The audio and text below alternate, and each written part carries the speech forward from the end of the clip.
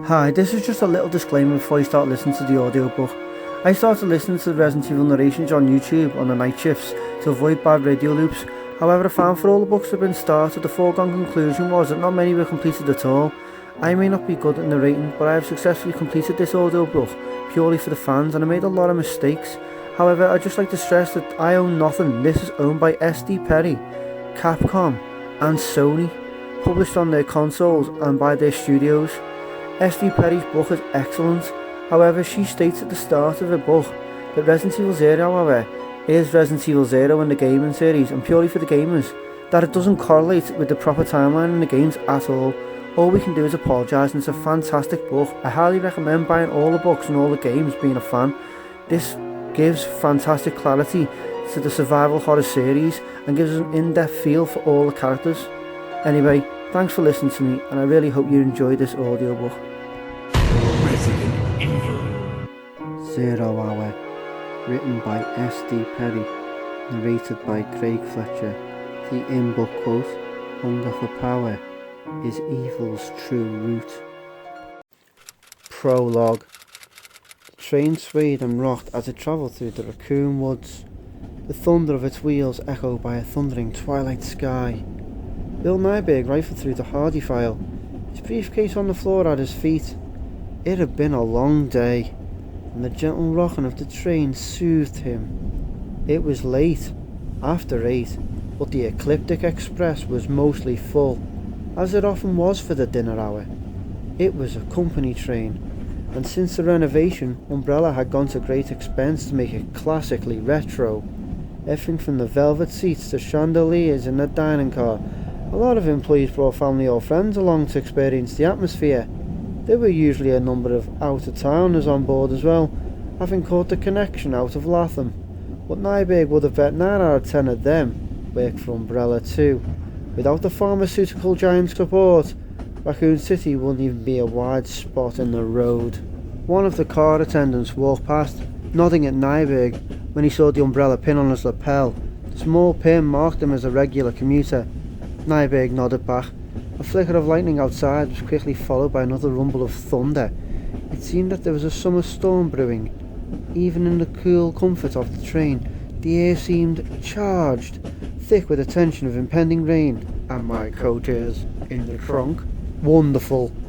His car was at the far end of the station lot too. He'd be drenched before he got halfway across. Sighing, he returned his attention to the file, settling back into his seat. He'd already reviewed the material a number of times, but he wanted to be on top of every detail.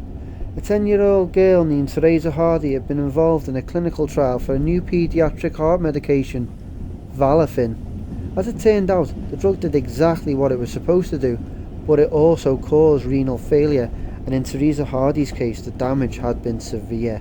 She'd survive, but would likely spend the rest of her life on dialysis, and the family's lawyer was seeking hefty damages. The case had to be settled quietly. The Hardy family kept quiet before they could drag their ailing, cherub-cheeked moppet in front of a media-packed courtroom, which was where Nyberg and his team came in. Strick was to offer just enough to make the family happy, not so much as to encourage their lawyer, one of those strip mall, "we don't get paid unless you get paid" outfits, to get greedy. Nyberg had a knack for handling ambulance chasers. He'd have it settled before little Teresa got back from her first treatment. It was what Umbrella paid him for. Rain splattered loudly against the window, as though someone had thrown a bucket of water against the pane. Startled, Nyberg turned to look out, just as several dull thumps sounded on the train's roof. Terrific. Had to be a hailstorm or something. A crackle of lightning flickered across the thickening darkness, illuminating a small, steep hill that marked the deepest part of the forest. Nyberg looked up and saw a tall figure, silhouetted against the trees at the crest of the hill, someone in a long coat or robe, the dark fabric rippling in the wind. The figure raised long arms to the raging sky, and a stutter of lightning was gone, plunging this strange dramatic scene back into darkness. "What the?" Nyberg began, and more water splashed across the glass, except it wasn't water, because water didn't stick in great dark clumps. Water didn't ooze and break apart. revealing dozens of shining needle teeth. Nyberg blinked, not sure what he was seeing, as someone started to scream at the other end of the car, a long rising wail, as more of the dark slug-like creatures, each the size of a man's fist, smashed against the window. The sound of hail on the roof went from a patter to a storm, the thunder of it drowning out the screamer, the screams of many now. Hail! That's not hail! Hot panic shot through Nyberg's body, sending him to his feet. He made it to the aisle before the glass behind him shattered. Saw glass all through the train was shattering, the high, jagged sound of it melding with screams of terror, all of it nearly lost beneath the ongoing thunder of attack. As the lights went out, something cold and wet and very much alive landed on the back of his neck and began to feed. Chapter 1. The helicopter spun through the darkness over Raccoon Forest. Rebecca Chambers sat up straight, willing herself to look as calm as the men around her. The mood was solemn. It's dark and clouded as the sky is whipping past. All jokes and jabs off the side of the briefing. This wasn't a training exercise. 3 more people, hikers, had gone missing in a forest as large as the one surrounding Raccoon. Not that unusual, but with the rash of savage murders that had terrorised the small city over the past several weeks, missing had taken on a new meaning. Only a few days earlier there had been a 9th victim found, this one ripped up and savaged as if it had been run through a meat grinder. People were being killed, savagely attacked by someone or something around the outskirts of the city, and the Raccoon police weren't getting anywhere. The city's chapter of S.T.A.R.S had finally been called in to investigate. Rebecca raised her chin slightly, a pulse of pride edging through her nervousness. Although her degree was in biochemistry, she had been tapped as Bravo Team's field medic, joining the team less than a month earlier. My first mission. Which means I better not cock it up. She took a deep breath, letting it out slowly, working to keep her expression casual. Edward shot an encouraging smile, and suddenly leaned across the crowded cabin to reassuringly pat her leg. So much for looking cool. As smart as she was, as ready as she was to begin her career, she couldn't help her age, or the fact she looked even younger. At 18, she was the youngest person to be accepted into the S.T.A.R.S since its creation in 1967, and as the only female on Raccoon's B team, everyone treated her like their kid sister. She sighed, smiling back at Edward, nodding at Sully. It wasn't so bad, having a handful of hard-ass big brothers watching out for her. As long as they understood she could take care of herself when the need arose. I think, she silently amended, it was her first assignment after all, and though she was in good shape physically, her combat experience had been limited to video simulations and weekend missions. The Special Tactics and Rescue Service wanted her in their labs eventually, but field time was mandatory, and she needed the experience. Anyway, they'd be sweeping the woods as a team. If they did run into the animals or people that had been attacking Raccoon systems, she'd have backup. There was a flicker of lightning to the north, close. The subsequent thunder lost to the drone of the copter. Rebecca leaned forward slightly, scanning the dark. It had been clear all day, clouds rolling in just before sunset. They were definitely going to go home wet. At least it would be a warm rain, I suppose. It could be a lot. She'd been so focused on the coming storm that for a crazy split second, she thought it was thunder, even as the helicopter tipped wildly and dropped, a terrible rising, clattering whine filling the cabin, with all vibrating beneath her boots. A hot smell of burnt metal and ozone singed their nose. Lightning? What happened? Someone shouted, Enrico riding shotgun. Engine failure, the pilot Kevin Dooley shouted back. Emergency landing! Rebecca grabbed a strut and held on, looked at the others so she wouldn't have to watch the trees rushing up at them. She saw the grim, determined set of Sully's jaw, Edward's clenched teeth. The look of anxiety shot between Richard and Forrest as they grabbed for struts or handholds on the shuddering wall. In the front, Enrico was shouting something else, something she couldn't make out over the scream of a dying engine. Rebecca closed her eyes for a beat, thought of her parents, and then the ride was too wild for her to think. The crack and crash of tree branches battering the helicopter too loud and jarring for her to do anything but hope. The copter spun out of control, whipping round and tilting a sickening, lurching circle. It was over a second later. The sound so sudden and complete that she thought she'd gone deaf. All movement stopped. Then she heard the tick of metal, the strangled last gasp of the engine, and her own thundering heart, and realised that they were down. Kevin had done it, and without a single bounce. "Everyone okay?" Enrico Marini, their captain, was craned round in his seat. Rebecca added her own shaky nod to the chorus of affirmations. "Nice flying, Kev," Forrest said, and there was another chorus. Rebecca couldn't have agreed more. "Is the radio down?" Enrico asked the pilot, who was tapping the controls and flipping switches. "It looks like everything electrical's fired," Kevin said. "It must have been lightning. We weren't struck directly, but it was close enough. Beacon too." "Can it be repaired?" Enrico addressed it as an open question, looking at Richard, their communications officer. Richard in turn looked at Edward, who shrugged. Edward was the Bravo team's mechanic. "I'll take a look," he said. "But if Kev says the transmitter's toast, it's probably toast." The captain nodded slowly, absently brushing at his moustache with one hand as he considered their options. After a few seconds he sighed. "I called in when we were hit, but I don't know if it went through," he said. "They'll have our last coordinates though. If we don't report in pretty soon, they'll come looking." They was the S.T.A.R.S Alpha team. Rebecca nodded along with the others, not sure she should be disappointed or not. Their first mission over before it started. Enrico wiped at his moustache again, smoothing it down at the corners of his mouth with thumb and forefinger of one hand. "Everybody out! Let's see where we are!" They filed out of the cabin, the reality of the situation hitting Rebecca as they gathered together in the dark. They were incredibly lucky to be alive. "Struck by lightning, on our way to search for my killers, no less," she thought, amazed at the very idea.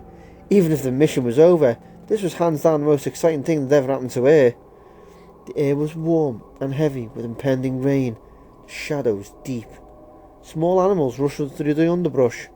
A pair of flashlights clicked on, the beams cutting through the dark as Enrico and Edward moved around the helicopter, examining the damage. Rebecca fished her own flashlight out of her bag, relieved that she hadn't forgotten to pocket. "How are you holding up?" Rebecca turned and saw Kevin, Sully Sullivan, grinning down at her. He had his weapon out, the 9mm muzzle pointed to the overcast sky. A grim reminder of why they were there in the first place. "You guys really know how to make an entrance, don't you?" she said, smiling back at them. The tall man laughed, his teeth very white against the darkness of skin. "Actually, we always do this for the new recruits. It's a waste of helicopters. We have our reputation to maintain." She was about to ask how the police chief felt about the expense. She was new to the area, but she'd heard that Chief Irons was notoriously stingy when Enrico joined them, pulling his own weapon and raising his voice so everyone could hear. "Alright people, let's fan out. Investigate the surrounding area. Kev, stay with the copter. The rest of you, keep close. I just want this area secured. Alpha could be here in less than an hour." He didn't complete the thought that it could be a hell of a lot longer, but he didn't need to. For the moment, at least, they were on their own. Rebecca slid the 9mm out of his holster, carefully checking the magazine and chamber as she'd been taught, raising the muzzle to avoid inadvertently aiming at anyone. The others were moving out either side, checking weapons and turning on flashlights. She took a deep breath and started to walk straight ahead, swinging the flashlight's beam around in front of her. Enrico was only a few meters away, moving parallel to her position. A low mist had cropped up, wafting through the underbrush like a ghostly tide. There was a parting in the trees about a dozen meters ahead, a path big enough to be a narrow road, though it was hard to tell for the mist. It was quiet, except for a rumble of thunder, a sound closer than she would have expected. The storm was almost upon them. She swept the beam across the darkness and the trees again, then a glint of what looked like, "Captain, look!" Enrico stepped to her side. Within seconds, 5 more beams of light had jerked towards the gleam of metal she'd seen, illuminating what was, in fact, a narrow dirt road and an overturned jeep. Rebecca could see MP etched on the side as the team moved closer. Military police. She saw a pile of clothes spilling out from beneath its shattered windshield and frowned, stepping in for a better look, and then she was holding a weapon and fumbling for a med kit. hurrying over to kneel next to the crashed jeep, knowing that before she sat back on her heels, that there was nothing she could do. There was too much blood. Two men, one had been thrown clear, was crumpled a few metres away. The other, a fair-haired man in front of her, was half under the jeep.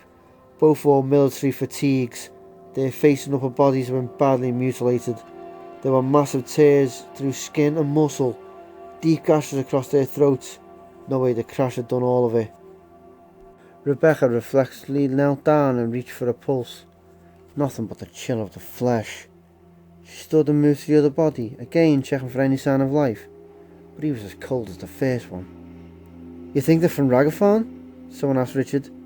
Rebecca saw a briefcase near the pale, outstretched hand of the second corpse and crouched walked to it, half listening to Enrico's answer as she flipped the case's lid. "It's the closest base. Look at the insignia. They're jarheads. Could be from Donald," Enrico said. The clipboard was on top of a handful of files, an official-looking document attached to it. There was a small headshot in the upper left corner of a handsome, dark-eyed young man in civvies. Neither of the corpses looked like him. Rebecca lifted it out, reading silently, and her mouth went dry. "Captain!" she managed, standing. Enrico looked up to where she was crouched next to their jeep. What happened?" She read the pertinent part aloud. "Court order for transportation. Prisoner William Cohen, ex-lieutenant, 26 years old, court-martialed and sentenced to death July 22nd. Prisoner is to be transferred to the Ragathon base for execution." The lieutenant had been convicted for first-degree murder. Edward pulled a clipboard from her hands, saying what was already formulating in Rebecca's mind, his voice heavy with anger. "Those poor soldiers. They were just doing their jobs, and that scum murdered them and escaped." Enrico took the clipboard away from him, scanning it quickly. "Alright everyone, change of plan. We may have an escaped killer on our hands. Let's separate and survey the immediate area. See if you can't locate Lieutenant Billy. Keep your guard up and report back in 15 regardless." And there were nods all around. Rebecca took a deep breath as the others started to move out, checking her watch, determined to be as professional as everyone else on the team. 15 minutes alone, no big deal. What could happen in 15 minutes? Alone in the dark, dark woods. "Got your radio?" Rebecca jumped around to the sound of Edward's voice, big man standing directly behind her. The mechanic patted her on the shoulder, smiling. "Easy, kiddo." Rebecca smiled back at him, though she despised being called kiddo. Edward was only 26 for God's sake. She tapped the unit on her belt. "Check."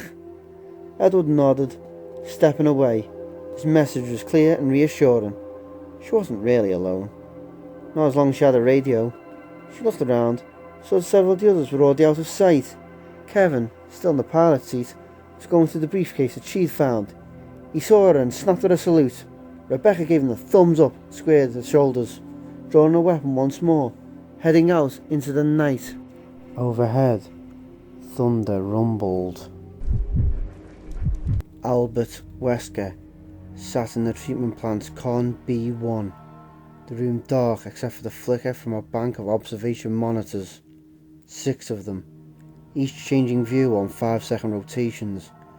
There were shots from every level of the training facility, the upper and lower floors of the factory and water treatment plant, and the tunnel that connected the two.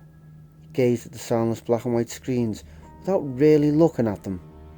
Most of his attention was focused on the incoming transmissions from the cleanup crew. The 3-man team, well, 2 and a pilot, were en route by copter and mostly silent.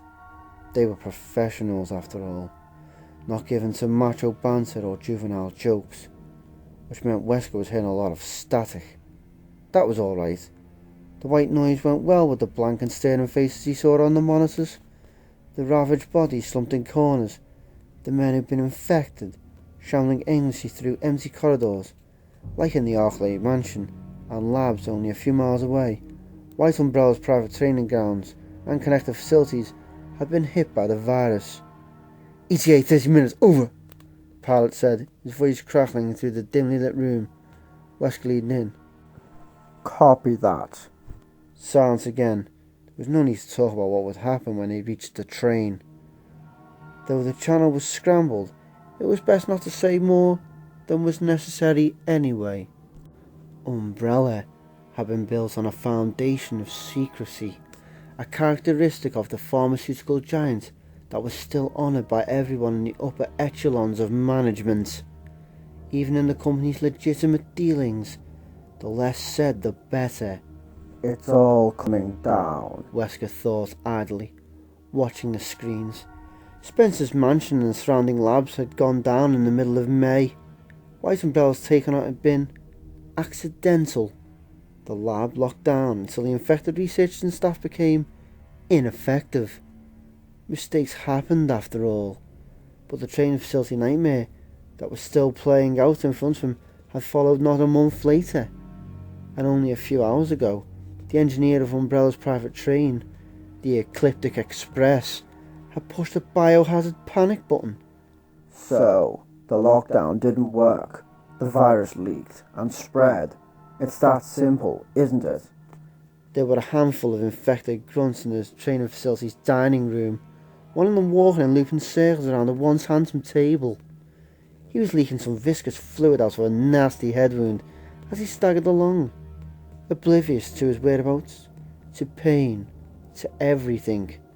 Wesker tapped the control panel beneath the monitor, keeping the surveillance from moving to the next picture. He sat back in his chair, watching the doomed walker as he circled the table yet again. Sabotage, maybe? He said softly. He couldn't be sure. It was set up to look natural, a spill at the Arclay lab, an incomplete lockdown.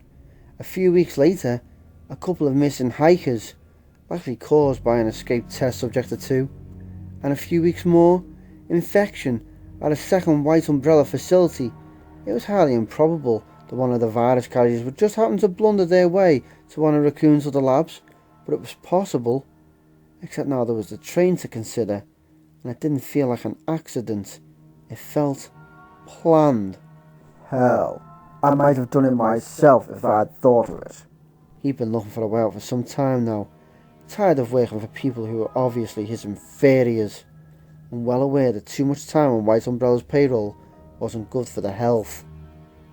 Now they want him to lead the S.T.A.R.S into the Arclay mansion and labs to find out just how well Umbrella's war pets fared against armed soldiers. Did anyone give a shit if he died in the process? Not so long as he'd recorded the data first, he was sure. Researchers, doctors, techs, anyone who worked for White Umbrella for more than a decade or two had a habit of winding up missing or dead, eventually. George Trevor and his family, Dr. Marcus, Dees, Dr. Darius, Alexander Ashford, and those were just some of the bigger names. God only knew how many of the little people had ended up in shallow graves somewhere, or turned up as test subjects A, B and C. The corner of Wesker's mouth twitched. Come to think of it, he had a fairly good idea of how many. He'd been working for White Umbrella since the late 70s, most of that in the Raccoon area, and had watched the docs run through quite a few test subjects, many he had helped to procure himself. It was well past his time to get out, and if he could get the data the big boys wanted, he might just be able to throw himself a little bidding war, a going away present to fund his retirement. White Umbrella wasn't the only group interested in bioweapons research. But first to clean up for the train, and this place, he thought, watching as a soldier with the head wound tripped over the chair leg and went down hard. The training facility was connected to the private water treatment plant by an underground tunnel. It would all have to be cleared. A few seconds passed, and the soldier on screen staggered to his feet again, continuing on his mindless quest to nowhere. And now there appeared to be a dinner fork sticking out of his upper right shoulder, a little souvenir from his fall. The soldier didn't notice, of course. A charming little disease. It had been the same kind of scene at the Arclay labs, Wesker was sure. The last few desperate phone calls from the quarantine lab had painted a vivid picture of just how effective the T-virus really was. That would have to be cleaned up too, but not before he'd taken the stars out there for a little training exercise. It would be an interesting match. The stars were good. He'd handpick half of them himself, but they'd never seen anything like the T-virus. The dying soldier on the screen was a prime example, hot with a recombinant virus. He went on with his endless tour of the dining room, slow and mostly brainless. He also felt no pain. He would attack anyone or anything that happened to cross his path with no hesitation. The virus continually seeking new hosts to infect. Although the original spill was allegedly airborne, after this long, the virus would only be spread by bodily fluids, by blood, or say a bite. And a soldier was just a man after all. The T-virus worked on all manners of living tissue, and there was a number of other animals to see in action, from laboratory triumphs to local wildlife. Enrico should have had the Bravos out by now, searching for the latest missing hikers, but it was doubtful they'd find anything where he was planning to look. Sometime soon, Wesker would see about organising an Alpha Bravo campout at the deserted Spencer Mansion. Then he'd wipe out the evidence and be on his merry, wealthy way. To hell with White Umbrella, to hell with his life as a double agent, playing with the petty lives of men and women he didn't give a shit about. The dying man on the screen fell down once again, dragged himself to his feet and soldiered on. Go for the gold, baby. Ha ha ha, Wesker said and chuckled, the sound echoing out through the empty dark. Something moved in the bushes, something bigger than a squirrel. Rebecca spun towards the sound, aiming her flashlight 9mm at the shrub. The light caught the last of the movement, the leaves still shaking, the beam from the flashlight trembling along with them. She took a step closer, swallowing dryly, counting backward from 10. Whatever it was gone now. A raccoon is all. Maybe somebody's dog got loose. She looked at her watch, sure that it must be time to head back, and saw that she'd been on her own for just over 5 minutes.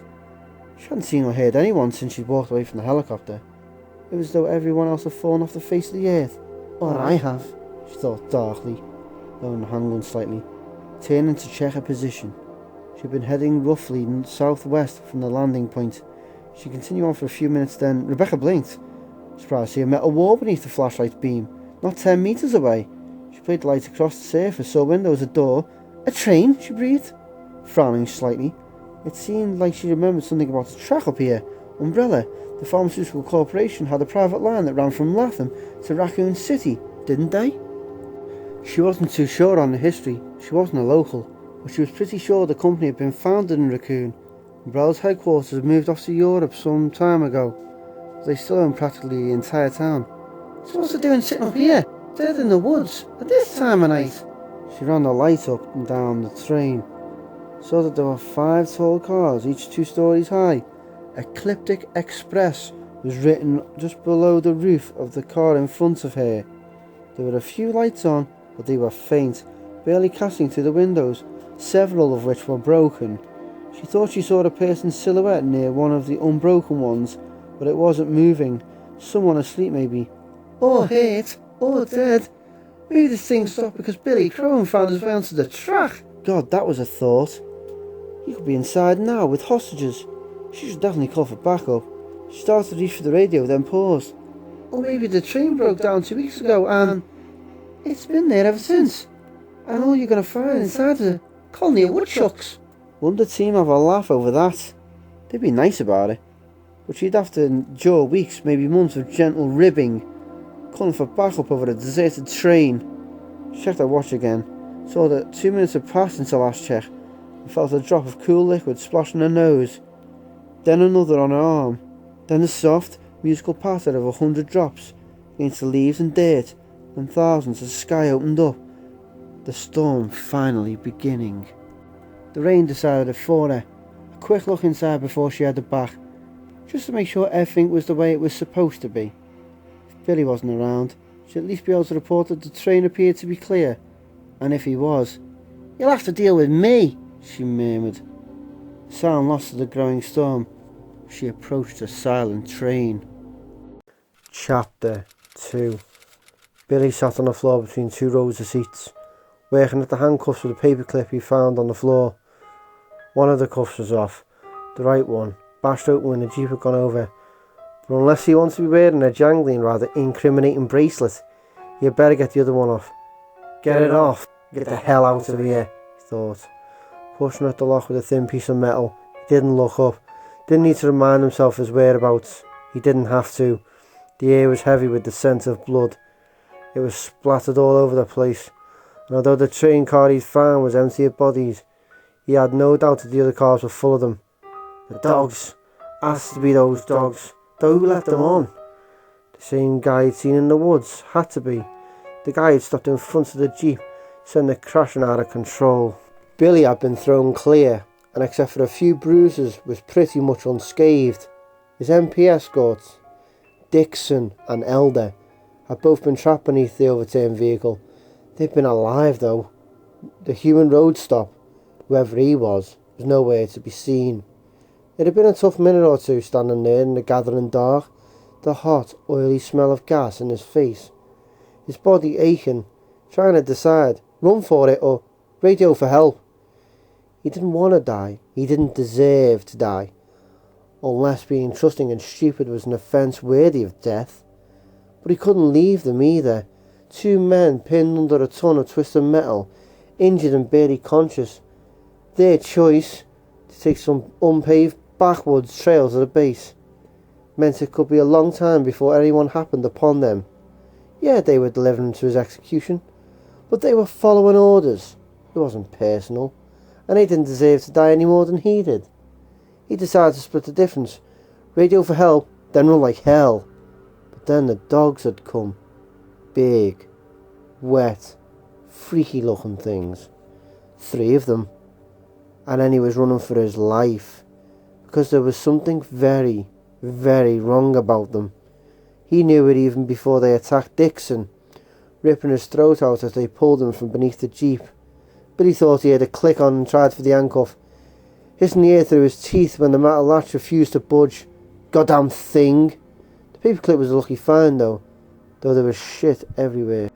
Papers, bags, coats, personal belongings, and blood on just about all of it.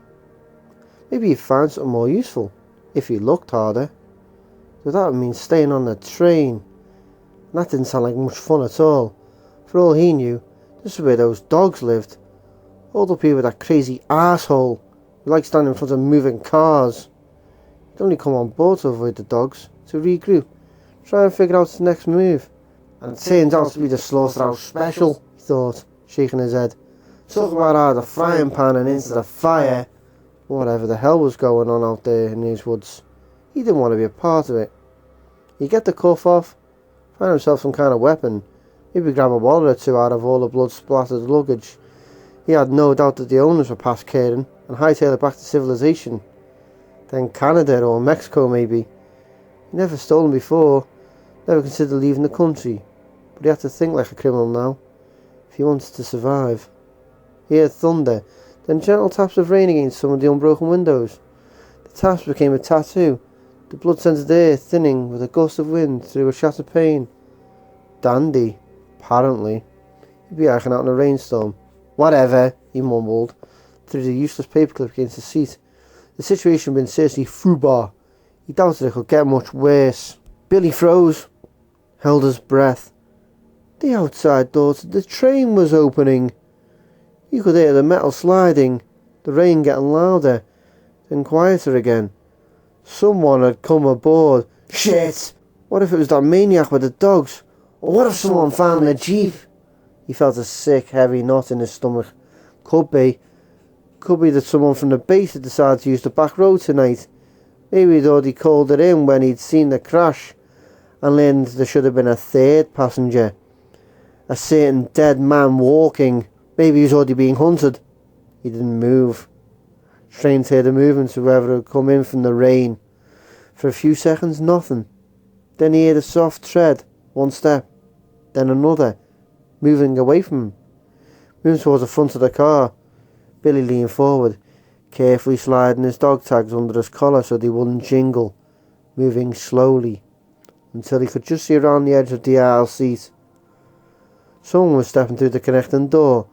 Thin, short, a girl or a young man, maybe, dressed in a Kevlar vest and army green. You could just make out a few letters on the back of the vest. An S, a T, an A, and then he or she was gone.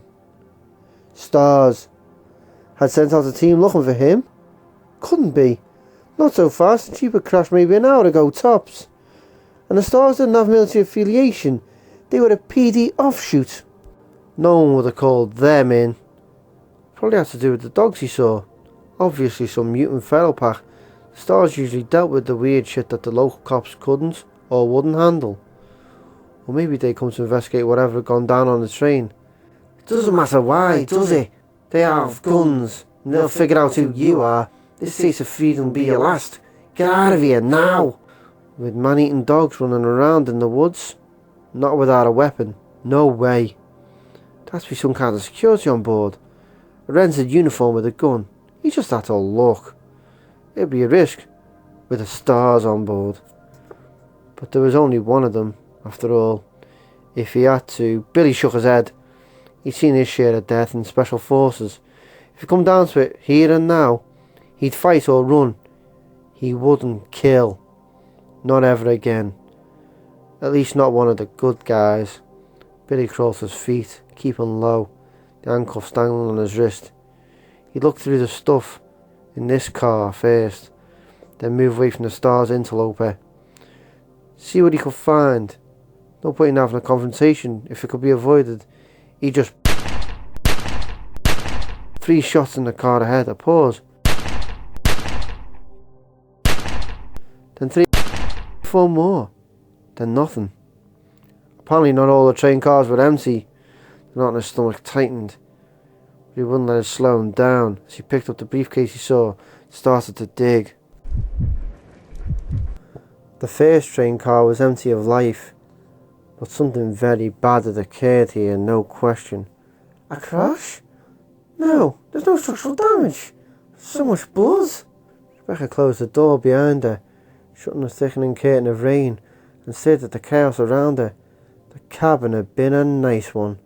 All dark wood and expensive carpeting. The light fixtures antique, the wallpaper flocked. Now there were newspapers, suitcases, coats, bags open and spilled across the floor. It looked like there had been a crash, and the drips and smears of blood that had literally dappled the cabin's walls and seats backed up the scenario. Except where were the passengers? She stepped further into the train car, aiming a handgun up and down the aisle. There were a few low lights on, enough to see, but the shadows were deep. Nothing moved. The backseat to her left was stained with blood. She reached out and touched a large splotch, then wiped her hand on her pants, grimacing. It was wet. Lights are on. Blood's fresh. Whatever happened? It happened recently. Lieutenant Billy, maybe? He was wanted for murder. Unless he had a gang with him, though. Didn't seem likely. No, the destruction was too widespread. Too extreme. More like a natural disaster than some kind of hostage situation. Or more like the forest murders. She nodded inwardly. Taking a deep breath. The killers must have struck again. The bodies that had been recovered had been torn apart, mutilated, and the crime scenes had probably looked exactly like this blood-splattered train car. She should get off now. Radio the captain, calling the rest of the team. She started to turn back the door and hesitated. I could secure the train first. Ridiculous. It would be crazy to stay here by herself. Stupid and dangerous. No one would expect her to check out a murder scene alone, assuming anyone had been murdered. For all she knew, there'd been a shooting or something, and a train had been evacuated. No, that's stupid. There'd be cops all over the place. EMCs, helicopters, reporters. Whatever happened here? I'm the first one on the scene. And securing the scene is my first priority. She couldn't help wondering what the guys might say when they saw she'd handled things herself. They'd stop calling her kiddo, for one thing. At the very least, her rookie status would be behind her that much quicker. She could take a quick look around, nothing major. If things seemed even the slightest bit dangerous, she'd call in the team, pronto. She nodded to herself. Right, she could handle a look, see, no problem. Deep breath. She started for the front of the car, carefully stepping through the scattered luggage.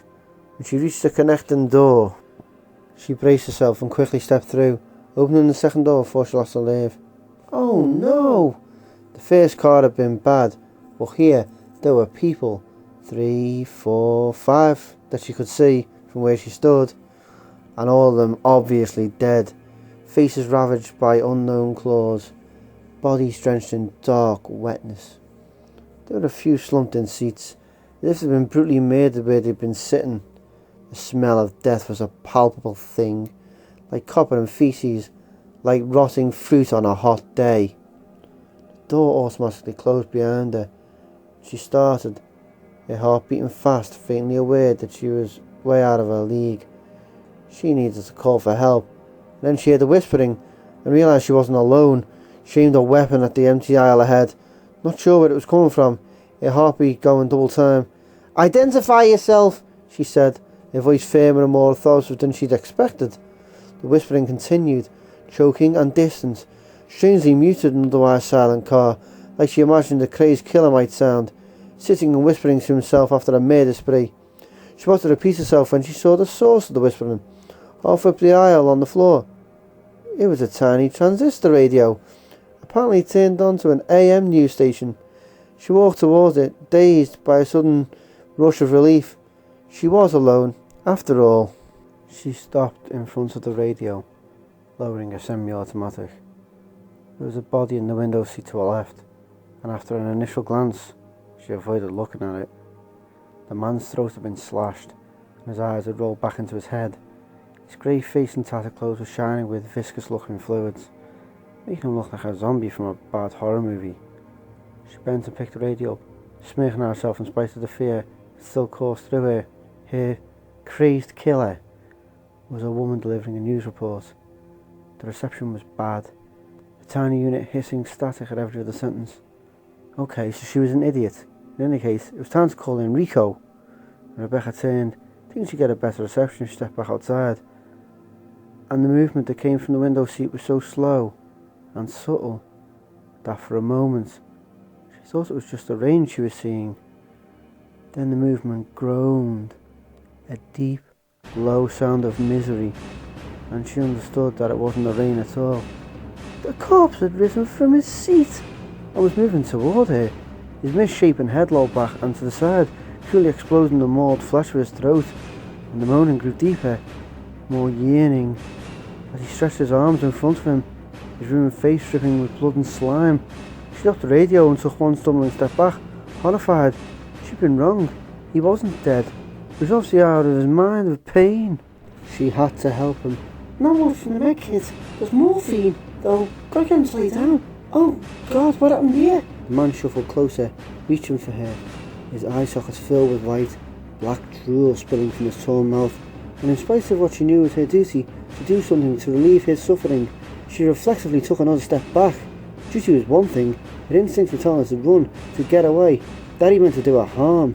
She turned, not sure what to do, and there were two more people standing in the aisle behind her, both as slack-faced and as damaged as the white-eyed man, both moving towards her with steadily staggering movements of horror movie monsters. The man in front wore a uniform. He was some kind of train attendant, his face gaunt, skull-like and grey. Behind him a man whose face had been partly torn away, revealing too many teeth on the right side of his mouth. Rebecca shook her head, raising a weapon. Some kind of disease, a chemical spill or something. They were sick, they had to be sick, except she knew better, even as the three men moved closer, raising their bony grey fingers, moaning with hunger. Maybe they were sick, but they were about to attack her.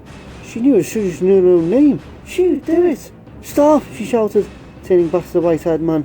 He was closer, too close. And if he was aware she was pointing a handgun at him, he gave no sign. "I'll shoot!" The monster rasped, grasping for her, baring dark teeth, and Rebecca fired. 2-3 shots, the rounds turned into his discolored flesh, the first two hitting his chest, the third blowing a hole just above his right eye. With the third shot, the creature let her man a squeal, a sound of frustration rather than pain, and fell to the floor. She spun again, praying the sound of shots had stopped the other two, and so they were almost upon her, their eyes glazed, their moans eager. Her first shot hit the uniformed man in the throat, and as he reeled back, she aimed for the second man's leg. "Maybe I can just wound him, get him down!" The uniformed man started forward again, his throat giggling blood. "Gosh," she said, her voice small with shock, but they were coming. She didn't have time to wonder, to think.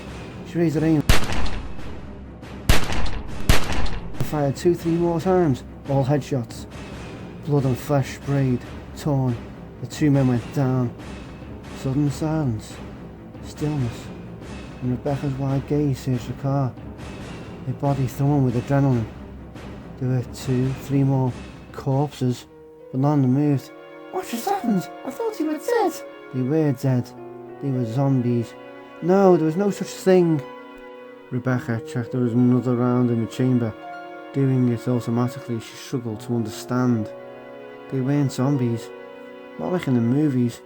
If they'd truly been dead, shots wouldn't have made them bleed like that. Blood didn't pump if the heart wasn't beating. But they only went down after the headshots. True. But that could still mean some sort of disease. Maybe something that blocked pain receptors. The forest murders.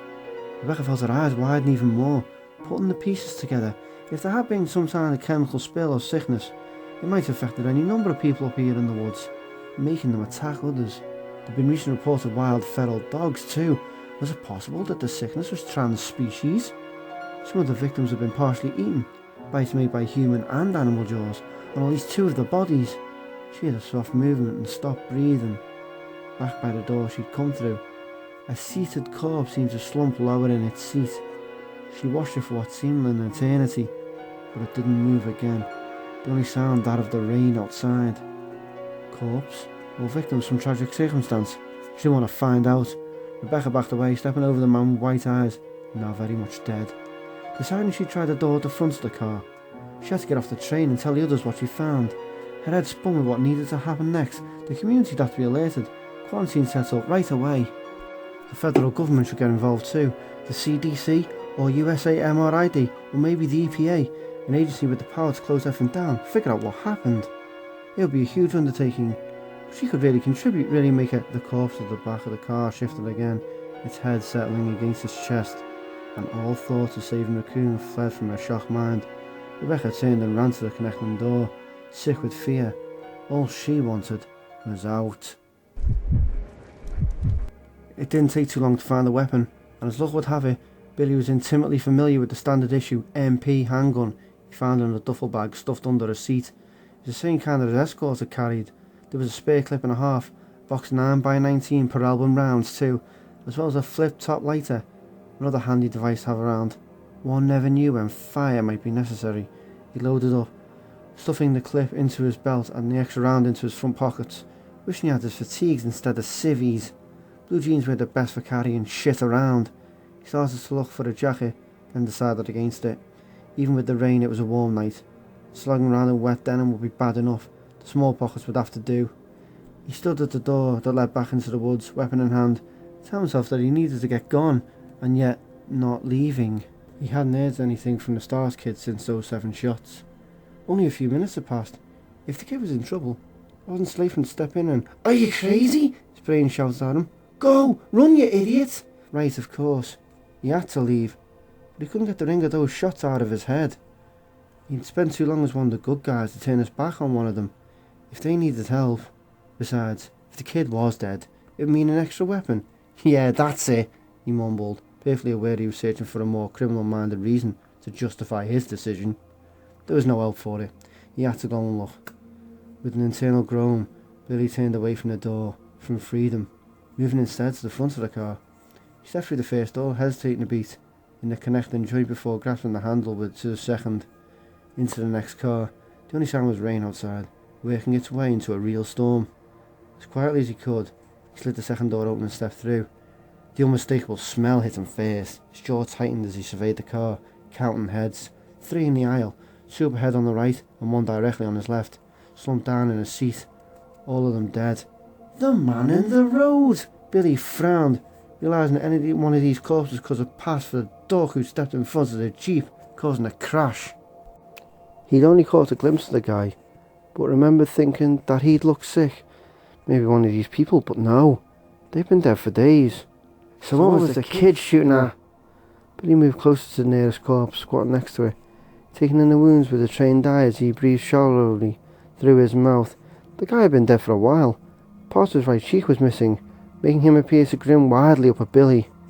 and the edges of the torn tissue were rotting, black with decay, and yet there were 2 bullet holes in his brow, and a pool of very fresh blood surrounded his head and upper body like a red shadow. Billy touched the pool with the side of his hand, his frown deepening. It was warm. The next closest body, a train attendant, looked pretty much the same. Only one of the wounds was in his throat. He was no Einstein, but he wasn't entirely incapable of logic either. The fresh blood could only mean that the people just looked dead, and the fact that they were now full of holes suggested that they'd tried to attack the lone S.T.A.R.S member. Which means I'd better be damn careful, he thought, rising to his feet. He looked back at the body in the seat now behind him, his gaze narrowing. Had the man moved, or was it a trick of the light? Either way, he'd just as soon be somewhere else. He hurried up the aisle, stepping over corpses, trying to watch them all at once and cursing his need to find the S.T.A.R.S kid. If only he didn't have a goddamn conscience, he'd be long gone by now. He slipped through the 2 doors, weapon ready, as he entered the next car. It wasn't a passenger car. It wasn't as nicely decorated. From the entrance, you'd only see a short corridor that turned up ahead, and 2 closed doors to his right, a few windows opposite. He considered checking the rooms. A way that'd be the smartest move. Turn your back to an unsecured area was a bad call, but he was starting to think his conscience could go screw. He didn't want to secure the entire train. He just wanted to see that the kid was okay, then get the hell out. And if said kid doesn't show up in the next couple of minutes, I'm deported anyhow. This sucks. Sucks wasn't a word. It didn't begin to describe the low terror he felt in his gut, but he'd seen fear cripple the strongest men, and he knew better than to dwell on thoughts of monsters and darkness. Better to laugh it off as a bad dream and get on with things. He edged down the corridor, moving silently, sliding along the wall as the hall jagged right and continued on. Past an open door with a spill of cardboard boxes blocking the entrance. Storage room, probably. There were no bodies, at least, but the smell of rot hung in the air. A few unbroken windows he passed reflected a pale shadow of himself, only blackness and rain outside. He noted with dismay that some of the glass from the shattered panes was inside the car, scattered across the dark wood floor. It suggested that someone had been trying to get in, not out. Creepy.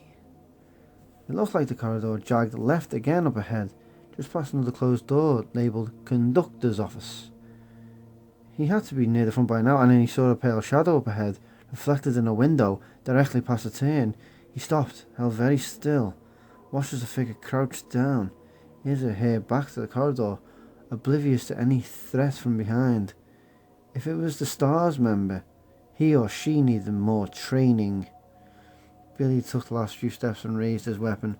Moving in behind the crouched figure, he knew he should avoid the confrontation. The kid obviously fine and dandy, and he had other places to be, but he also wanted to know what was happening, and this might be his only chance for information. The S.T.A.R.S member turned, saw Billy, and slowly stood up facing him.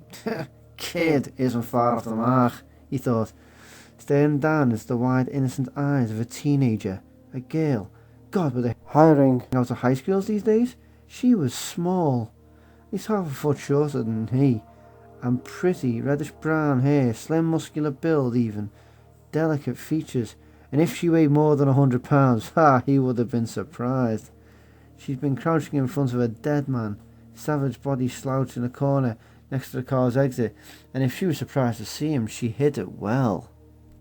"Billy," she said, her voice clear and melodic, her words making him grit his teeth.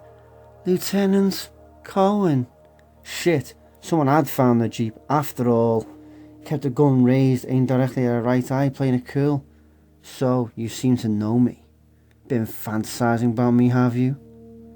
"You were the prisoner being transferred for execution," she said, her voice taking on a hard edge. "You were with the soldiers outside." "She thinks I did it. That I killed them," he thought. It was written over her pixie face. He realised then that she probably didn't know a thing about what was going on if she hadn't connected the warping corpse guys to what had happened to the jeep, and he saw no reason to disillusion her. She was trying to look tough, but he could see he intimidated her. He could use it to get out of this.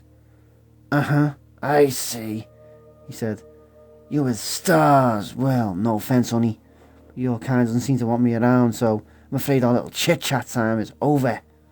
He lowered his gun, then turned and walked away, his gait easy and unhurried, as though he wasn't the slightest bit concerned by her presence. He was counting on her obvious inexperience and fear of him to keep her from acting. It was a calculated risk, but he thought it would pay off. He tucked his weapon into his belt at the small of his back and was halfway back down the corridor when he heard her jogging to catch up. Shit! Wait, you're under arrest, she said firmly. He turned to face her and saw that she didn't even unholster her weapon. She was doing her damnedest to look fierce, but she couldn't pull it off. If the situation had been less serious, any less bizarre, he would have smiled. No thanks, dollface. I've already worn handcuffs, he said, holding up his left hand, jingling a hanging cuff.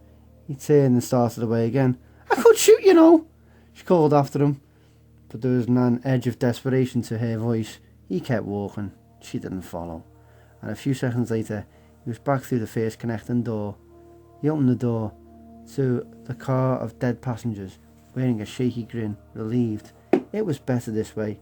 Every man for himself and all that, and he saw the dead man who'd been slumped in a seat at the back was now standing, swaying, his one remaining eye fixed on Bill's position. With a moan of hunger, the creature shambled forward, reaching out with shredded fingers, as though to feel his way to where Billy stood. Chapter 3.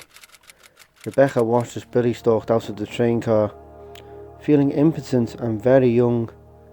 He didn't even look back, as though she wasn't worth worrying about. And apparently I'm not, she thought, her shoulders sagging. She hadn't expected him to be so, well, scary. Big, muscular, with dark steely eyes and an intricate tribal tattoo covering his entire right arm. Both arms barred by a thin cotton undershirt, he looked tough. And after her terrifying run-in with the walking near dead, she hadn't been up to the task of taking him into custody. Not to mention he got the drop on you. She found the lone corpse at the front of the car, one of the train workers, and had seen what looked like a key grasped in one cold hand. Since the only other door out of the car was locked, she had to try for it. It was that or go back through the passenger car. She'd been so involved in trying to retrieve the key without snapping the stiff fingers, she hadn't heard the convict approach, not until it was too late. Now, as she walked back to the front of the car, she saw that the locked door used the card reader anyway. Great. So far, she was doing just great. She turned and reached for her radio, ready to admit defeat. If she could get the team in fast enough, they'd handle Billy. More important, she wouldn't be alone with the knowledge of some kind of plague at it raccoon. It was funny that nabbing a convicted killer was suddenly lowered on her list of priorities. Before she touched the transmitter button, she heard 2 rounds fired in the next car, the direction Billy had gone. She hesitated, not sure what to do, and in that instant the window exploded behind her.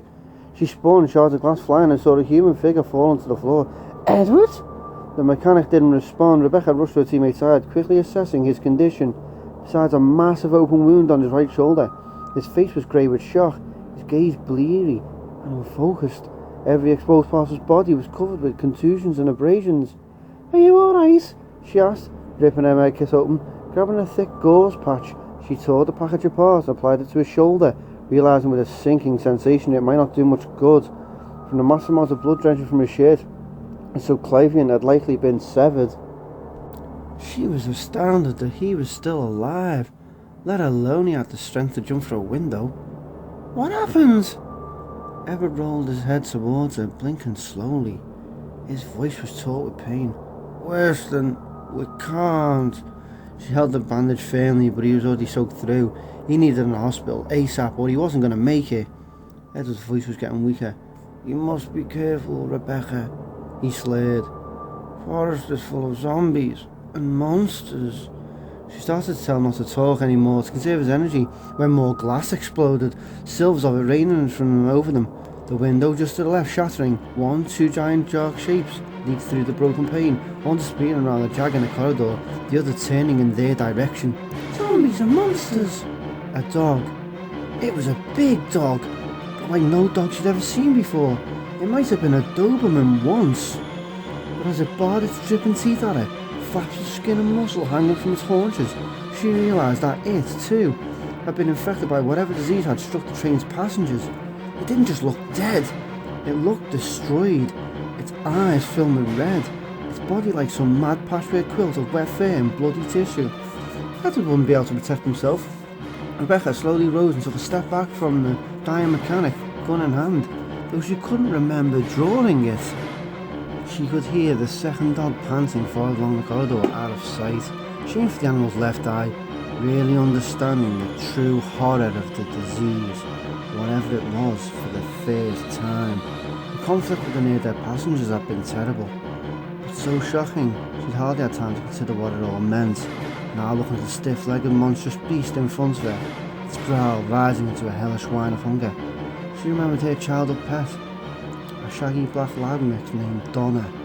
She remembered how much she loved him, and understood that it had probably been someone's pet once too, just as those people she'd shot had once been human, had laughed and cried, and some families would miss them, would be destroyed by their loss. Disease, chemical spill or attack, whatever had caused all this, it was an abomination.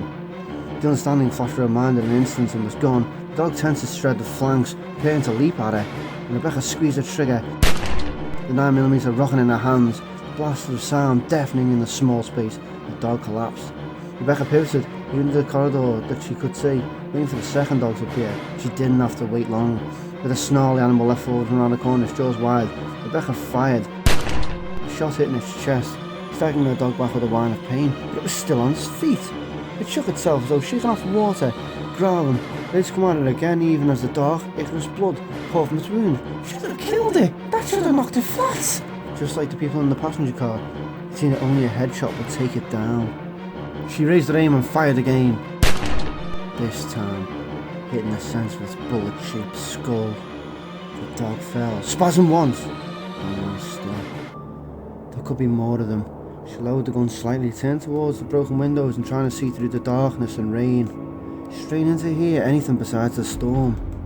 After a few beats she gave up, kneeling next to Edward again, reaching into her pack for a fresh bandage, and stopped, staring at her teammate. The steady pump of blood from his shoulder wound was no more. She quickly felt for a pulse below his left ear. Felt nothing at all. Edward gazed at the floor with half-open eyes. Dead. "Oh, I'm sorry," she whispered, sitting back on her heels. It seemed inconceivable that he was gone, that he died in the short time she'd been shooting at the dog things, and a wash of guilt swept over her. If she'd been faster, if she packed his wound better, but you didn't, and the longer you sit here feeling bad about it, the more likely you'll end up joining him. Get moving! Rebecca felt new guilt at the insensitive thought, but a glance at the open windows got her to her feet. She'd have to assess her culpability later, when it was safe to do so. The radio beeped. She grabbed it, backing away from the windows, from poor Edward. Reception was bad, but she could tell it was Enrico. She held the speaker to her ear, hugely relieved to hear her captain's strong voice between the bursts of static. "You copy? More information on Cohen." Rebecca reluctantly stepped closer to the windows, hoping to hear better, but the static barely lifted. "Institutionalized. Killed at least 23 people. Careful." What? Rebecca pressed the transmit button. "Enrico, this is Rebecca. Do you read me? Over." A wave of static. "Captain! Stars Bravo, do you copy?" Long seconds of more static. She'd lost the signal. Rebecca put her radio back on her belt. She had to get to the helicopter, tell the others about Edward, about Billy, and the train, and the terrible danger they were all facing. She changed clips for the 9mm, taking a moment. She lowered the half-spent one. With a final sorrowful look at her fallen teammate, she stepped over the dog body, doing her best to avoid the slipping in the pool of blood surrounding it, and started back towards the passenger car. Although she knew she was eager to run across the missing convict to arrest him, she hoped she wouldn't see Billy again. Edward's death, the dog's. She felt unsteady, incapable of taking charge. And 23 people?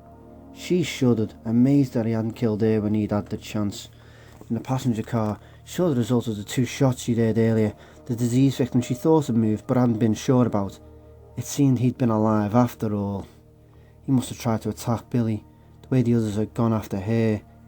She paused at the door back to when she originally come through, looking over the decayed bodies of the people she'd killed. If Edward was right, if the woods were full of these things, she was going to have to move fast. And maybe Billy didn't kill those Marines. Rebecca blinked. It hadn't occurred to her earlier, but the jeep may have been attacked, allowing Billy to escape, forcing him to run. In fact, it seemed likely. The two dead men had been mauled, not just shots. The dogs could have done it. She shook her head. It didn't matter. He was a killer. Anyway, she wasn't up to the job of apprehending him. She'd better go get someone who could. As serious as the unknown sickness was, they couldn't just let Cohen run. She left the passenger car behind, hurrying through the empty car on the side door, hoping that the others were back at the helicopter, safe. She reached for the handle, lifted it. She wasn't sure how to break the news about Edward. It was going to be rough. Rebecca frowned, pushing at the sliding door, which was refusing to slide. She tried the handle again, then again, and then kicked the door, cursing silently. It was stuck, or Billy had locked it, maybe to keep it from following him. Damn, she chewed her lower lip, remembering the key in the dead waker's hand. She hadn't managed to pull it free, and then had forgotten about it after they had run in with Billy, not to mention Edward and the dogs. But then, who needed keys? She could just easily crawl out through one of the broken windows, no big deal. She heard a sound, a door closing, and looked to her left, towards the back of the train. Someone was moving around the next car over. Another sick passenger, probably, or perhaps Billy was still on board. Either way, she was ready to get off, and she had a choice of windows to exit. Unless someone's in the back there, someone who needs help. It could have been another one of the stars. Now she thought of it, she felt duty bound to take a look, sensible or not. She walked quickly to the end of the empty car, readying herself for whatever would come next. It didn't seem possible that anything weirder could happen tonight, but then, most stuff that had happened didn't even seem possible. She wanted to be prepared for anything.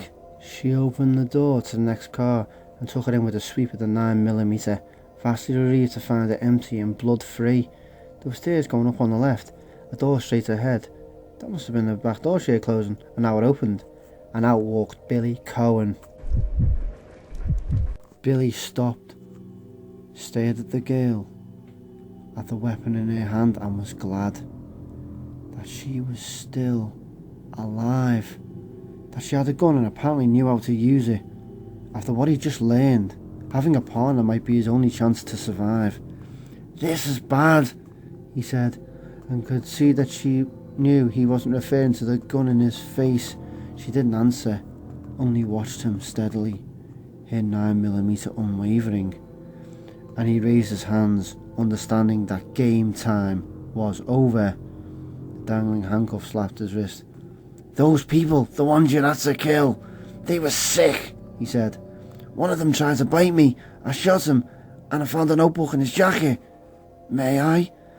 He started to lower one of his hands to reach for his back pocket. "No! Keep your hands up!" she said, jerking the weapon. She still seemed scared, but was apparently prepared to arrest him. "Okay, fine," he said. "You get it. It's in my right back pocket." "You're kidding, right? I'm not coming near you." Billy sighed. "It's important. Some kind of diary. It doesn't make a lot of sense. Something about an investigation into a lab that's been abandoned or destroyed. But it also talks about a bunch of murders that happened around here, and a possibility that a virus has been released. Something called T-virus." He saw a spark of interest. She was playing it safe. "I'll read it after you put your handcuff back on," she said. He shook his head. "Whatever's happening, it's dangerous. Someone locked all the exits, have you noticed? Why don't we cooperate until we get out of this?" "Cooperate?" Her eyebrows rose. "With you?" He stepped closer, lowering his hands, ignoring the gun in his face. "Listen, little girl, if you haven't noticed, there's some pretty freaked out shit on this train. I, for one, want to get out of here, and we don't stand a chance of doing it alone." She didn't lower the gun. "You expect me to trust you? I don't need your help. I can handle this on my own. And don't call me little girl." She was starting to piss him off, but he reined it in. He didn't need her as an enemy. "All right, miss, do it yourself," he said. "What should I call you?" "The name is Rebecca Chambers," she said. "That's Officer Chambers to you." "Well then, Rebecca, why don't you tell me your plan of action?" he asked. "You gonna arrest me? Great, do it. Call the whole force in. Tell them to bring the heavy artillery. We can wait here for them." For the first time, she seemed to falter. "Radio's out," she said. Hell. How'd you get here? He asked. Air or ground? How close is your transport? We came in by copter, but there was a malfunction, she said. Not that it's any of your business. Put the cuff back on. My team's waiting outside. Billy lowered his hands slowly. How far? Are you sure they're still around? The girl scowled. This isn't 20 questions, Lieutenant. I'm taking you out of here. Turn around and face the wall. No. Billy crossed his arms. Shoot me if you have to, but there's no way I'm giving up my weapon or letting you cuff me. High colour flared in her cheeks. You'll do what I tell you to, or I'll... Windows breaking in the upstairs compartment. Billy and Rebecca both looked up, then at each other. A few seconds later, they heard what sounded like heavy footsteps overhead, slow and even, then nothing at all. Dining room, Billy said. And it was empty a few minutes ago. Rebecca studied him for a moment, then lowered her weapon slightly. She moved to the foot of the stairs and looked up, her youthful face set with a determined expression. Wait here, she said. I'll check it out. Billy almost smiled. He'd been in Special Forces for 7 years, had learned how to shoot quite probably before she was out of grade school, and she was going to protect him. I thought you didn't trust me, he said. What's to stop me from climbing out one of the windows, making my escape? The girl did smile, small and cold of fear. It's dangerous outside, remember? You don't stand a chance of doing it alone. Before he could come up with something properly snappy, she had turned her back and walked up the stairs, apparently determined to prove to him that she was a competent authority figure. Dumb kid. With all that was going on, proving herself shouldn't have been her top priority. He knew he should probably follow her, keep her from getting herself killed. But he wanted a minute to think. He watched as she reached the top of the stairs and disappeared around the corner, not looking back. Like the song says, should I stay or should I go? Rebecca wanted to arrest him, but that also meant she'd have to keep him alive, and she needed his help. No question. She was too inexperienced to be out here by herself. Too tired to appoint you a personal saviour. When are you going to get it? You're not one of the good guys anymore, remember? Running still wasn't out of the question, but he no longer felt so sure of his chances. If he needed more proof that the woods were hazardous, the notebook he'd found, the pocket journal of the man who'd attacked him, was more than enough. He pulled it out, flipping to the last few entries, the ones that had caught his eye. July 14th. We heard today about the Arclay lab, and that we're being sent in to check it out next week. Some of the others are worried about the conditions, about what might be left. But like the boss says, someone's got to go and take the first look. Might as well be us. The writer went on to talk about his girlfriend, who'd be angry that he was leaving town, but he skipped ahead, skimming the pages for what he'd read before. July 16th. There's still so much we don't know about responses to the T virus, depending on the species and environment. Only minute doses of T bring out remarkable changes in size, aggressive behaviour, and brain development. In animals, anyway. Nothing's immune. But until the effects can be better controlled, the company is playing with fire. Barely turned the page. July 19th. The day is finally approaching. I'm more anxious than I thought I'd be. The Raccoon City newspapers and TV stations have been reporting about bizarre murders in the suburbs. It can't be the virus, can it? If it is, no. I can't think of that now. I have to concentrate on the investigation. Make sure it goes smoothly. Changes in size, aggressive behaviour, brain development, like saying a dog, and that bit about in animals anyway. What did the T-virus do to humans? Billy was willing to bet he'd already seen the results. Turns them into zombies, he muttered, or as good as zombies anyway. The one he'd shot had been definitely looking for lunch. What was it the cannibals called humans? Long pig? That was it. That walking mess had wanted some long pig, no question. Woods full of cannibals and monsters. He'd take his chances with the girl. She'd held her own so far. Had killed at least 3 of those passengers, and had managed to hang on to her sanity. He'd stay with her until they got out of this, and then he'd work out an escape before the rest of the team moved in, assuming there was any of the team left. The girl screamed overhead, the sound of pure terror. Billy grabbed his weapon and bolted up the stairs, 2 at a time, hoping he hadn't waited too long to make up his mind. At the top of the stairs, was a slight curve, then a door. Rebecca opened it slowly, carefully, with the muzzle of the handgun, and stepped inside. A thin, acrid haze of smoke greeted her, and the low flicker of fire making shadows dance on the walls. It was a dining car, like Billy had said, and had once been beautiful. The tables covered in fine linen, and the windows draped with cream-coloured curtains. Now it was trashed. Plates and broken glass everywhere, tables overturned, the linen soaked with spilled wine and blood. And near the back, a lone figure sat hunched over a table, the hem of the tablecloth burning, the flames licking upward. Rebecca saw a small oil lamp smashed in front of the table, the cause of the fire. The fire was still small, but it might not be for long. The man at the table was very still, and as Rebecca walked closer, she saw that he wasn't like the passengers below. Wasn't infected by what Billy had suggested was the T-virus. He was an older, distinguished-looking man in a brown suit, his white hair slicked back, his head bent over his chest as though he'd nodded off during dinner. Heart attack? Or had he passed out?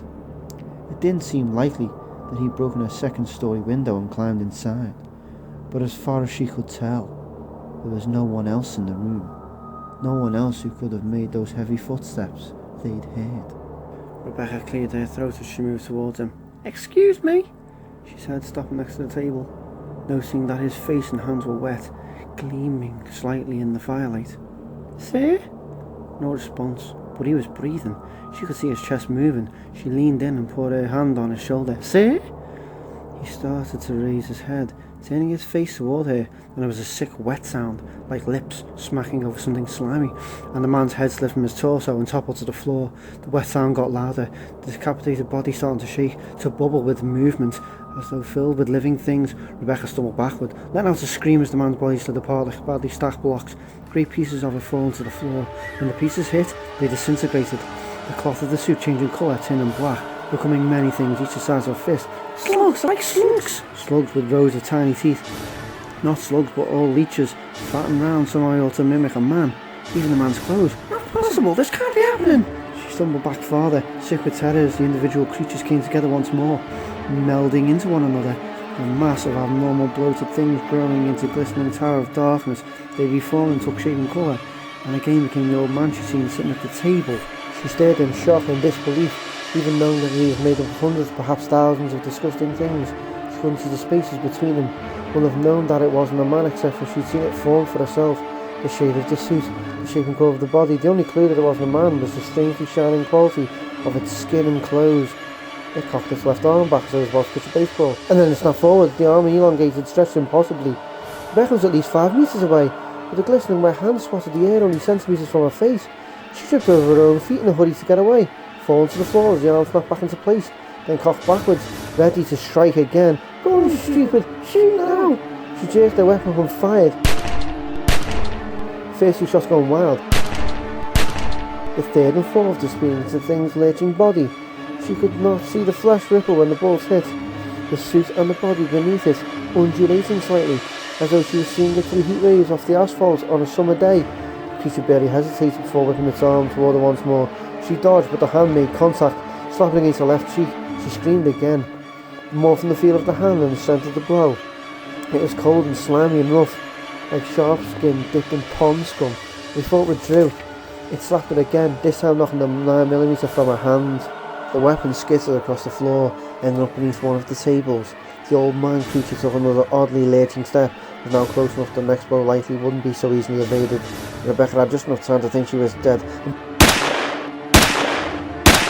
The creature was staggering back, and someone was firing again and again. The unexpected sound making her cringe as she staggered to her feet. The first 3 shots disappeared into its form like before, but the shooter kept at it, finding the monster's age and shining face, its shining eyes. Dark liquid flew from sudden openings in the collective. leeches blown to pieces, and on the 6th or 7th shot, the man-thing began to melt back into its component parts. The small black animal slithering towards the broken windows as they hit the floor.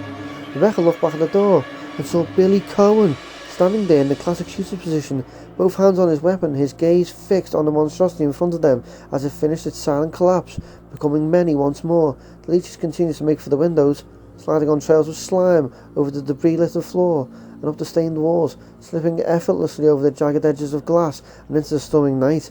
They had finished their attack, it seemed. A strange, high singing drifted over the sound of the rain. Still in shock, Rebecca walked to the window. Carefully avoiding the remaining leeches, they streamed out to the car, retrieving her weapon before looking out to see where the source of the singing was. Billy joined her, making no effort to step over the strange creatures. Several popped wetly beneath his boot heels. In a flash of lightning, they saw him, standing on a low hill west of the train, a lone figure, male. From his height, from the width of his shoulders, raised long arms, a gesture of welcome, and sang in a surprisingly sweet soprano, his voice young and rich and strong, Latin, like something from church. As if that weren't bizarre enough, he seems to be standing in a low, shallow lake, the ground rippling slightly all around him. It was too dark to see well, only deep shadow and silhouette marking the lonely stranger. "Oh Christ," Billy said. "Look at that!" Rebecca felt the hairs of her back and her neck prickle, her mouth turning down in a grimace of disgust. There was no lake. The ground was covered with leeches, thousands of them, all moving towards the singing young man. She could see the hem of his long coat and robe flapping as the creatures flowed upward, disappearing beneath it. "Who is that guy?" Billy asked, and Rebecca shook her head. "Maybe like the old man, made from the creatures." The train lurched suddenly. A rising, heavy mechanical sound filled the car, the floor vibrating beneath their feet.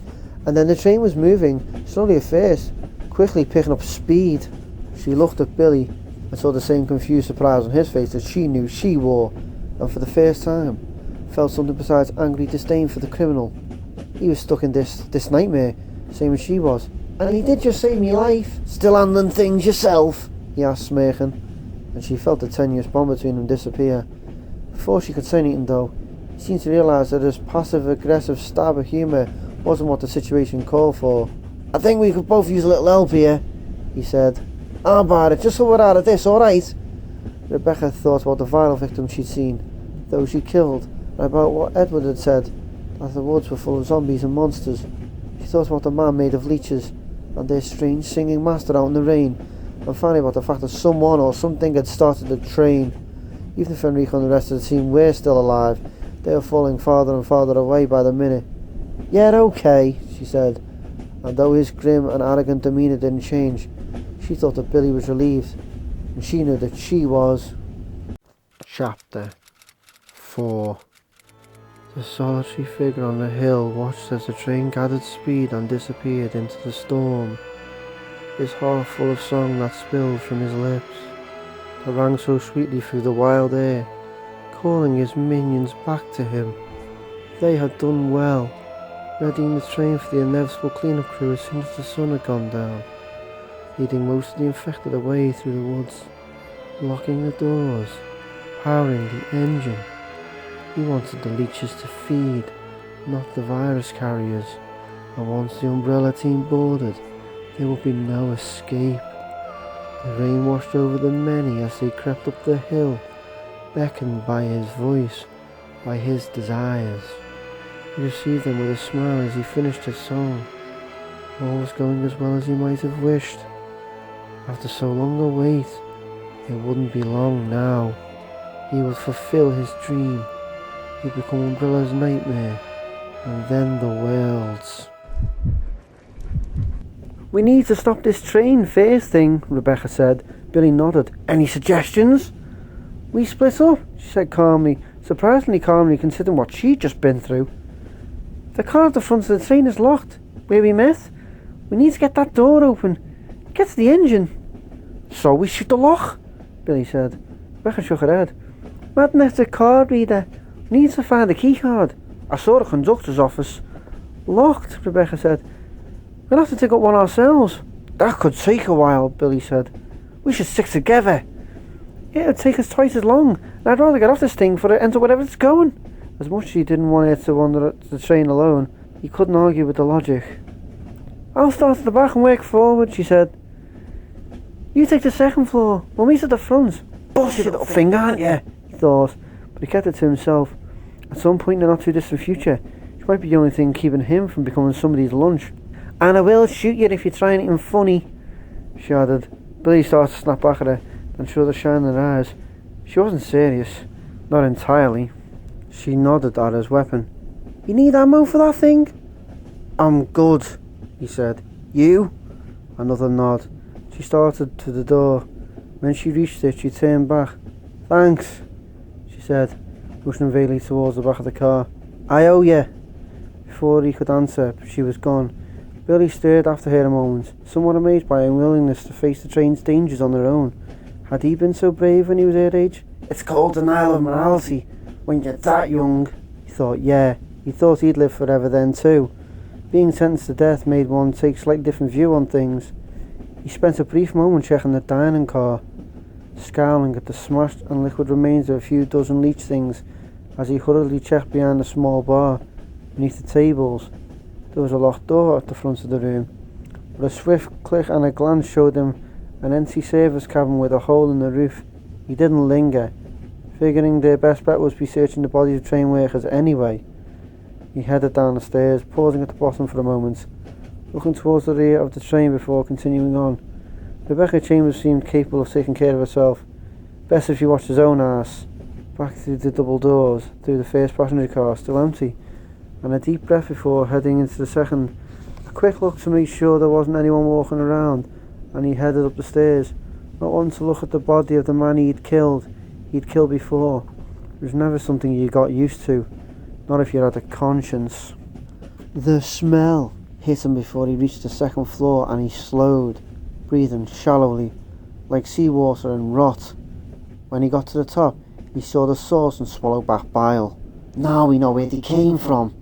He stepped onto a landing at the top of the stairs, one that turned into a corridor to his immediate right.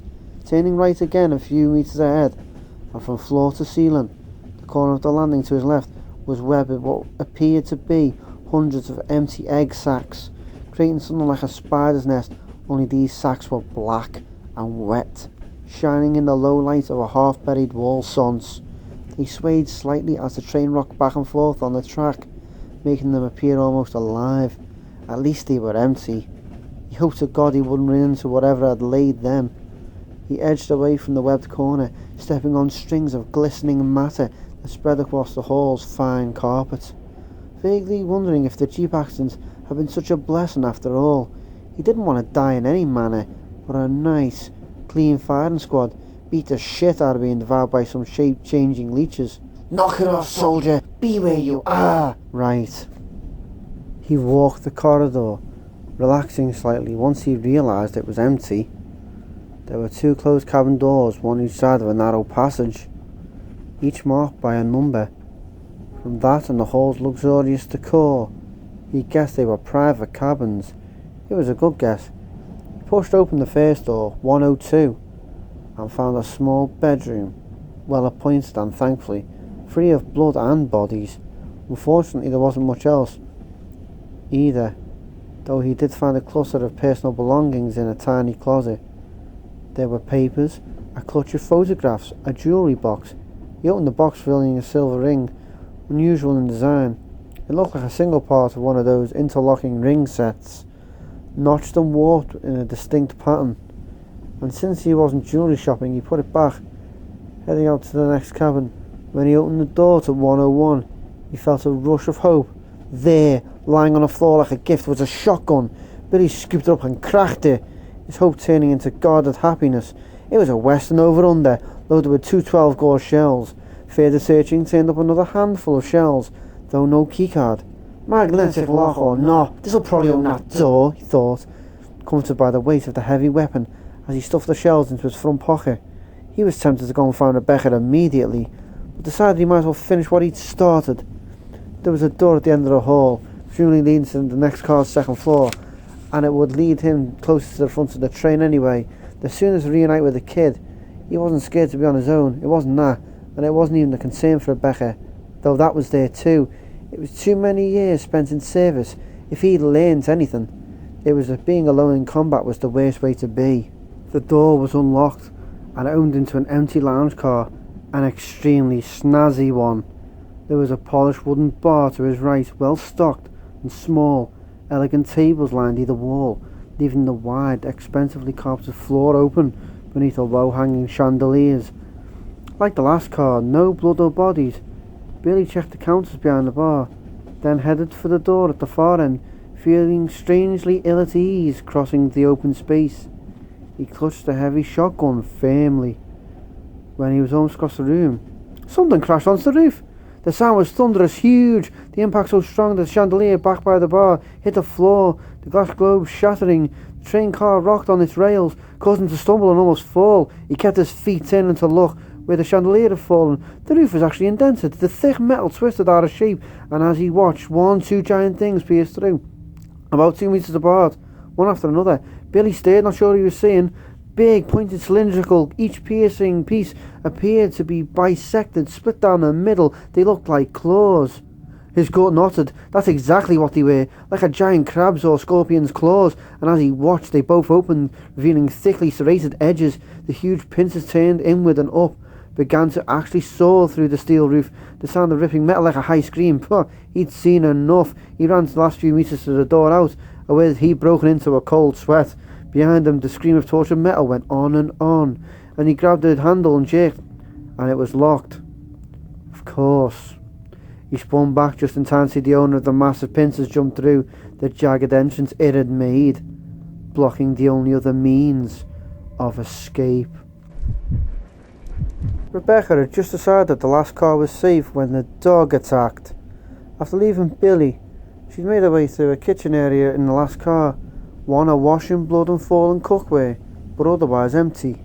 She started to wonder if some of the passengers and crew might have gotten off. Perhaps when the train had first been attacked, there was a lot of blood around for so few bodies. Considering the state of the passengers she'd run into, maybe that was for the best. Her feet skidded through a puddle of cooking oil as she surveyed the kitchen, but her search was otherwise uneventful. The door to the rest of the car, presumably a storage area of some kind, was locked, but there was a small crawl space that ran beneath the floor, with a covering she managed to pry up without too much trouble. She wasn't happy about having to crawl into a dark hole, but it was a short tunnel, just a couple of meters. Besides, she told Billy that she'd started at the back of the train, and she meant to be thorough. Doing a decent job was something to hold on to in the midst of such madness. The virus victims were bad enough, and that man made out of leeches. Don't think about it. Find the key card, stop the train, go get some real help from someone who's either convicted killer. Thank you very much.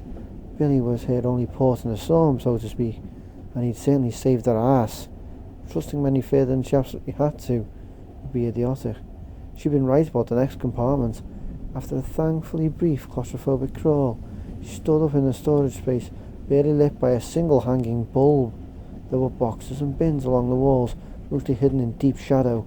She swept the darkness with her weapon. Nothing moved but the train itself, rocking along the track. At the back of the compartment was a door with a window in it. Rebecca stepped closer, 9mm extended, saw darkness and movement on the other side, the sound of the train getting louder, and realised she was actually in the last car, looking out over the track. She felt a flutter of something like relief, just knowing the world still existed out there, and if the worst came to the worst, she could always jump. The train was going pretty fast, but it was an option. She spun round, soft sound behind her, heart hammering, aiming at nothing. The train kept rolling along, shadows pitching and swaying, the sound not repeated. After a tense moment, she took a deep breath, blew it out. Probably one of the boxes shifting like the rest of this car. Well, the first floor anyway. The storage compartment seemed to be safe. She doubted there'd be a keycard floating around, but at least she could say she'd looked. Rebecca froze. The sound was right next to her, and she knew what it was. Anyone who'd ever had a dog would know.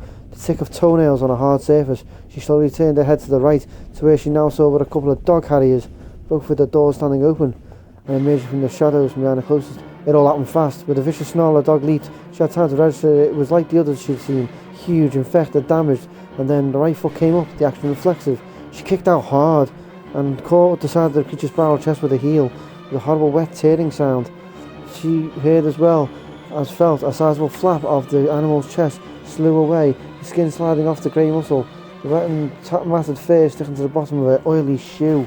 Incredibly, the dog ignored the wound and kept coming, its jaws wide and dripping. It would have her before she could get the gun up. She knew it. She could already feel her teeth clamping on her arm, and she just knew that a bite from this dog would kill her, would turn into one of the walking near dead. Before the teeth actually touched, her other foot, slick with oil, skidded out from beneath her.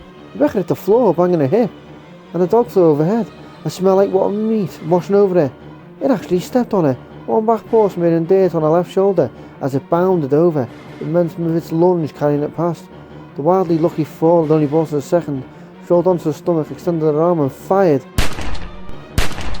Catching the animals, it turned to lunge again. The first shot went high, the second found its mark, just below the poor beast's left eye. The dog sagged to the floor, dead before it stopped moving. The blood began to spread around the fallen dog, and Rebecca scrambled away, pushing herself to her feet. Beyond the very basics, virology wasn't her specialty, but she was willing to bet that the dog's blood was hot, highly infective, and she wasn't interested in catching whatever was going around. This wasn't a common head cold. Assuming this is a virus, she thought, staring down at the decayed mess that had once been a canine. It made as much sense as anything else. The mysterious T-virus Billy had talked about. How had it spread? What was the rate of toxicity? How quickly did it amplify once inside the host body?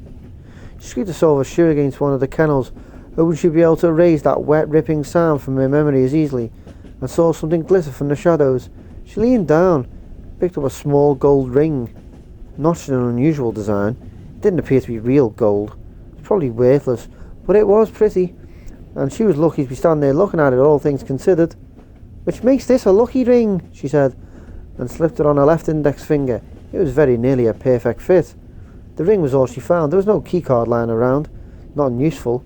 She stepped out onto the back platform for a moment and was instantly drenched. The storm was torrential, and the train was moving much too quickly to consider jumping. Her hope soared briefly when she saw a panel labelled Emergency Brake Line, but a few taps at the controls had proved it to be powerless. So much for emergencies. She went back inside, pushing her wet hair off her forehead. Time to head forward, try searching the bodies of the men that she and Billy had killed. As distasteful as she thought that was, there wasn't much of an alternative. They didn't know if anyone was driving the train, or if it was a runaway. Either way, they needed to get control. She looked back at the dog one more time before leaving, by the door this time, thinking of how lucky she'd been, how easily she could have been bitten or mauled to death. No way she'd let her guard down again.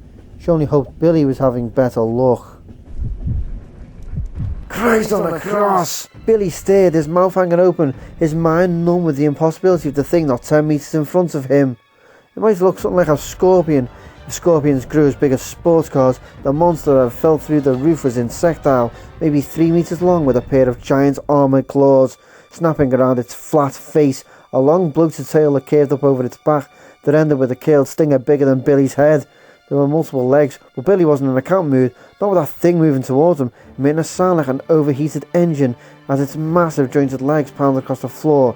Rain poured down from the hole in the roof, making the scene all the more hellish, the creature emerging from a wet haze like a bad dream. No time to think. Billy shouldered and cocked a hunting gun and aimed for the thing's low, flat skull.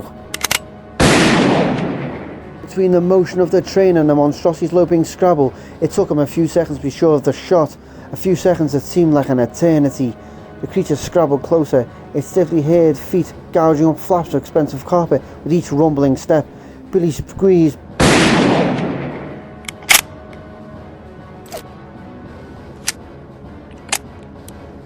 Shotgun slapping past his shoulder hard enough to bruise. A hit, and the thing screeched, a splash of milky fluid erupting from the plated skull. He didn't pause to assess damage. He only re-aimed and fired again. The thing was screeching ever louder, but still coming.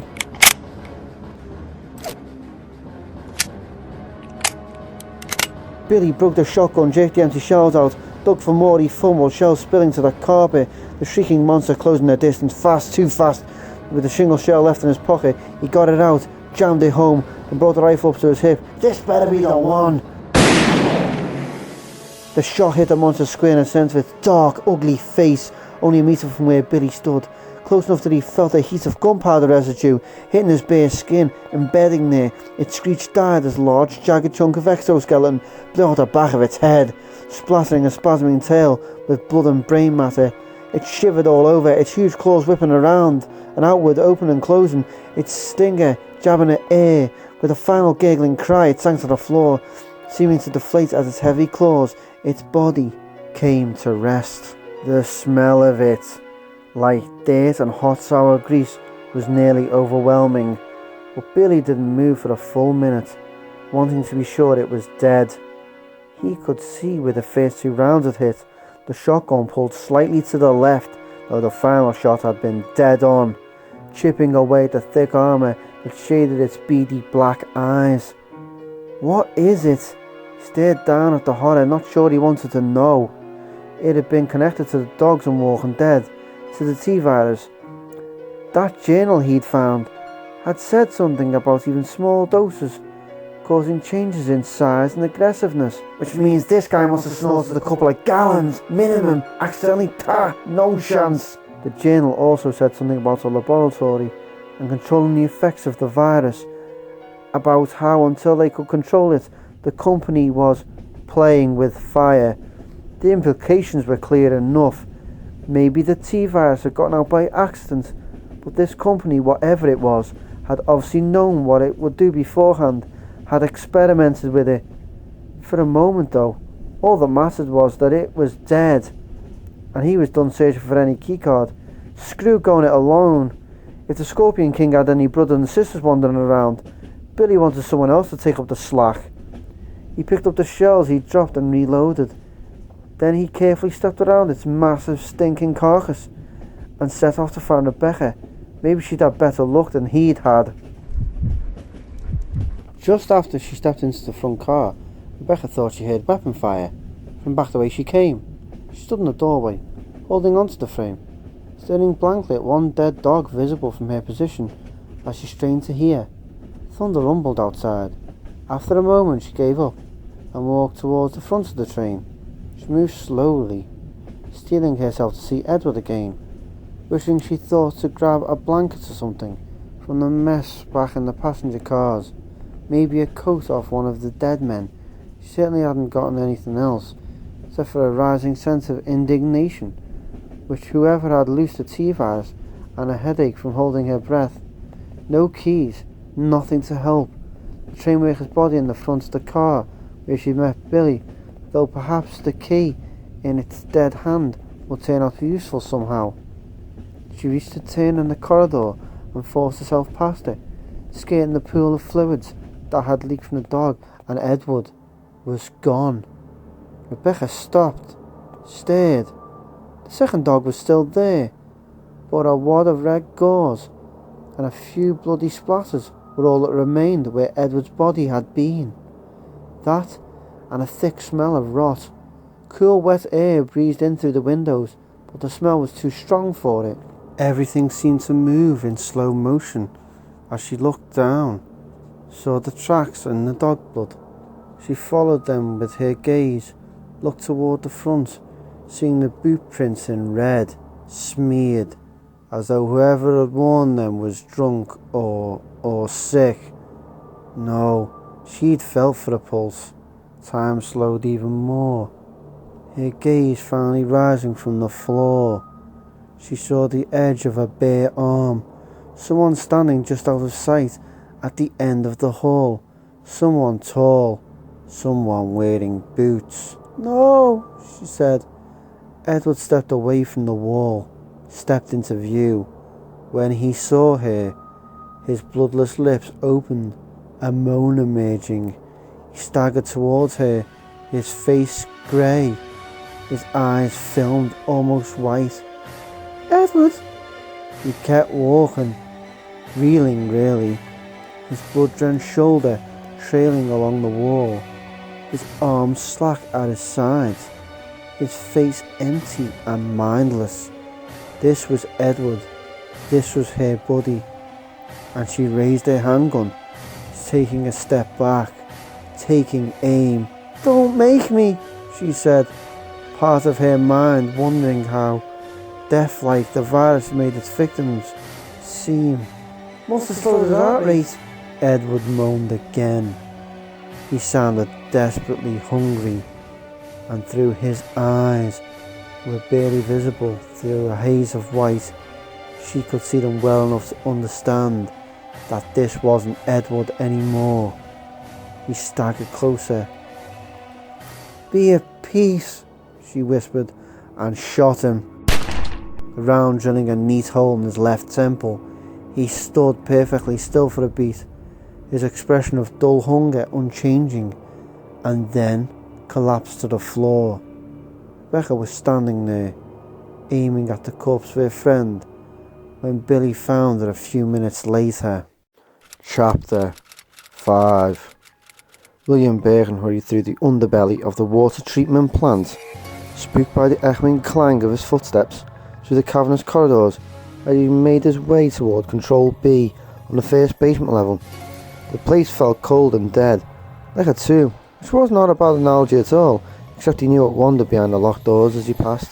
He knew that he was surrounded by an abundance of life, such as it was. Somehow the awareness made the distant echoes of his every movement seem that much more sacrilegious, like shouting in a mortuary, which it is really. They're not dead yet. Your colleagues, your friends, get a grip on yourself. They all knew this was a possibility, all of them. Bad luck is all. Bad luck for them. He and Annette had been at the facility downtown when the spill had occurred, finalising the breakdown of the new synthesis. He'd reached the executive stairwell at the back of B4 and started to climb, wondering if Wesker was already waiting. Probably. Bergen was running late. He hadn't wanted to leave his work for even a moment. And Albert Wesker was a precise and punctual man, among other things. A soldier, a researcher, a sociopath. And maybe he was the one. Maybe he leaked it.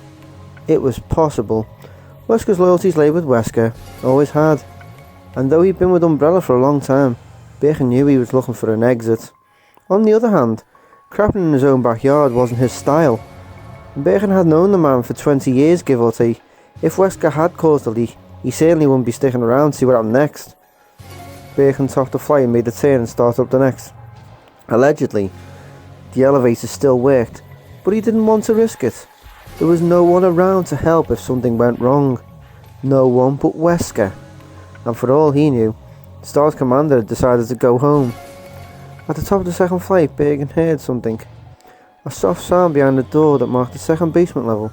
He paused for a moment, imagining some poor soul pressed against the door on the other side, perhaps mindlessly beating his or her dying body against the obstacle, again and again, vaguely wishing to be free. When the infection had originally been identified, the internal doors had locked automatically, trapping most of the infected workers and escape test subjects. The main pathways were clear, at least to and from the control rooms. He glanced at his watch and started up the final flight. He didn't want to miss Wesker if he was still around. So if Wesker didn't do it, then who? How? They'd all thought it was an accident, and still had until a few hours ago. When Wesker had called them in about the train, that was one accident too many. Lord knew there were enough people who had a reason to sabotage Umbrella. It wasn't easy to obtain even a low-level clearance pass for any of the Raccoon labs. What if Wesker had said something about the company wanting real data on the virus? Not just Sims, but hands-on. Maybe they had unleashed it themselves, sent in one of their squads to pop a cork that shouldn't have been popped, so to speak. Or maybe this is how they plan to get the G-virus, create all this chaos, then slip in and steal it. Bergen's jaw tightened. No, they didn't know yet how close he was, and wouldn't know until he was goddamn good and ready. He'd taken precautions, hidden things, and Annette had bribed the watchdogs to keep away. He'd seen it happen too many times. The company taking away a doctor's research because they wanted instant results, handing it over to new blood. And at least 2 cases that he knew personally, the original scientist had been eliminated. Better to keep him from moving to the competition. Not me, and not the G-virus. It was his life's work. but he'd destroy it before he'd let it be taken away. He reached the control room he wanted. An observation platform, really. That shared space with the plant's backup generator, now thankfully silent. The lights were down, but as he walked around the mesh catwalk, he could see Wesker sitting in front of the observation screens, his back outlined by a glow from the monitors. As he often did, Wesker wore his sunglasses, an affectation that had always unnerved Bacon. The guy could see in the dark. Before he'd announced his presence, Wesker was beckoning him over, raising a hand without even looking over his shoulder. "Come look at this." His voice was commanding, urgent. Bacon hurried to join him, leaving over the console to see what had Wesker so interested. His attention fixed on the screen from the training facility, what looked like the video library on the second floor. A trainee was wandering the room, obviously infected. His fatigue stained with blood and other fluids. He looked positively wet. Bacon didn't notice anything particularly unusual about him. "I don't see," he began, but West cut him off. "Wait." Bacon watched as a young man who couldn't be getting much older, thanks to the T-virus, ran into a small desk at the side of the room, then turned and started back towards the computer banks, lurching as all the carriers did, the camera following the movement. Just as he was about to ask Wesker whatever he was looking for, he saw it. "There," Wesker said. Bacon blinked, not sure what he'd seen, as he turned against the computer banks. The trainee's right arm had elongated, thinned, stretched almost all the way to the floor, then snapped back into place. It had taken barely a second. "That's the third time in the last half an hour or so," Wesker said softly. The trainee continued to roam the small room, once again indistinguishable from any of the other doomed people pictured on the tiny screens. "An experiment we don't know about?" Bacon asked, though it was unlikely. They were both as deep inside as anyone inside the HQ. "No." "Mutation?"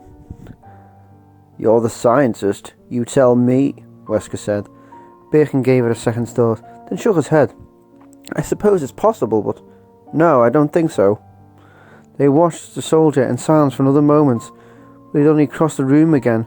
Nothing stretched or changed. Bacon didn't know what they had seen exactly, but he didn't like it. Not at all.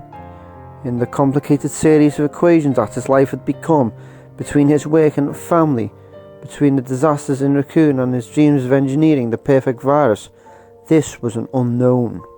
This was something new. A crackle of static burst into the quiet, an unknown man's voice emerging from a hiss. "ETA 10 minutes, over." That had been Umbrella's cleanup crew for the train. Wesker said they were on their way when he called. Wesker tapped the button. Affirmative. Radio when objective is reached. Over and out. He tapped the button again, and the two men went back to watching the unknown soldier, each lost in thoughts of their own. He didn't know about Wesker, but he started to think it might be time to get out of Raccoon. "Rebecca!" She didn't answer or turn around, only lowered her weapon. Billy wished there was something he could say. Figured he was better off keeping his mouth shut. The scenario was clear enough. The man on the floor was in a S.T.A.R.S uniform, probably a friend, and he'd been infected. He gave it a moment. Didn't think they could afford more than one. He couldn't be sure, but the train seemed to be picking up speed. If it was a runaway, they would crash and likely die. If someone was controlling it, they would need to know who and why. "Rebecca," he said again, and this time she turned, unashamed of the tears she wiped away. She blinked up at him. "Did I hear you firing a few minutes ago?" she asked. Billy nodded, tried to smile, but it didn't come off. "Monster bug. You?" "Dog," she said, wiping away the last tear. "And someone I used to know." He shifted uncomfortably, both of them silent for a beat. Then she sighed, pushed the bangs off her forehead. "Tell me you found the keys," she said. "Something like that," he said, hefting the shotgun. "Won't work," she said, sighed again. "It has magnetic bolts, like some bank vaults or something." "On a passenger train?" Billy asked. Rebecca shrugged. "It's privately owned Umbrella, a pharmaceutical company. Between the court-martial and sentencing, Billy hadn't given much thought to where he was headed for execution, and now he remembered Raccoon City, the closest thing this area has to a metropolis, was where the mega corporation had originally set up shop. They have their own train? She nodded. Umbrellas all over around here. Offices, medical research, laboratories. We heard today about the Arclay lab, and we're being sent in to check it out next week. Raccoon Forest, Raccoon City itself, was nestled in the Arclay Mountains. Rebecca's thoughts seemed to be turned in the same direction. You don't think... I don't know, Billy said. And right now it doesn't matter anyway. We still have to get through that door.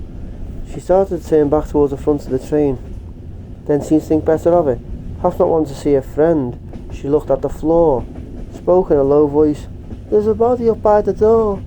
A man holding the key, she said. Maybe it opens something useful. Wait here a sec, Billy said. He stepped past her and moved forward, stopping at the corridor's end. The decrepit corpse of a train worker was huddled by the locked door, the body she'd been bent over at their first meeting. Sure enough, he had a metal key in one stiff hand.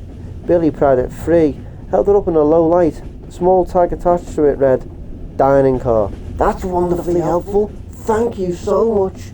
He set it aside. He spent a minute going through the man's coat, coming up with a pack of cards and a handful of lint-covered breath mints in one front pocket, and in the other, a few more keys on a small ring. Two were unlabelled, but a third had conductors etched into the metal. Billy pocketed them, and after a moment's thought, he knelt and carefully removed the man's coat, grimacing at the cold, spongy feel of his flesh. The poor guy didn't appear to have caught the virus, but the person or persons unknown had worked him over with their teeth. He was a mess, his face and hands missing large, ragged chunks of skin and muscle. Billy walked back to where Rebecca stood, pausing to cover the dead S.T.A.R.S team member with the coat. It only concealed his face and upper body, but he figured anything was an improvement. For the girl's sake. She nodded gratefully at him as he approached, but said nothing. The key you saw was for the dining car, which we've already sampled, he said. He pulled the ring set out of his pocket. But these might open something. They were standing near the door labelled as the conductor's office. Billy held up the marked key. With a nod from Rebecca, he slid the key into the lock. It turned easily. He readied his weapon and pushed the door open, ready to fire at anything that didn't identify itself in their first second of contact. There was no one. Billy relaxed slightly, stepping into the office. Rebecca waited in the doorway, her weapon also drawn, looking down at a small desk littered with papers. She rustled through them as Billy through the rest of the tiny cabin. Schedules, letters. Here's something called a hookshot operator manual, Rebecca said. Memos from maintenance. A note about a ring lock, whatever that is. Kitchen order forms? Billy opened the closet while she continued to rattle off the desk's clutter. A couple of signs, postcards, and notes tacked to the side of the door. Ledgers. A locked briefcase. Billy picked up the briefcase, shook it. Something inside rattled, but it was very light.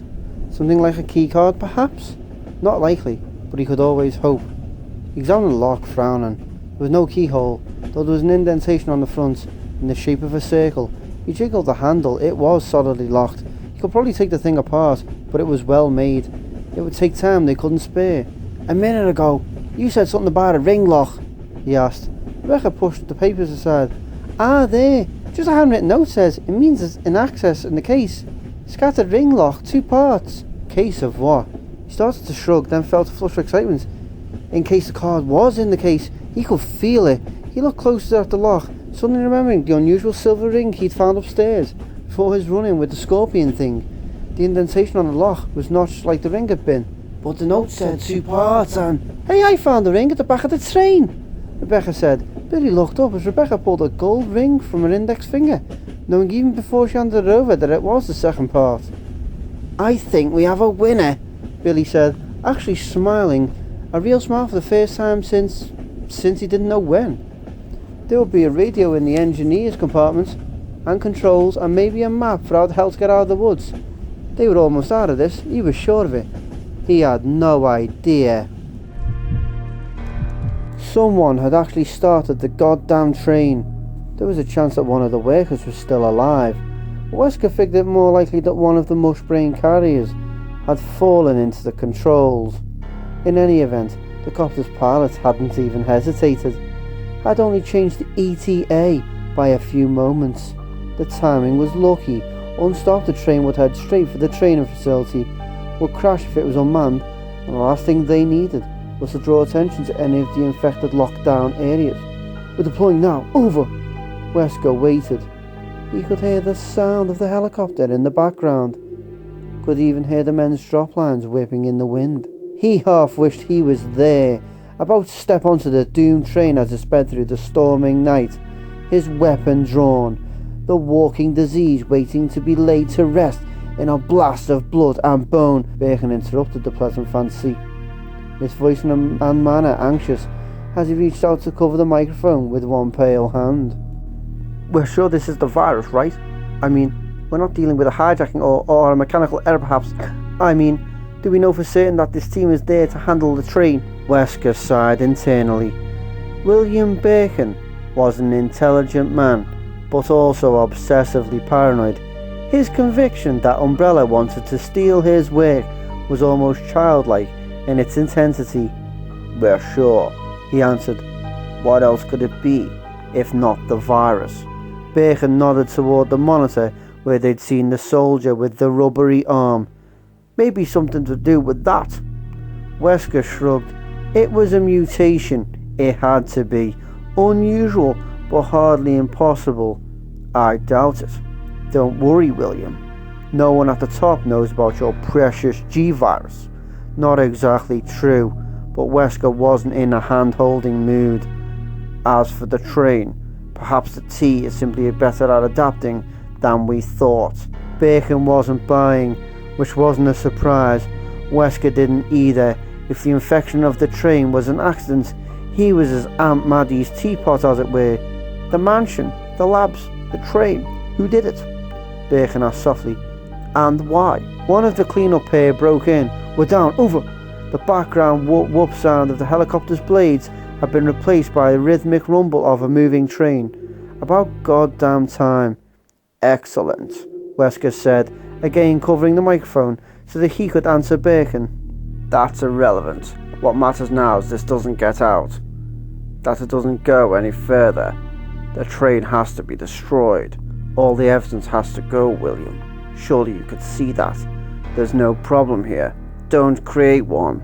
He uncovered the mic. "How far are you from the nearest branch line? Over." "No more than 10 minutes, probably." Wesker waited for the blare to static. "Yes. Didn't copy that. Over." There was a shrill burst of feedback, loud enough to hurt. Wesker recalled, saw Bacon wincing at the noise, and then there was screaming. Both of the men on the train screaming union. "Ah, God, what the... Jesus! Get them off me, get them off! No, no, no!" There was several muffled bursts of automatic gunfire, a man's wordless cry of pain and terror surpassing the sound, and then there was nothing but static. Wesker ground his teeth together as behind him, Bacon started to babble in panic. It seemed there was a problem after all. They stood in front of the locked door, Rebecca holding the keycard and feeling a triumph that was all out of proportion to what they'd actually done. She figured she was probably emotionally worn out. It was no big deal. They found a couple of rings, opened the briefcase. Regardless, she felt like she'd solved the riddle of the goddamn Sphinx. Billy motioned for her to open the door, his head cocked to one side. He was still listening. He'd sworn he'd heard a helicopter outside when they'd gone to retrieve the ring, and someone shouting a moment later. Becker hadn't heard anything. He was probably as wrung out as she was, considering he was on his way to be executed. Don't start making comparisons here. Whatever he's done to help you out, he's an animal. Forgetting it could cost you your life. Right. As soon as she made it to a working radio, their little truce was over. She wiped the card through the reader, and a small red light changed to green. The door clicked, and Billy pushed it open. The sound of the train became a roar, opening into a grated walkway that was partially exposed to the elements. Wind and mist sprayed over them as Billy and then Rebecca stepped outside. To the right was a locked cage of equipment that ran the length of the car. To the left, only a guardrail and a violent night whipping past. Ahead, another car, what had to be the driver's compartment. It was hard to tell in the dark. Rebecca grabbed the railing when she realised just how fast the train was going. The thing was really rocking along the tracks and... Oh! Rebecca hesitated as Billy hurried a few steps ahead, then crouched down in front of a fallen man or woman. There was a second 4 meters or so past the first. Both were dressed in riot gear, their faces hidden behind shaded glasses. Swat! When did they get here? Why only 2 of them? As she moved closer, she could see that they were both shining with slime, the same thick goo that those leeches in the dining car had excreted, and as their gear, all Kevlar and steel weave, was unmarked. They weren't RCPD or military. Billy was looking at the mesh wall to their right. Rebecca followed his gaze and saw the giant web of dark strings fixed to the inside of the gate, hanging out with about 1,000 semi-translucent sacks. Egg sacks for the leeches! Rebecca shuddered, and Billy was standing again, shaking his head. He had to shout to be heard over the thundering train. It's no good! They're dead! Rebecca had figured as much, but she wasn't going to take his word for it. She buzzed past them and checked both bodies for signs of life, noticing the strange puckered hemorrhaging on their exposed and pallid skin. Billy was right, and maybe he'd been right about hearing a scream too. In spite of the rain, both the bodies were still warm. She stood up and grabbed the railing again, following Billy to the next car. She just had time to wonder what the hell they were going to do if they ran into another lock, and then Billy was pushing the door open. They stepped out of the rain and into a relatively small driver's compartment, clean and orderly except for a thin, even layer of slime covering the console at the front. Rebecca's ears rang in a sudden near silence as the door closed behind her, but she was more concerned with the number of blinking red lights that lit up the glistening console.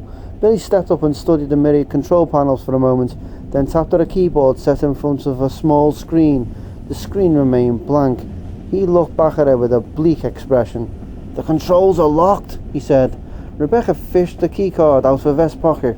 There were no numbers on either side, nothing they could input. She moved to his side, trying to ignore the rain lashing at the windshield, the dizzying blare of the woods, and punched a few buttons. The keys felt locked. They didn't depress completely.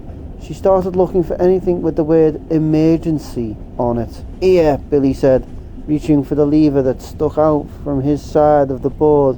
When he pushed it, the word started scrolling across the computer screen.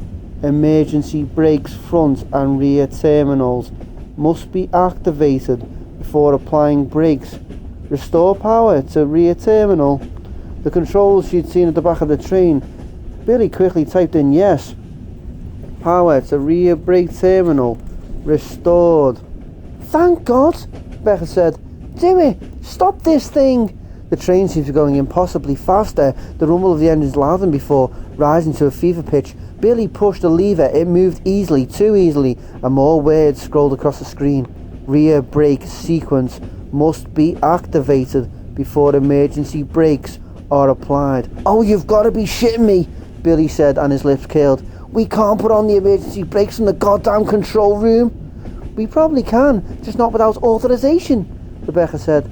Manually though, I saw the rear terminal. It's on the back of the last car, I'll go. Billy shook his head, looking out at the passing darkness, passing too quickly. No, let me. No offence, but I think I can run faster. Is there an intercom system? I can signal you when it's on. They started to look, but the console was crowded with unmarked switches and panels. It'd take too long to figure out. Rebecca started to tell him he'd just have to run, and from how much faster the train seems to be going now, he should probably sprint. But then she remembered Edward. Edward's radio, she said. He had it before it should still be on him. Billy was already turning toward the door. I'll get it on the way. Be careful, she said. He nodded, casting another look out of the window. Just be ready to hit the brakes up here. I have a feeling we're going to stop pretty soon anyway, one way or another. He opened the door to a blast of noise, then was gone. The seconds ticked by. Rebecca made sure the radio was receiving, then kept her hand on the brake lever, staring out at the onrushing night. The train took a curve too fast and she closed her eyes for a beat, willing the out-of-control engine to stay on the track, imagining that she could actually feel the wheels rise up and then fall back into place.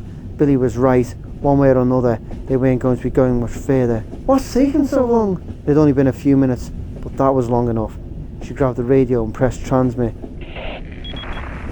Billy, come in! What's your status? Over! Nothing. Billy! She waited, counted slowly to 5. Her heart starting to trip over itself.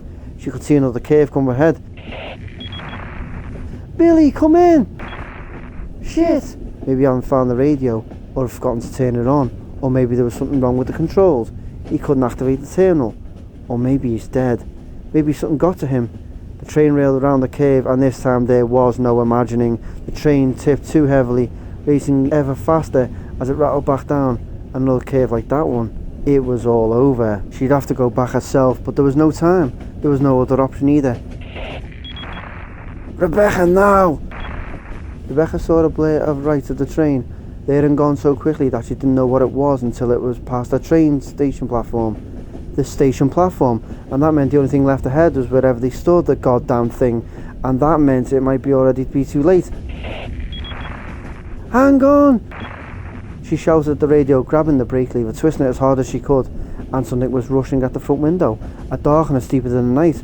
A tunnel. The brakes were squealing, screaming as the train roared into the black, broke through some flimsy barrier, wood flying across the windshield. The train tipping again, this time not tipping back. Rebecca heard her own scream during the trains as they hit the ground and started to slide. The metal rending, sparks flying like hellish fireworks. The wall became the floor, Rebecca slamming into it as the engine slammed into something even harder, and all the lights went out. Chapter 6. Billy woke up to pain and a smell of burning synthetics. He opened his eyes, blinking, assessing his surroundings as quickly as his muddled mind could manage, which wasn't very quickly at all. He was on his back, looking up at a high blank ceiling. Firelight flickered all around him, shadows of rubble and rock dancing across parts of a wall to his left. Somehow, he was inside. The brakes on the train! Rebecca! That woke him up.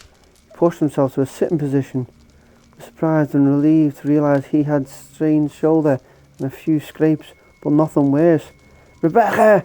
He called and coughed. Wherever he was, the billowing smoke from the wreck was starting to build up. They had to move. He stood, cradling his right arm as he looked around. The train had smashed into a warehouse. It looked like a giant empty space, concrete, a scaffolding off to one side, a few hooded lights overhead. It wasn't very well lit, but when he looked down, he saw the dented train track beneath his feet and realised they had probably crashed into the train's maintenance terminal, whatever that was. Rebecca! He called again, surveying the wreckage. There were numerous piles of plastic concrete and puddles of burning oil all around. The engine was on its side. The other cars piled up behind it, blocking what had to be a monster hole in the wall. He had no idea where to look for the young S.T.A.R.S member. As soon as he'd activated the rear brakes, he started running back toward the front. He must have been thrown from the back passenger car. Oh! A slumped shadow stared near a pile of smoking rock. Rebecca! He stumbled forward, hoping she was all right.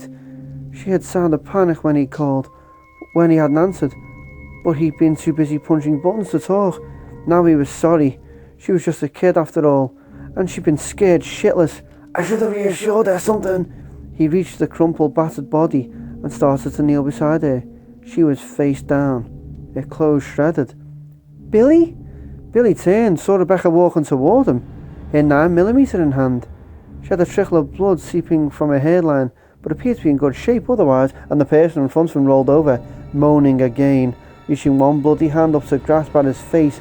Rotting fingers trailed across his cheek. Gah! Wordless cry of disgust. He reeled back, fell on the floor. He couldn't tell if the slow-moving creature was male or female. So much of its face and body had been damaged, either by the disease or from the crash. It crawled to its knees, turning its disfigured face towards Billy.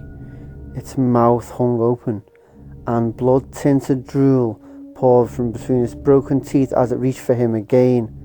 Get clear, Rebecca said, and he was only too glad to comply, scrambling backwards on his hands, the loose handcuff digging painfully into the flesh of his left palm. pushing with his feet. She aimed and fired twice, both rounds finding the once human's already fractured skull, ending what was left of its life. It settled to the concrete, with a sound almost like a sigh. Billy stood up, and they both spent a few tense moments scanning the wreckage for any other bodies. If there were more, they were hidden.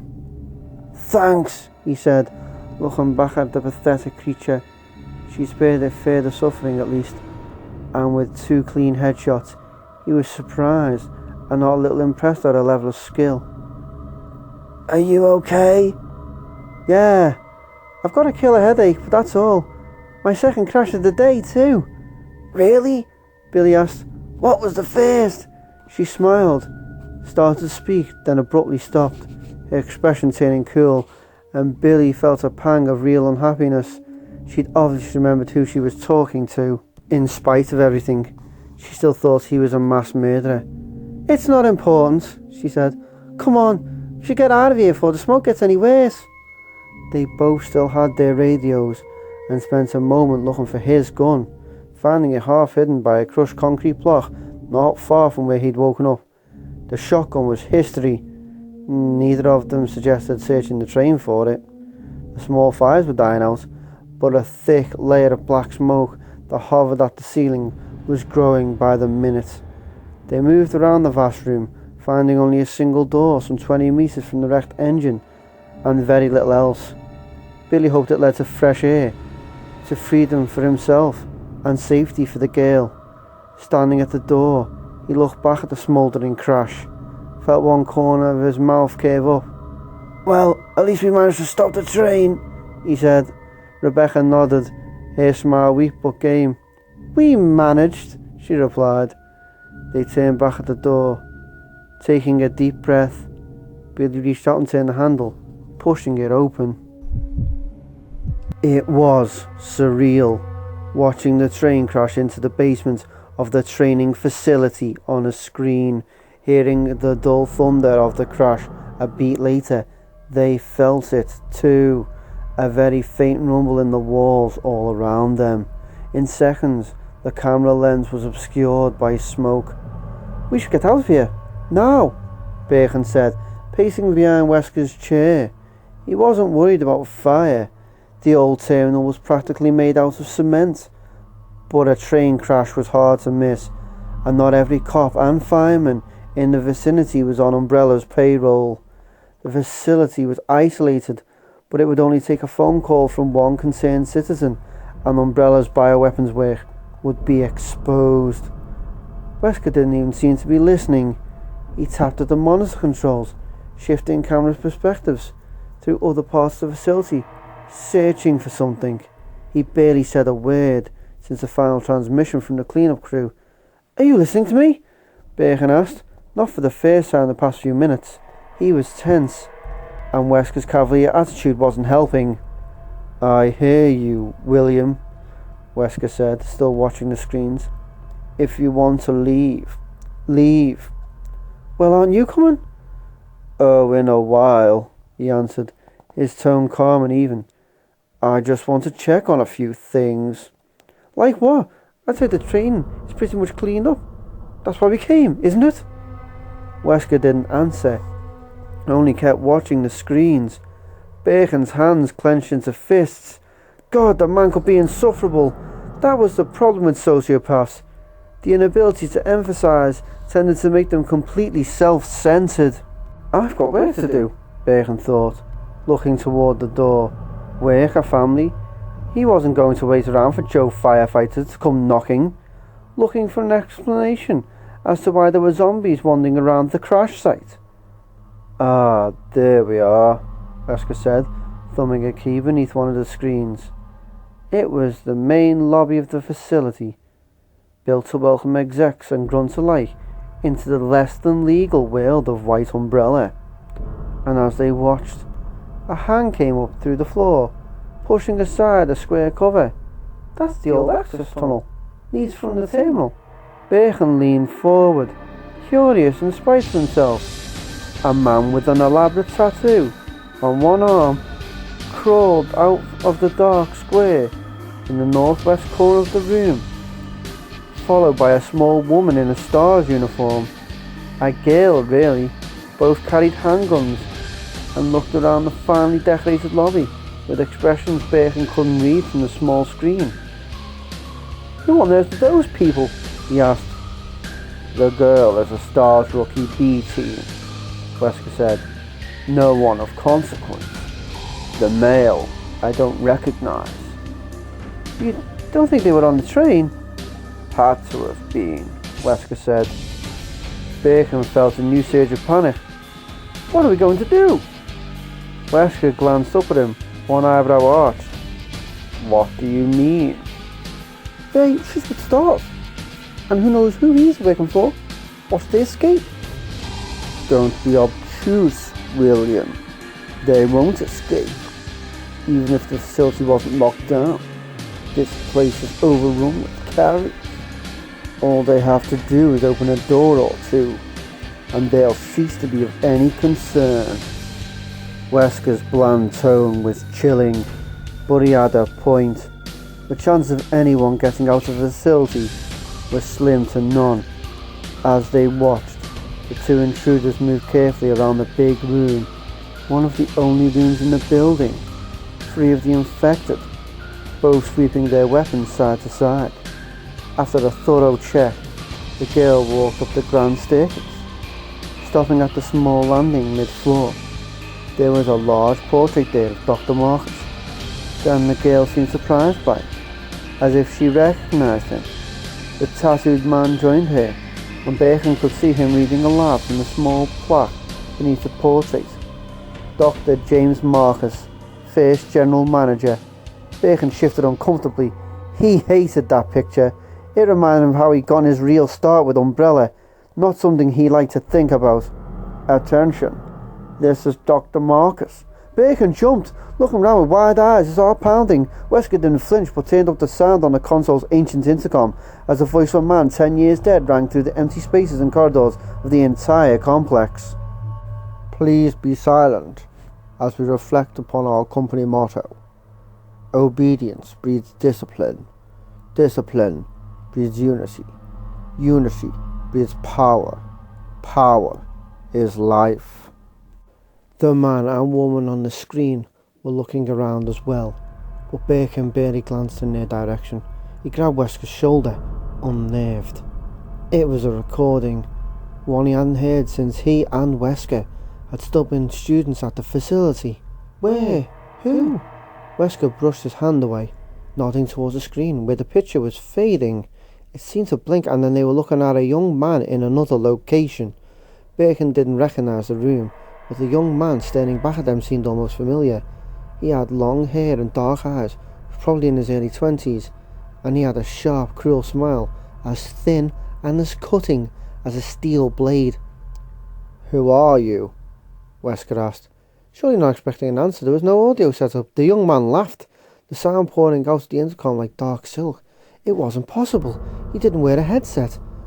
Wasn't near any part of a comm system, but they could hear him clearly nonetheless. "It was I who scattered the T-virus into the mansion," he said, his voice cold, his smile sharpened. "Needless to say, I contaminated the train too." "What?" Bacon blurted. "Why?" The young man's cold voice seemed to deepen. "Revenge on Umbrella." He turned away from the camera, raising his arms to the shadows. Bacon and Wesker both leaned in, trying to see what he was doing, but they could only see movement in the darkness, hear something like water. The young man turned back to look at them, his smile ever sharper, and from out of the shadows behind them stepped a tall, distinguished-looking man in a suit and tie, his white hair slicked back, his features lined with age but powerful, commanding. It was the same face that graced the portrait in the lobby. "Dr. Marcus!" Bacon gasped.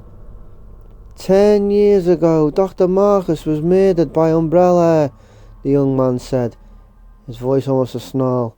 "And you helped them, didn't you?" He laughed again, that dark and silken laugh, a laugh that promised no mercy, as Birkin and Wesker stared, stunned into silence by the visible living presence of a man they'd watched die a decade earlier.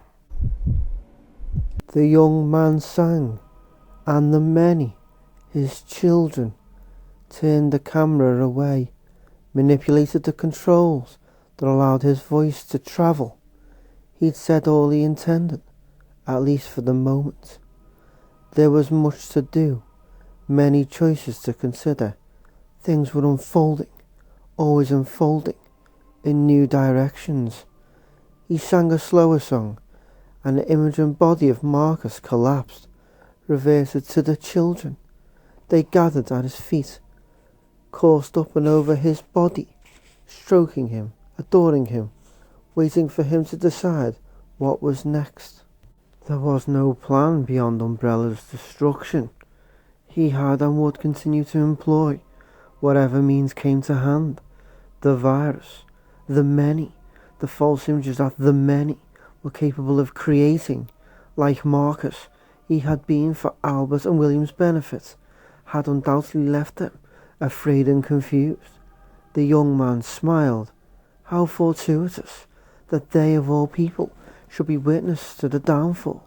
With luck, he would have the opportunity to see them expire, to stand by as they had once stood by, pitilessly watching their mentor in his last struggling moments. Though their deaths were meaningless in the grander picture, what mattered was that Umbrella would soon be no more. He considered the man and woman from the train, how he might use them now that they'd entered the complex. His first inclination had been to kill them, to keep them from interfering, but that seemed a waste. After all, wasn't Umbrella now their enemy too? They would fight for their lives, fight to be free. If they succeeded, they would draw immediate attention to the disaster. What had always been seen as the cross atop Umbrella's grave, destroying their laboratories, killing their employees. They could always build new labs, hire new people. Once the spotlight of the international press turned toward Umbrella, however, their ruin would be complete, and the world would finally know his name. The facility had been locked down, of course. It had been designed with almost as many door puzzles and concealed passages as Trevor's mansion. Built a decade earlier, Oswald Spencer, one of Umbrella's co-founders, had been obsessed with spy movies and books, and as paranoid as any megalomaniac, which made for an extremely secure lockdown. There were hidden keys, doors that wouldn't open without missing pieces, even a room or two designed to trap unwary intruders. It wouldn't be easy for anyone to escape. But there were other false men seeded throughout the complex, men created by the many, each prepared to infect any and all who came near. They had helped spread the virus in the first place. He could use them now to open the training facility, to collect keys and unlock doors, to ensure that the man and woman would at least have a chance to survive. It was a slight chance. The false men weren't the only virus carriers roaming the halls, but they had already proven themselves to be more resilient than most. The young man laughed, thinking of Albert and William, wondering what they were thinking. James Marcus's brightest students, working damage control for Umbrella, after all these years. It was an irony beyond measure. The children cooed, covered him, delighted in his laughter, and sang their own sweet song, a song of chaos and interdependence as their cool, slick bodies, filled with the blood of his enemies, merged and enveloped him. Breeds power. Power is life. The powerful voice faded, the grey hall falling silent once more. It had to be a recording or something. It didn't sound live, but someone had turned it on, and she thought she had an idea of who. She turned her attention back to the portrait of Dr. Marcus and felt a shiver run down her spine. "Well, that was creepy," Billy said. "Not as creepy as seeing him on the train," Rebecca nodded at the portrait. "Made out of slime bugs." "Maybe it's another stage of the disease or something," Billy said. Rebecca nodded, though she doubted it. The zombie-like people they'd seen on the train and the man in the dining car, who would appear to be one James Marcus, didn't have the same symptoms. Or maybe the leeches infect some people and, I don't know, take people over, she said. Yeah, Billy said. He ran one hand through his hair and smiled at her, a surprisingly pleasant smile. Anyway, you should probably find a phone or something. Call your friends in. His tone was dismissive. Rebecca's hand tightened on her 9mm. What are you going to do? Billy turned and started down the staircase, his step light. Thought I might take a walk, he said back to her. She followed him as he walked to the front door. Not sure what to do, what to say. She seriously doubted that she could shoot him, not after he'd saved her life, but she couldn't just let him leave either. I don't think that's such a good idea, she said. He pulled the door open. Cool, humid night air swept in, though the rain had turned to drizzle. Much I appreciate the concern. I think I've earned a head start, don't you? So let's just... He stopped in mid-stride, in mid-sentence, looking out at the rain-swept landscape in front of them. The facility, it seemed, had been built into the side of a hill. The front of them was paved a walkway big enough to be a road that stretched out 10 metres and then ended abruptly, falling off into nothingness. Together they walked out to the ledge of the path. There were light posts on either side of the front door. Only one of them was working, but it was enough to see that without a rope, neither of them were going anywhere. The path ended in a jagged line of rubble, atop a steep slope that dropped down at least 5 metres, probably more. It was too dark to tell much of anything. You were saying, Rebecca said. So I'll find another door, Billy said, turning back to look at the building. It looked like an estate. It was certainly decorated like some stuffy billionaire's weekend getaway. But they'd both seen the Umbrella Training Facility logo stamped onto the polished marble floor. Rebecca figured it was like an executive retreat or something. It had an air of abandonment, but the place had power, lights, of course. They'd all seen so far was where the train had crashed, the extravagant lobby, and a half-submerged tunnel that connected the two. Not much to go on. I saw at least 2 in there, not counting whatever's at the top of the stairs, he continued. And if all else fails, maybe I can crawl back through the train. Assuming my friends don't show up first, Becca said. She stepped back, picked up a radio and hit the transmit signal. Bill's radio beeped in response, but that was the only response. After a long moment of radio silence, the only sound, that of the rain, dripping off distant trees, Billy smirked. Assuming you find a phone.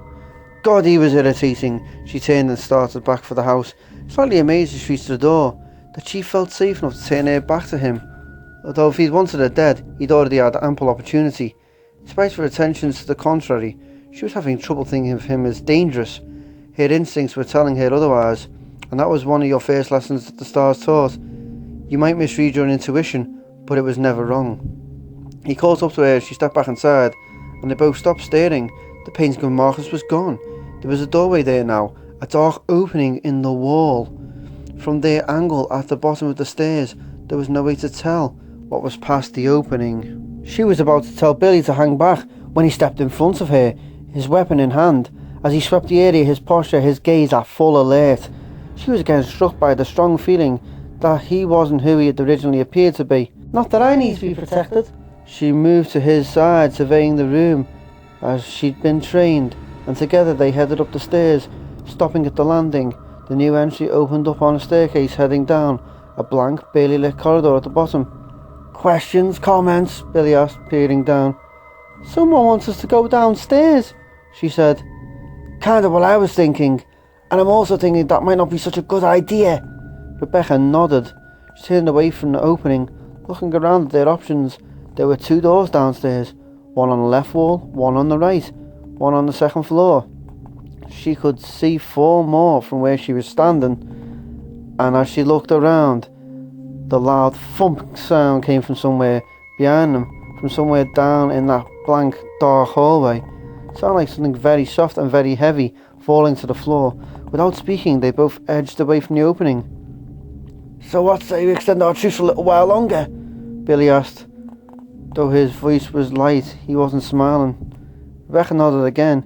Yeah, she said, wondering what they got themselves into, and what it would take for them to get out.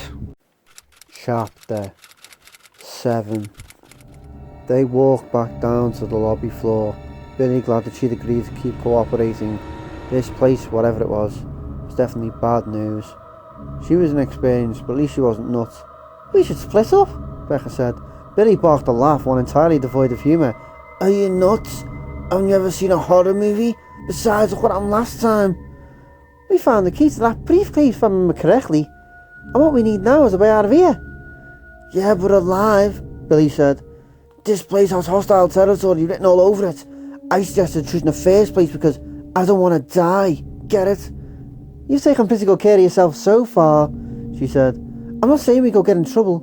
Just open a few doors is all. And we've got radios now." Billy sighed. "Didn't the S.T.A.R.S teach anything about teamwork?" "Actually, this is my first mission," Beth said. "Look, we take a look around. Call if we find anything. And head upstairs, you check down there. If the radio's fits out, we'll meet back here in 20 minutes. "I don't like it. You don't have to, just do it." "Say yes, sir," Billy snapped. She wasn't lacking leadership tendencies, you give her that. Although maybe it wasn't so hard to order a convicted felon around when you work for the law. "How old are you anyway? I'd like to know who I'm taking orders from. Someone more mature than your average Girl Scout?" Becca shot him a scowl and turned and went back upstairs. A few seconds later, he heard the door close. "Well," Billy turned and looked around the lobby. "Eeny, meeny, miny, mo," Billy said, turned to the left wall. He didn't want to go it alone. He'd rather have backup.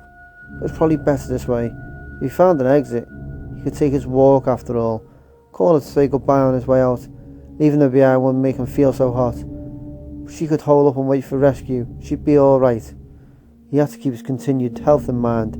If any other stars showed up, or the RCPD, or the MPs, he'd be back on his way to Ragathon in a heartbeat. He pushed the thought away as he stepped up to the door.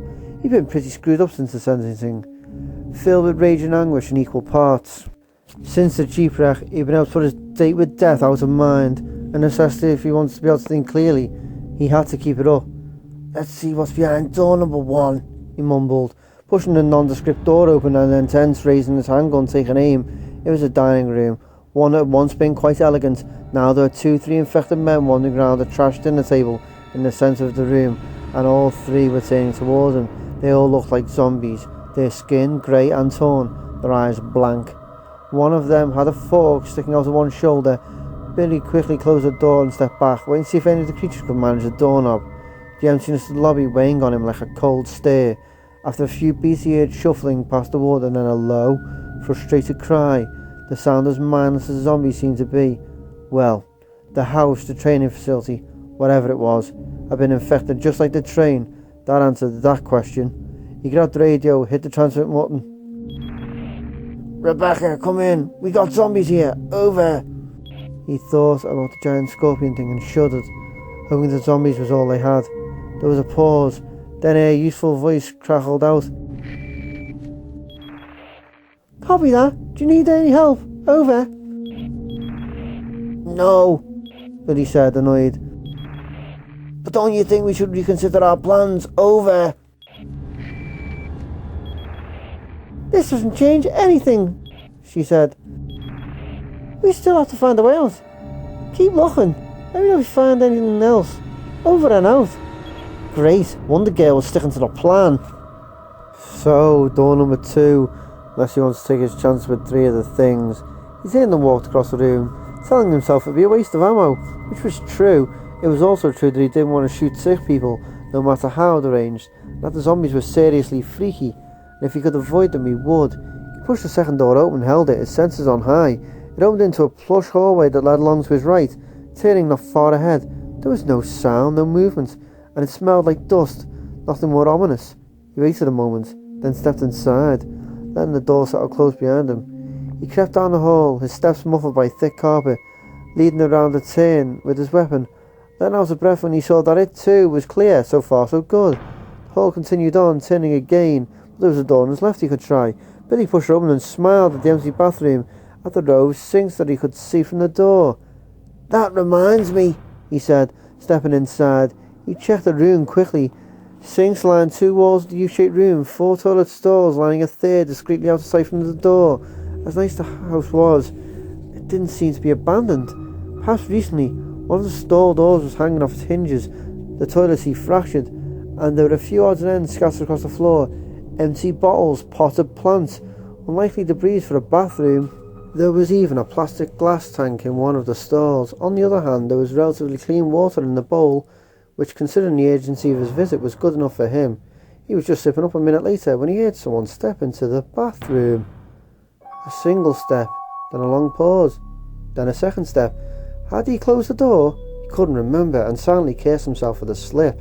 He pulled his weapon and pivoted on the balls of his feet, moving silently, easing the stall door open. He couldn't see the door from where he was, but he could see part of the room reflected in a long mirror above the sinks.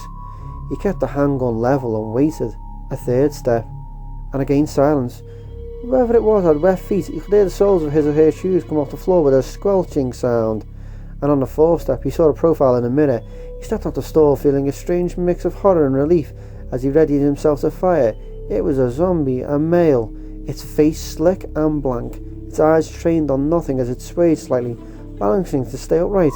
They were awful, but at least they were relatively slow, and as much as he didn't like their job, killing them was surely a mercy. The zombie took another step, moving into Bill's line of fire. Billy took careful aim, sighting just above the things right here. He didn't want to waste a shot, and the zombie turned suddenly, quicker, faster than it had right to move. It crouched slightly, stared at Billy with one blood-burst eye, the other looking at the wall, and reached for him, still 2 meters away, but its arm was stretching thin out as it snapped forward towards him like a rubber hand, the fabric of the wet, colourless shirt stretching with it. Billy ducked, and the thing's hand stretched over his head and slapped against the stall door with a wet smack, then retreated, pulled back into the inhuman body that somehow looked like a zombie. On the scene, like Marcus. It was close enough now that he could see the movements of the creature's clothes, the strange rippling effect of its arms as it snapped back into place. Leeches! The goddamn thing was made out of leeches, and as it took a step closer, Billy stumbled backwards into the stall, firing into its wet and meaty face. It hesitated, black ooze sliding from the wound that appeared just below its left eye, and then the wound disappeared, the forked skin gliding over it, the leeches resituating themselves, healing themselves. It took another step forward. Billy kicked the stall door closed, slamming it and holding it with one boot, running through ideas and discarding them just as fast. Call for Rebecca, no time, keep shooting, not enough bullets, run, it's blocking the way.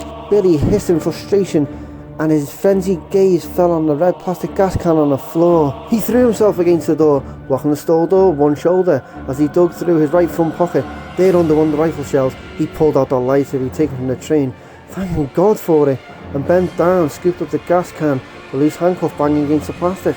It wasn't quite half full. Jesus, I hope that's gas. The stall door was struck again, though by a battering ram.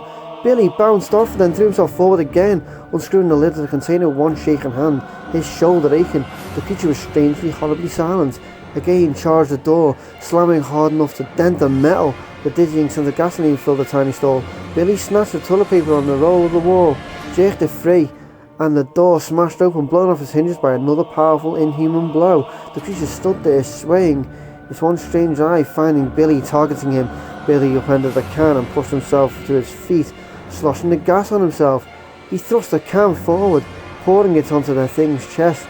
The reaction was immediate and repulsive. The thing began to writhe, to tremble, and a high-pitched squeal erupted into the room. Not from one voice, but 1,000 tiny creatures screeching as one. Thick, dark fluid began to run into every seeming pore of its face and body. Billy gave it a solid kick and it staggered backwards, still cohesive, still squealing, sound piercing in the small room. He didn't know if the gas alone was enough, and he wasn't going to wait and see. He flipped the lighter open, spun the wheel, holding the rolled toilet paper over the flame. That spluttered to life. A second later, it was a flame. Billy jumped out of the stall and dodged around a shrieking monster. As soon as he was past, he pivoted and threw the flaming roll of paper. It hit the leechman just below his breastbone, and a squealing cry intensified for one horrible, deafening second as the flames roared over him, enveloping him, before he collapsed into 1,000 burning pieces. A black burning puddle took shape on the floor, tiny cries dying out in a matter of seconds. A few straggling leeches crawled away from the fire, but they were disorganised, randomly sliding up the wall, sliding past his feet. Billy backed away from them, from the bubbling, dying fire, shoving the lighter back into his pocket as he neared the door. Back in the hall, he took a deep breath, blew it out, and reached for the radio. He no longer cared what Rebecca's plans were. They were going to regroup ASAP and get the hell out of this place, even if they had to dig through the walls with their bare goddamn hands. December 4th. When we first started, I had my doubts, But tonight we celebrate. We finally did it after all this time. We're calling the new construct virus Progenitor. Ashford's idea, but I like it. We'll begin testing immediately. March 23rd. Spencer says he's going to start a new company, specializing in pharmaceutical research. Maybe branch into drug manufacture. As always, he's the businessman of our group. His interest in Progenitor is primarily financial, it seems, but I'm not going to complain. He wants to see us succeed, which means he'll keep us well funded. As long as he's writing checks, he can do what he likes. August 19th. Progenitor is a marvel, but its applications are still so unsure. Just when we think we have the amplification rate documented, when we have half a dozen tests all showing the same results, everything falls apart. Ashford is still banking on working the cytokine numbers, coming at it backwards. But he's dreaming. We need to keep looking. Spencer keeps asking me to be the director of his new training facility. Maybe it's because of the business, but he's becoming intolerably pushy. In any case, I'm considering it. I need a place to properly explore new possibilities for this virus. A place where I will not be interfered with.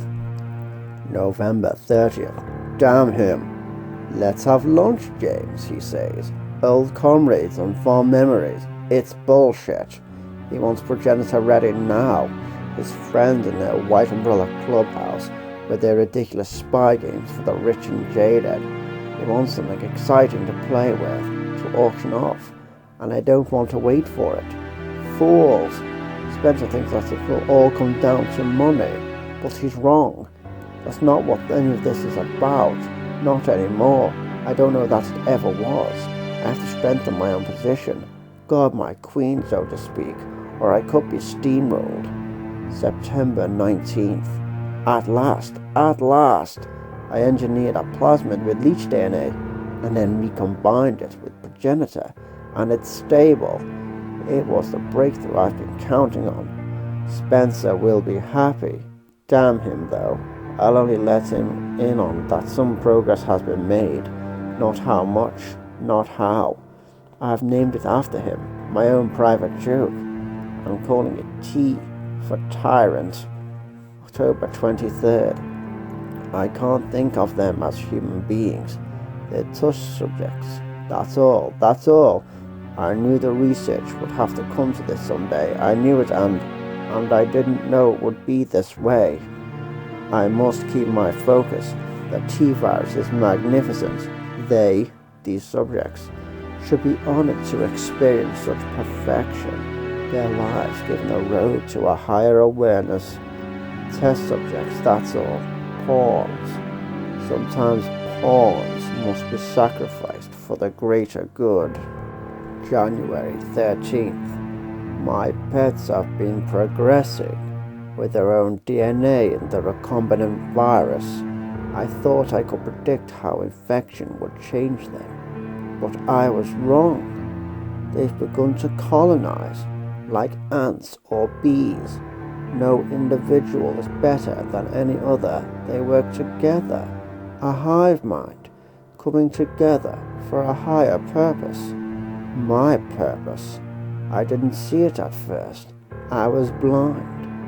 But this is vastly more rewarding than work on humans. I must continue those tests, however. I can't let on that I've discovered the true meaning, the value of tea, and what it represents. Spencer would try to take it. I know he would. My king is in the open. February 11th. They've been watching me. I go into the lab. I see things have been moved. They try and hide it, make everything look as it did. But I see. It's Spencer. Damn his soul. He knows about my leeches, my beautiful hive, and this persecution won't end until one of us is dead. I can't trust anyone. Albert and William, perhaps my castles. They believe in my work, but I may have to eliminate some of the others. The game draws to a close. He'll try for my queen, but the win will be mine. Checkmate, Oswell. It was the last entry. Rebecca closed the journal and set it aside, next to the chess set that was centered on the desk. When she found the hidden cachet, she thought the rudimentary maps had been the prize. There were two. One to show what appeared to be 3 floors of the building's basements, including a few unmarked areas that perhaps led outside. The other seemed to be upstairs, a room labelled Observatory, next to a wide open area marked Breeding Pool. But the small leather-bound journal, dusty and crinkled with age, she didn't know how old exactly, but one of the entries about working with leeches had 1988 marked in an upper corner, had been the real discovery. Written by James Marcus, presumably, apparently the creator of the T-virus, the same virus that turned men into zombies, that had infected the train and probably half of Raccoon Forest, if recent murders were any clue. Rebecca gazed blankly at the room's strange decor, the giant chessboard that dominated the floor, her mind working.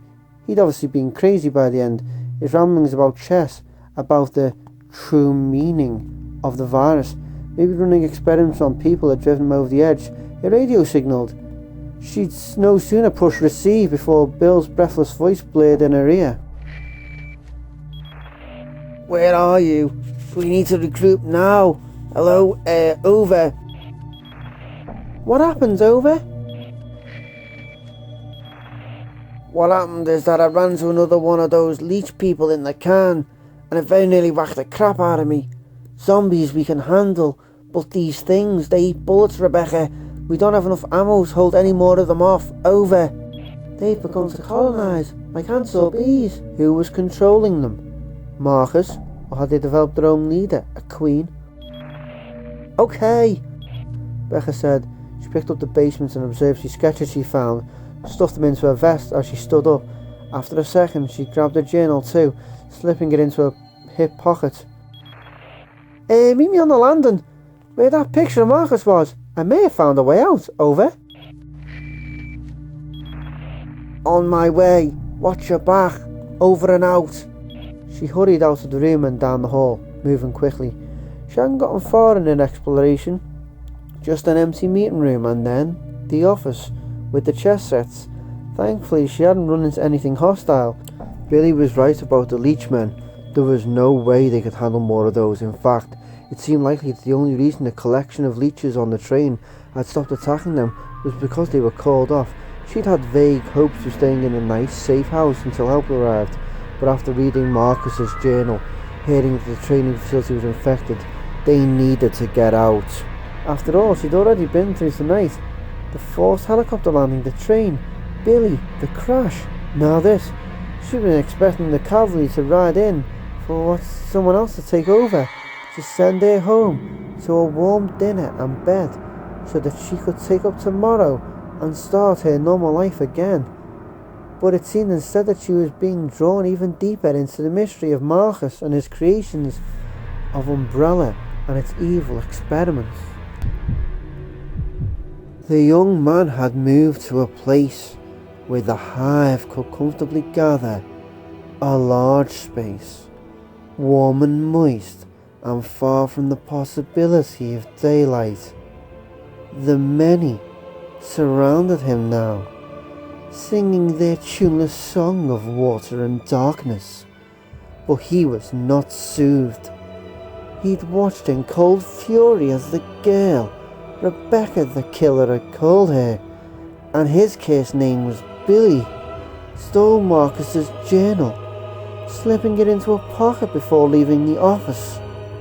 This wasn't why he'd had the desk open for her, not at all. The map of the observatory. She was supposed to take only the map.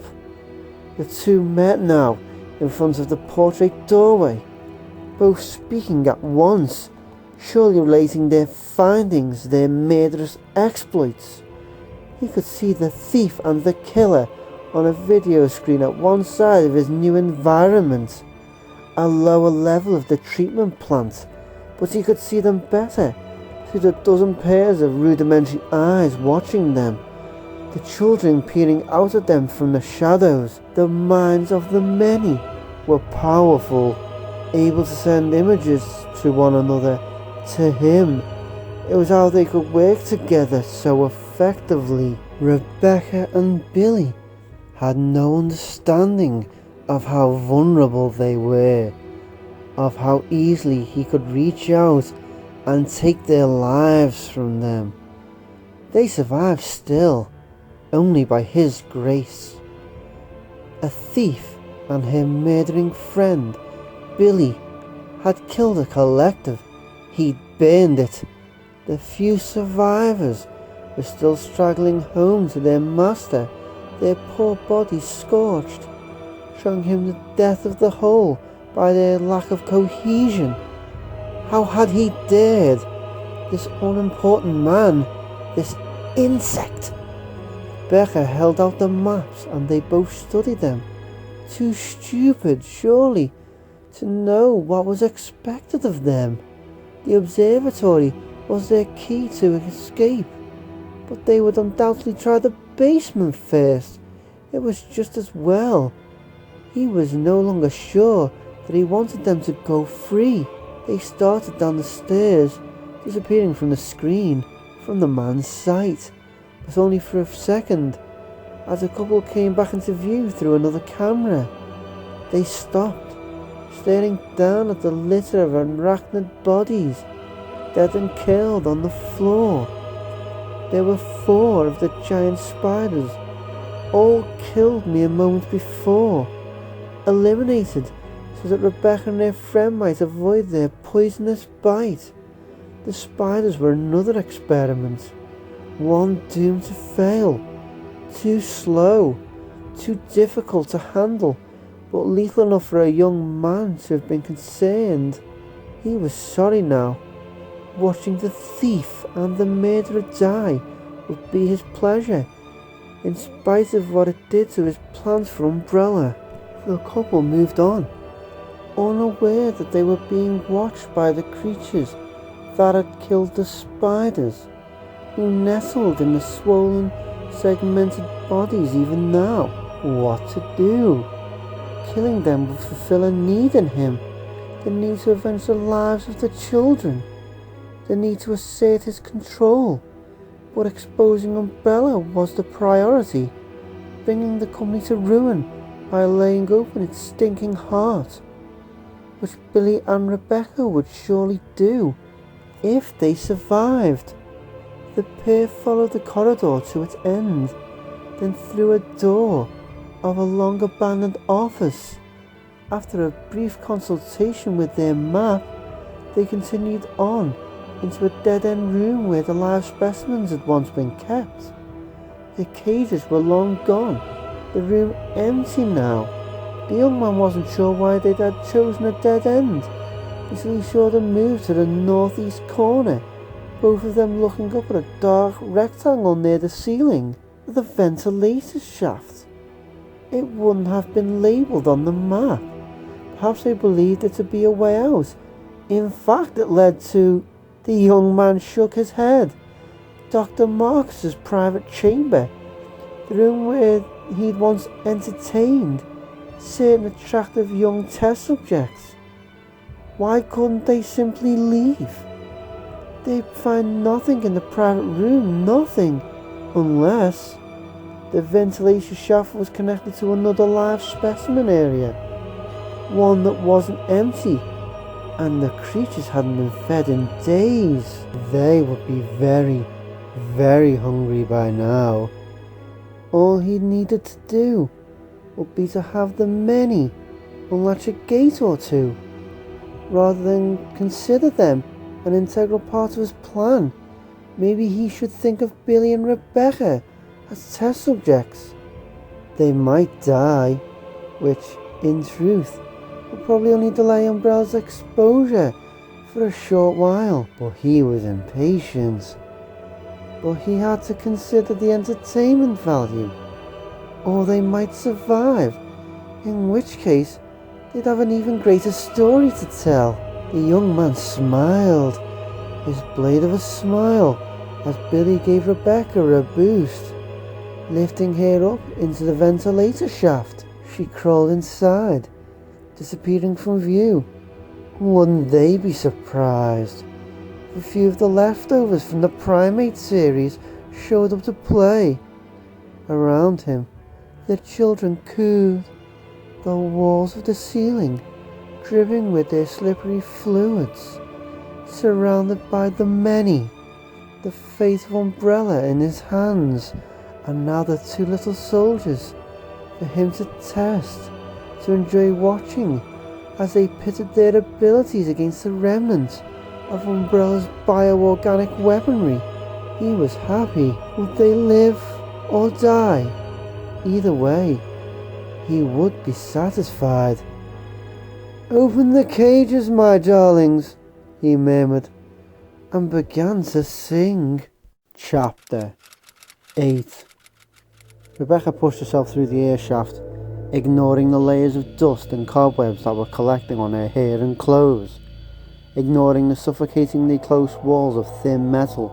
The map only showed the connecting shaft running between two rooms on the basement's first floor, but there were spaces on the second, sub-basement floor that seemed to be part of the system too. It seemed likely that one of the shafts vented outside. Billy hadn't been overly enthusiastic. Likely wasn't the same as probably, he'd said, but they both agreed that it was worth a shot. At least it's not very long, she thought, heading towards a square of light not far ahead.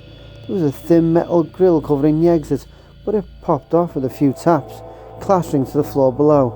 She took a quick look at the big stone room, dank and empty in the flicker of the dying light fixture, then pushed herself out, grabbing the edge of the vent and somersaulting to a crouch. She stood up, brushing herself off, taking in the new room. Oh jeez! It was like some medieval dungeon. Large, gloomy, a cavern made of stone. The rock walls were fixed with chains, the chains fixed with manacles. There were a number of devices sitting around that she didn't recognise, but that could only have been made to inflict pain. There were boards with rusty nails in them, knotted ropes in bunches. Next to a scum-thick broken wall fountain was a large standing case that looked like an Iron Maiden. She had no doubt that the dark faded stains in the crevices of the rough-hewn wall were blood. Everything okay? Over. She picked up a radio. I don't think okay is the right word, she said. But I'm alright. Over. Is there another air shaft? Over. She turned, searching the walls for a vent, and saw one, 20 feet overhead. Yeah, but it's in the ceiling, she said, and sighed. Even if they had a ladder to reach the vent, they couldn't climb straight up. She spotted the room's one door in the southwest corner. Where does the door from here lead? Over. A pause. Looks like it opens into a small room that leads back into the corridor we came through, he said. Should I meet you back in the corridor? Over. Rebecca started for the door. That makes the most sense. Maybe we can try. Before she could complete the sentence, a terrible sound filled the room, like nothing she'd ever heard before, but also strangely familiar. It was a high monkey-like shriek. That's it, the primate house at the zoo, that was echoing, howling through the cavernous space, coming from nowhere and everywhere at once. Rebecca looked up, just as a pale, long-limbed creature peered out at her from the ceiling vent. It bared its teeth, thick and sharp, clutching the air in front of its muscular chest with limber fingers, screeching horribly. Before she could take a step, the creature leaped from the vent, jumping off against one rock wall before landing on the floor in a squat. On a tumble of thin boards in the middle of the room, it stared up at her, its lips drawn back over its yellowed teeth. It looked almost like a baboon with short white fur, except that there were great tears in the fur, glistening patches of dense red muscle showing through. It didn't look as though it had been attacked, but rather as though its muscles had grown too large for its skin and were splitting through. Its hands were too big, its nails overly long, and they dragged its tickle across the stone floor as it edged towards her from the pile of boards, grinning maliciously. "Slow?" Rebecca eased her weapon off her hip, as frightened as she'd been all night. Normal baboons were capable of ripping a person apart, and this one looked like it had been infected. The baboon edged closer, and from overhead she heard another, at least two other voices beginning to shriek, the noise getting louder, more of the sick animals approaching. It was close enough now for her to smell the hot and musky scent of urine and feces and wildness of overpowering infection. "Rebecca! What's going on?" She still held the radio in her left hand. She depressed the button, afraid to speak but more afraid that Bill's shouting would incite the creature, make it attack. "Shh," she said, her voice soft, as much to calm the animal as to shut Billy up. She took another step back, clipping the radio to the collar of her shirt, raising the 9mm. The baboon squatted lower, tensing its legs, and sprang just as she fired. Just as two more live and screaming forms hopped and capered into the room from the air shaft, one of them striking her head as it fell past, its ragged nails tearing at her hair. The strike pushed her out of the attacker's way, but also knocked her off balance. Her shot hitting nothing but the wall, all the men on a pile of boards, and then the floor collapsed. There had been no new developments. The strange young man, whoever he was, and Wesker had his suspicions which he kept to himself, had not appeared again, nor had the image of James Marcus. The cameras didn't seem to be working correctly either, making surveillance something of a moot point. Many had simply gone black, leaving them nothing to see, to consider. After several long boring moments of listening to Bacon talk about his new virus, Wesker pushed back from the video console and stood up, stretching. It was funny, a few years ago he might have been interested in his old friend's work. Now, with his own departure from Umbrella's folds looming, he found himself unable to even pretend. "Well, it's been quite a day," Wesker said, breaking through William's obsessive monologue when he took a breath. "I'll be off." Bacon stared at him, his pinched, pallid face looming ghostly by the white light of the screens. "What? Where are you going?" "Home. There's nothing more we can do here." "But you said, what about the cleanup?" Wesker shrugged. "Umbrella will send another team, I'm sure." "I thought keeping the spills quiet was the most important thing. Didn't you say it was vital?" "Did I?" "Yes." Bacon was actually angry.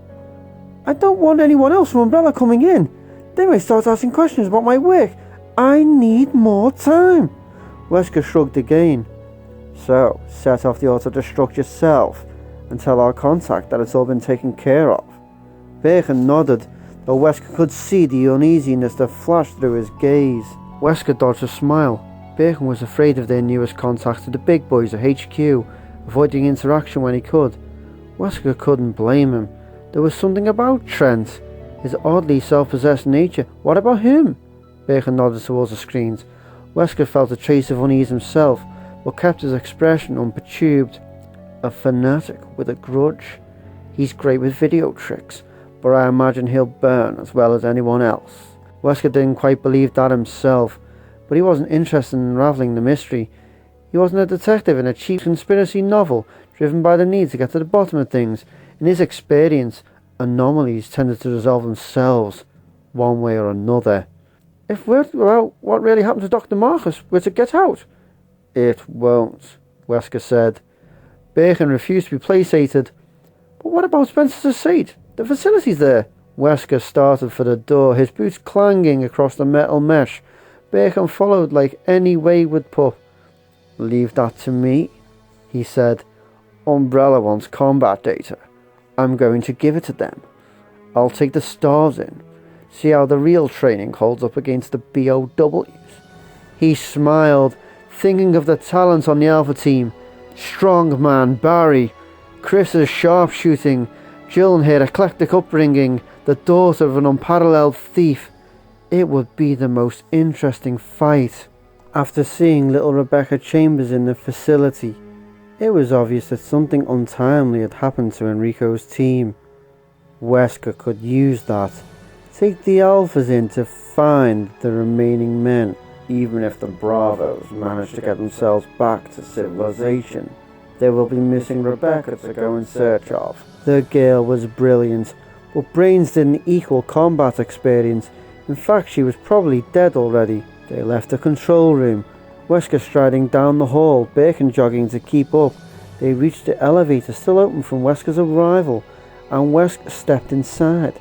Bacon stood facing him, and in the brighter light of the corridor, Wesker could see the taint of insanity in the scientist's face. His eyes were rimmed in darkness, and he developed a facial tic at one corner of his mouth. Wesker wondered vaguely if Annette had noticed her husband's descent into the deeper wells of paranoia, then decided she probably hadn't. The woman was blind to everything but the greatness of her husband's work. Unfortunate for their daughter to have such parents. "I'll set the destruct sequence," Bacon said. "Time for morning," Wesker said, flashing a grin.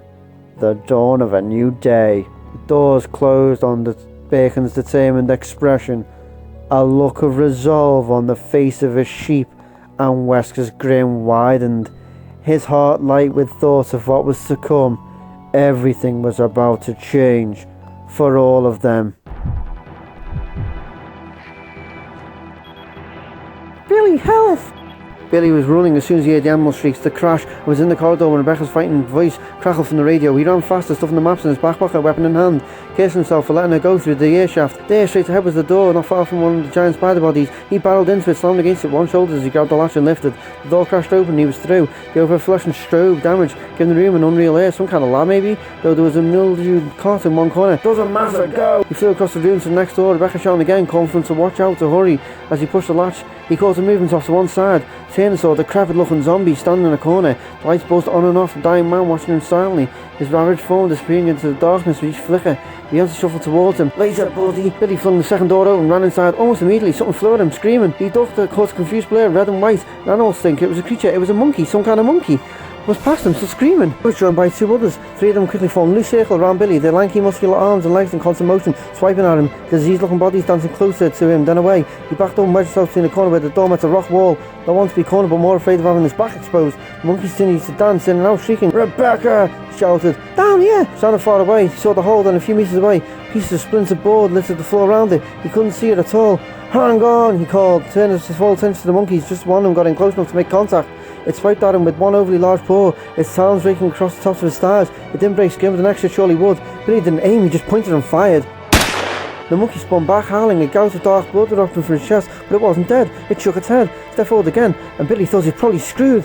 It was too powerful, too many, too organised. He couldn't get away from one without exposing himself to attack, except both the others leaped on the wounded third, tearing with greedy hands. The injured monkey screamed, struggling, but its blood had inspired a feeding frenzy. The two ripping at it apart in seconds, stuffing great wet chunks of it into their mouths. Billy had time to aim, and took it. 1, 2, 3 shots, and the monkey was down, dead or dying. He ran to the hole, dropped to his knees, and scurried to the ragged edge, his heart pounding, then shrinking. He saw how far down she was. She was hanging onto a piece of metal piping with both hands. Full floor beneath where he was standing. Beyond that, darkness gaped. It was impossible to know how far she might fall. "Billy!" she gasped, looking up at him with frightened eyes. "Don't let go!" he said. He snatched from the maps in his pocket, scanning for a position for the fast way to get to her. There was no quick access to the basement second floor, not for the first. He'd have to go back into the lobby, probably through that dining room door. He'd seen the zombies. The stairs to sub-basement were on the east side of the house. "I don't know how long I can hold on," he breathed. Her whisper was magnified through a radio, through his. She'd activated an open channel at some point. "Don't you dare let go," he said. "That's a goddamn order, little girl. You got it?" She didn't reply, but he saw her jaw tighten. Good, maybe pissing her off to keep it strong. He was already on his feet again. "I'm coming," he said, turned and ran back to the door, strode right lab. The zombie there had moved, standing between him and the room's exit to the back of the corridor. Billy didn't bother with the weapon, too afraid for Rebecca to take the time. He put one arm out like a quarterback in a big game and hurtled towards the creature, shoving it as hard as he could. Still running, the zombie reeled back, fell to the floor. Billy was out and gone before its frustrated hungry cry could reach him. Down the hall, past the impossible spiders, up the stairs. He ejected the clip with a 9mm, pocketed it, fumbled the spare out and jammed it home before he turned to the lobby. Hang on! He didn't hesitate, the dining room door, slamming it open, rushing inside. He spotted two of the zombies safely out of his way. Walked by the dining room table. The third standing near the door he thought would lead into Rebecca, his soldier with a fork in his shoulder. Billy stopped just long enough to take aim, fire 2 rounds into its oozing head. The first went wide, the second one blew a substantial piece of bone off the back of its skull. Panting into the wall behind him with rotten grey matter, he hung there for a moment. The body and Billy was already past it by the time it hit the floor, to his door which opened into a short hall. Left or right? Without a map of the first floor he couldn't know, but the placement of the stairs on the basement map suggested left. With no time to reason he hurried on, leading with his weapon down a few steps around the giant hissing boiler. Steam clouded the maintenance room, but he found his way. Found no sets of stairs, metal and rusted. At the bottom was a door. He pushed through, remembering on the map that he would enter a large room with some kind of fountain in the middle. Something big and round anyway. There were 2 smaller rooms to the west, branched off from another short hall, and one of them should be where Rebecca was. The one all the way at the end, maybe? The big room was cold and damp, and the walls and floor made of stone. He ran through, glanced at a large monument to his left, what he thought was a fountain on the map. Some kind of statuary. Blind eyes stared at him, faces of the carved animals, watching him sprint by, and there was a shriek from the hole just ahead, blind corner, and he knew from the sound only a minute before. There was another monkey there. Shit, he'd have to take it out. He couldn't just turn his back on it. Billy, please! The voice over the radio was desperate, and Billy put on speed. He knew on the part from to command him to stop. Wait for the animal to show itself that he could dispatch it from a distance. He dashed ahead around the corner, and there was the monkey, terrible, shuddered looking howling, and Billy, who'd run the track in high school, leaped and hurtled over it and came only 2 steps from the door. The monkey shrieking in anger behind him. If the door was locked he was in trouble, but it wasn't. He bolted through, slammed it behind him, dropping and skidding on his knees in the great hole in the floor. She was there, still there, hanging on with only one hand now, and he could see that she was slipping. He dropped his arm gun and shot out his arm, grasping her wrist as her whitened fingertips let go. I got you, he panted. I got you. Rebecca started to cry as he rocked back on his heels, lifting her out of the hole, feeling a satisfaction he'd almost forgotten had existed after all those months in jail, the sure easy knowledge that he'd done the right thing and done it well. Billy pulled her out of the hole, using his body as leverage, pulling her practically on top of him in a rough embrace. Instead of pushing away, she let him hold her for a moment, clinging to him, unable to stop the tears of gratitude, of relief. He seemed to understand what she needed and held her tightly. She'd been so sure she was going to fall, to die, lost and forgotten in some stinking basement, her corpse picked over by diseased animals. After a moment she rolled off him, wiping her face with one shaking hand. They both sat on the floor, Billy looking round at the bleak rock walls of another nondescript basement chamber, Rebecca looking at Billy. When her sound stretched too long, she reached out and put a hand on his arm. Thank you, she said. You saved my life again. He glanced at her, looked away. Yeah, well, we have that truce thing, you know. Yeah, I know, she said. And I also know you're not a killer, Billy. Why were you on your way to Ragathon? Were you really involved in those murders? He met her gaze evenly. You could say that, he said. I was there anyway. I was there? That wasn't the same thing as actually killing anyone. I don't think you killed your escort earlier tonight. I think it was one of these creatures, and you just ran, she said. And I know I haven't known you for very long, but I don't believe that you murdered 23 people either. It doesn't matter, Billy said, staring at his boots. People believe what they want to believe. It matters to me, Rebecca said, her voice gentle. I'm not going to judge. I just want to know what happened. He was still staring at his boots, but his gaze had gone distant, as if seeing another time, another place. Last year, my unit was sent to Africa to intervene in a civil war, he said. Top secret. No US involvement, you understand? We were supposed to raid a guerrilla hideout. It was summer, the hottest part of summer, and we were dropped well outside the strike zone, in the middle of a dense jungle. We had to hike in a ways. He trailed off for a moment, reaching for his dog tags, holding them tightly. When he spoke again, his voice was even softer.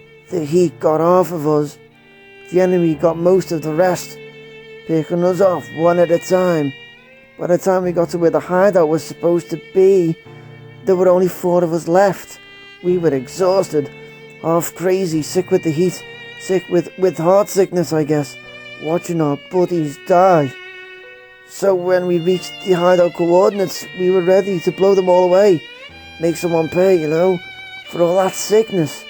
Only there was no hideout. The tip-off wasn't valid. It turned out to be some dumpy little village, just a bunch of farmers, families, old men, women and children. Rebecca nodded, encouraging him to go on, but her stomach was starting to knot. There was an inevitability to the story. She could see where it was headed, and it wasn't pretty. Our team leader told us to round them up, and we did, Billy said. And then he told us... His voice broke. He reached out and picked up his dropped weapon, stuffing it into his belt almost as angrily as he stood up, turning away. Rebecca stood up too. Did you? She asked. Did you kill them? Billy turned back to her, his lips curled. What if I tell you I did? Would you judge me then? Did you? She asked again, studying his face, his eyes, determined to at least try to understand, and it was as though he could see it in her, could see that she was working to be open to the truth. He stared at her a moment, then shook his head. I tried to stop it, he said. I tried, but they knocked me down. I was barely conscious, but I saw it. I saw it all, and I couldn't do anything. He looked away before continuing. When it was over, we were picked up. It was their word against mine. There was a trial, sentencing.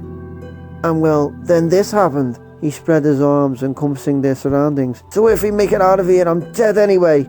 It's that alright, run, and keep running. It all had the ring of truth. If he was lying, he deserved an Oscar. And she didn't think he was. She tried to think of something to say. Something reassuring, that would make things better somehow, but nothing came. He was right about his options. Hey, he said, looking past her shoulder. Check it out! She turned as he stepped by, saw a stack of scrap metal pieces leaning against the far wall, and half hidden among them, what looked like a shotgun. Is that what I think it is? She asked. Billy picked up the weapon, grinning as he pumped it, checking the action. Yes, ma'am, it certainly is. Is it loaded? No, but I have a couple of shells left in the train. It's a 12 gauge. He smiled again. Things are looking up. We may not make it, but there's a monkey out in the hall that's just begging for a taste of this, baby. Actually, I think it's a baboon, she said, surprised to find herself smiling back. Then they were both chuckling, struck by the absolute pointlessness of her correction. They were trapped in an isolated mansion, haunted by God knows how many kinds of monster, but at least they knew the creature in the hall was probably a baboon. Their chuckles turned into laughter. She watched him laugh, all pretense of arrogance, of a tough guy, machismo set aside, and felt that she was truly seeing him for the first time, the real Billy Cohen. She realised in that moment that she had thoroughly failed her first assignment. He was no more her prisoner than she was his, assuming they survived. If he ran, she wouldn't be able to bring herself to stop him. So much for a career in law enforcement. The thought made her laugh even harder. Chapter 9. The baboon ran for them as soon as they stepped back into the hall, and it died spectacularly. Double-barrel shotgun blasting it to shreds with a deafening roar. Billy broke and reloaded with one remaining shell. He thought he'd had more, but it seemed he'd lost them somewhere along the way. In any case, nothing else came at them, and they headed back out towards the main room, Billy feeling much lighter than he had in a long time. Besides a much-needed laugh, a break in the relentless chaos they both endured. It was the first time he told the story to someone, or anyone, who was actually listening, who was willing to consider that he might be telling the truth. They stepped into the giant circle of stone statuary in the middle of the large chamber. Looking it over, there were 6 carved animals spaced evenly around the circle, facing forward. Each had a small plaque in front of it, a small oil lamp positioned next to each plaque. The animals were expertly carved. The whole thing was a monstrosity, a real eyesore. The animal in front of him was an eagle in flight, a snake clutched in its talons. He read aloud from its plaque, I dance freely through the air, capturing our legless prey. He frowned, moved to the next animal over, a deer, reading from its plaque. I stand tall on the earth, with horns proudly displayed. Rebecca had walked around the unfortunate art piece, stopped at a steel gate set into the wall behind it. The gate blocked a short hall, 2 doors set into its walls. There's a sign here, it says... She turned, studying the animals. Basically, go from the weakest to the strongest using the lamps. Some kind of puzzle. She grabbed one of the metal bars of the gate, shook it. Must be how we open the gate. So, you'd have to light all the lamps in order, starting with the weakest animal, Billy said. Dumb. Why would someone go through all that trouble? pulled the map out of his back pocket and studied it. It just looks like a couple of rooms back there. I don't see an exit. Rebecca shrugged. Yeah, but maybe there's something in there we can use. Can it hurt? I don't know, he said truthfully. Maybe. She smiled, turning to the stone animal nearest her, a tiger, reading from the plaque beneath it. I am the king of all I survey. No creature can escape my grasp. Billy moved to his left, to a carving of a snake coiled around a tree limb. This one says, I creep up on my victims in legless silence and conquer even the mightiest of kings with my poison. Rebecca read the last two aloud. The words beneath the wolf carving were, my sharp wit allows me to bring down even the greatest horned beast. The sixth animal was a horse, reared back on its hind legs. The legend beneath it was, no amount of cunning can match the speed of my subtle limbs. Horned beast. But he walked back to the deer, reading the part about horns proudly displayed. So the wolf's stronger than the deer, he said. And if cunning can't outrace a horse, the horse is stronger than the wolf, she said. What's stronger than the snake? Gotta be the eagle. It's carrying a snake, Billy said. They circled around the statue, calling out observations, working the puzzle. They finally agreed on a sequence, and Billy walked to each animal, lighting the appropriate oil lamp, in the appropriate order, from weakest to strongest. At least according to the statue, the order was deer, wolf, horse, tiger, snake, and eagle. As he lit the eagle's lamp, there was a heavy mechanical sound from somewhere inside the statuary, and the steel gate behind them rose smoothly, sliding into a niche at the top of the archway. Together they moved down the hall. The first room on the right appeared to be holding nothing of value at first glance. There were a bunch of empty packing crates, a few cluttered shelves. Billy was ready to move on when Rebecca stepped inside, heading for the crates. One of them was turned away from the door so you couldn't see what was in it. And then she stepped around it and let out an excited laugh. Crouching next to the crate, pushing it round so he could see, Billy hurried to his side, feeling like a kid at Christmas. Guess the damn puzzle was worth the effort after all. 2.5 boxes of 9mm rounds, a half box of 22s, which wouldn't do them much good, nor would the pair of speed loaders.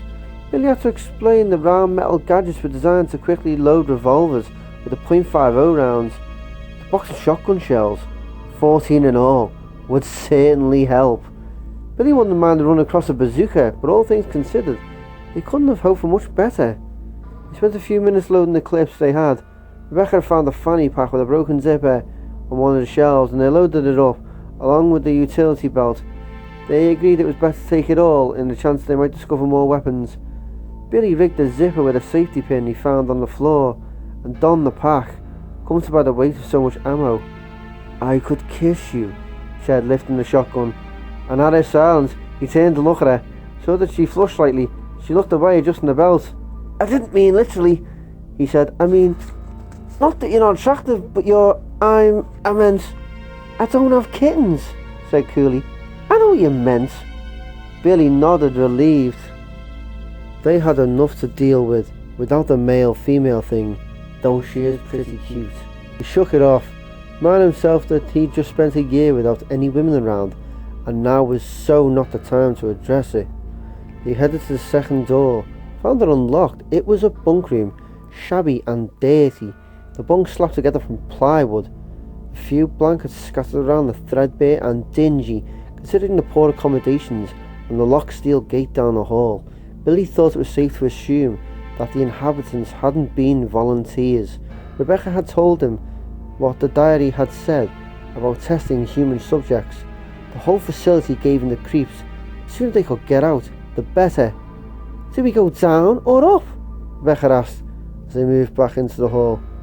There's an observatory upstairs, right? Billy asked Rebecca. Rebecca nodded. So let's go observe. Maybe we can signal for help or something. He realised he just suggested they try and get rescued, but he didn't take it back, even understanding what it most likely meant for him. He knew that he'd rather die fighting for his life than be executed, but there was Rebecca to consider. She was a good person, honest and sincere, and he'd do what he could to get her out of this alive. They moved out, Billy wondering where his criminal nature had gotten off to, quickly deciding he's better off without her. For the first time since that terrible day in the jungle village, he felt like himself again. He watched them stock up on ammunition, both impressed and disappointed by their fortitude. After another consultation with their maps, they started upstairs, presumably for the observatory. Although the children could hear their voices, they could not make out the words. He'd had the children search out the tablets that they would be needing, had the tablets taken to the doors that led to the observatory. Unless Billy and Rebecca were entirely moronic, which they'd already proven they were not, they would figure out how to trigger the structure's rotation, leading them closer to their escape, from where they would move on to the laboratory, hidden behind a chapel. He wondered what they would find there, in Marcus's laboratories. More to steal, perhaps. He wanted them to uncover what they could about Umbrella's true nature, but was not pleased to see them picking through the sad memories of Marcus's brilliant career. He still thought of the laboratories as Marcus's, though Marcus had been gone for a decade. The entire complex had been shut down after the manager's disappearance, but recently Umbrella had reopened it all. The labs, the treatment plants, the training centre, none of them had been fully functional when the virus had hit. They were being run by skeleton crews of maintenance men, watched over by a handful of middle management hopefuls. Nonetheless, the company had lost a number of loyal employees. Billy and Rebecca moved through the east rooms on the first floor and back out into the lobby, then headed to the second floor.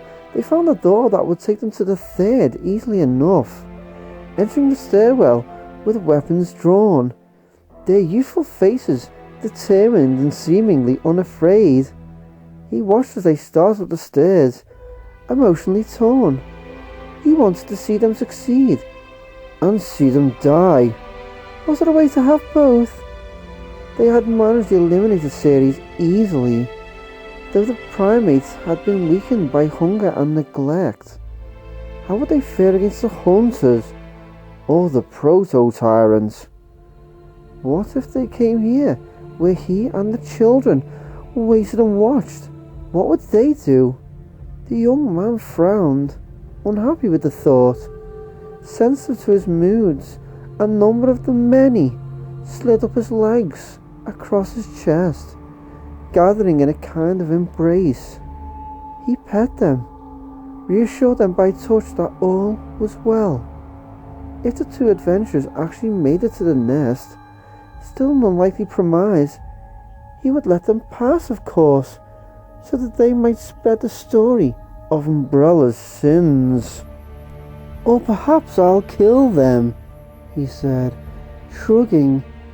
He would decide when, if it occurred. To say that he was indifferent to their fate was untrue. As he waited for the death of Umbrella to unfold, watching Billy and Rebecca had become a pleasure, and he was most interested to see what would happen to them. But he would see them dead before he'd let them hurt the children again. They had reached the top of the stairs, were cautiously peering around the railing, searching for movement. The young man suddenly remembered the Centaurian, hiding in the walls of the breeding pool, and wondered if it would come out to see who had invaded its territory. Billy and Rebecca had best hope not. If the Eliminators were but pawns in this game, the Centaurian was one of his knights. The young man eagerly leaned in to watch. The trip up to the third floor had been uneventful, though they'd have to hurry through the dining room. The two zombies that roamed around the tables had been too slow to bother shooting, but she didn't feel particularly comfortable taking a leisurely stroll past the dying creatures either, considering that Billy was 3 steps ahead of her, He obviously felt the same. Now, standing at the top of the stairs, Rebecca relaxed a little. The third floor, at least this part of it, was a single giant room. No hidden corners to worry about. The doors to the observatory were to their right. Straight across from them was the breeding pool, a recessed empty pit that stretched most of the room's length. And to the left, a door that, according to the map, led to an outdoor patio. What do you think they were breeding? Billy asked, his voice low, still it echoed slightly in the vast room. Dunno. Leeches maybe, she said.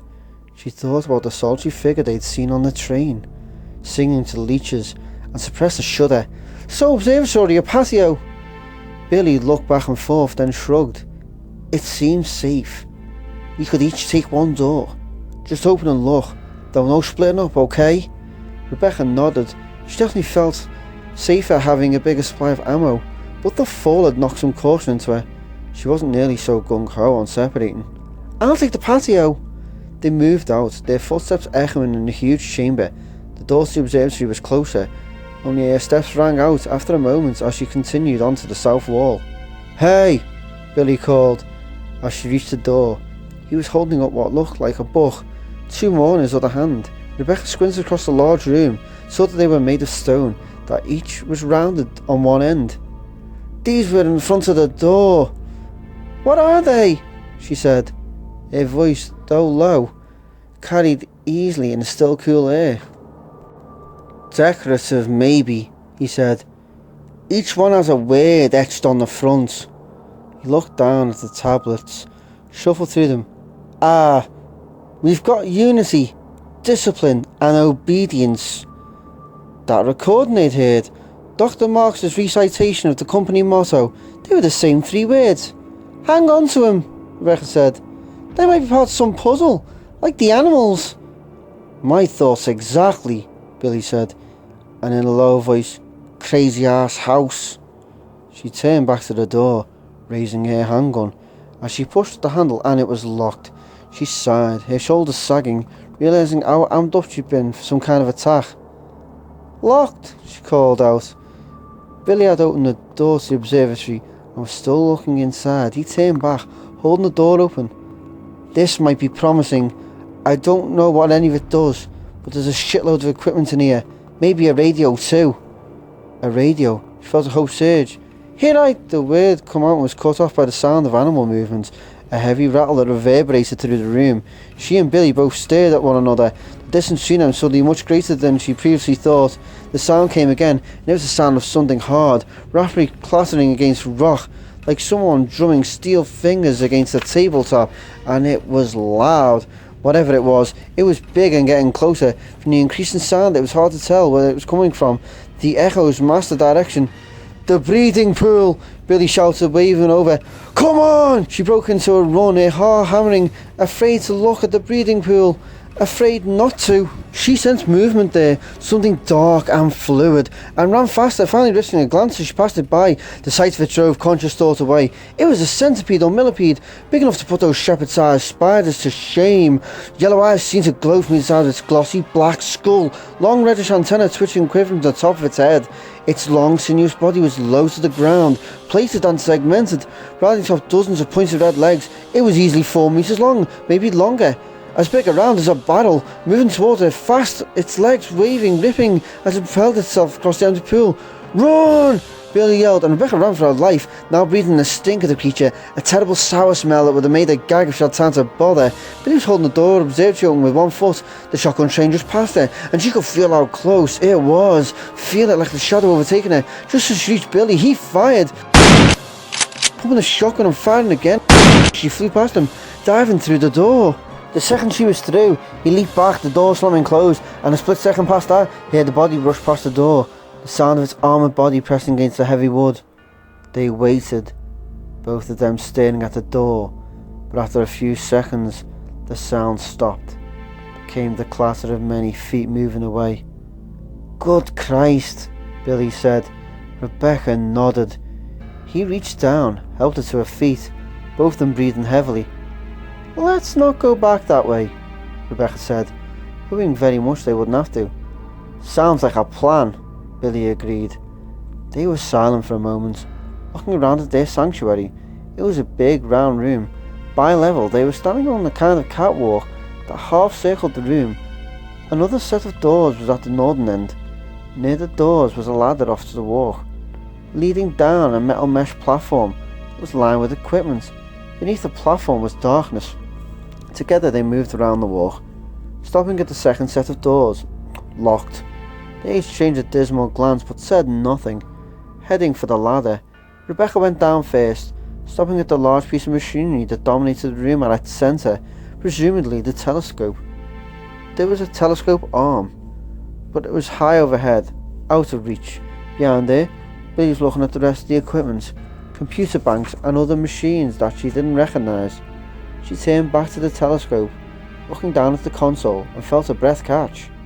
There were 3 empty depressions on it, each shaped like a small tombstone, flat on one end, rounded on the other.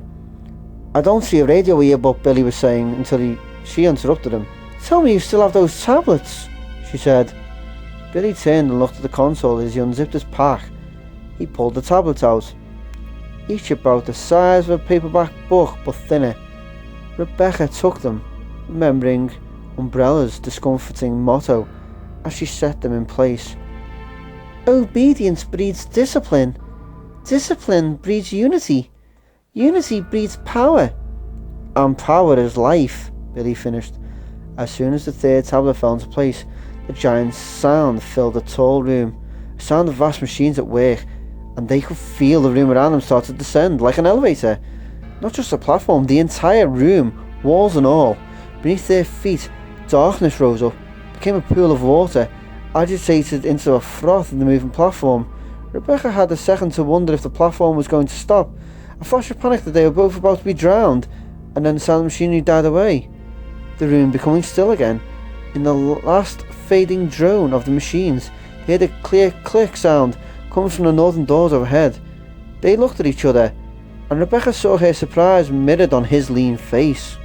"Guess we know where to go next," Billy said, trying a smile, but it wasn't a convincing one. Rebecca didn't even try. They were being led, but what is it, to freedom, or like lambs to the slaughter? Only one way to find out. Without speaking, they turned and walked to the ladder. Chapter 10. They stepped through the northern doors and into the cool night air, and Billy felt a real sense of relief, breathing deeply. He hadn't realised how afraid he'd been that they might never leave the Umbrella facility. Unfortunately, he quickly saw that they hadn't escaped. Not exactly. The doors from the observatory had opened onto a long and narrow walk leading straight to another building, perhaps 50 metres ahead. The walk was bordered on either side by water, some kind of reservoir or lake that abutted to the east side of the facility. They moved away from the observatory, then turned back to look where they'd been, spending a few minutes trying to figure out where they were in relation to the lobby, to the rooms they'd seen. It was a lost cause. Billy had never had much of a sense of direction, and it seems that Rebecca didn't either. They finally gave up, turning their attention to the tall, foreboding-looking building at the other end of the path. They walked towards it, Billy still taking in big lungfuls of sweet, misty air. It was late, probably in the early hours of the morning, but there was no sky to judge by. Only a great grey cloak of rain and clouds overhead. "Where do you think we are?" he asked. "No idea," Rebecca answered. "Somewhere with a phone, I hope." "And a kitchen," Billy added. He was starving.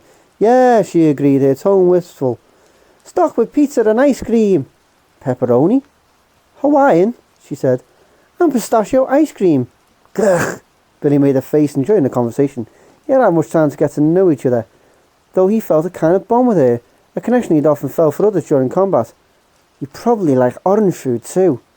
"Orange food?" "Yeah, you know, that unnatural orange colour they put in macaroni and cheese. Artificially flavoured orange drinks, snack cakes, fried cheese curls." Rebecca grinned. "God, me, I love that stuff." Billy rolled his eyes. "Teenagers. You are a teenager, aren't you?" "Just old enough to vote," she said, sounding slightly defensive. Before he could ask how she made it into S.T.A.R.S at her age, she added, "I'm one of those brilliant whiz kid types. College grad and everything. How old are you, Grandpa? 30? Now it was Billy's turn to get slightly defensive. 26. She laughed. "Wow, that's ancient. Let me get you a wheelchair." "Shut up," he said, grinning. "I said let me get you a wheelchair," she mockingly shouted, cracking him up entirely. They were still laughing when they passed a small open guardhouse set into the right side of the walkway and saw the body on the floor inside. Part of a body, thought Billy, his good mood drying up in a hurry as they stopped. Helpless not to look, the legs and one arm were missing, making the face-down corpse look as though he or she, it was too far gone to tell, was drowning in a thick puddle of blood that surrounded it. Neither of them spoke again as they finished their walk to the building. Sobered by the reminder of the tragedy that had occurred here, it was impossible to keep it in mind every second. Dwelling on the horror of the viral outbreak would make it too hard to function, and the occasional release of laughter was important, even necessary, to their continued mental health. On the other hand, if you could look at a body of a dead person and keep laughing, mental health became an issue in an entirely different way.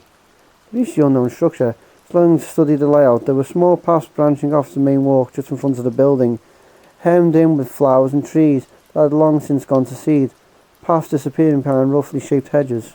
There were a few unbroken outdoor lights, but only enough to make the shadows seem even darker.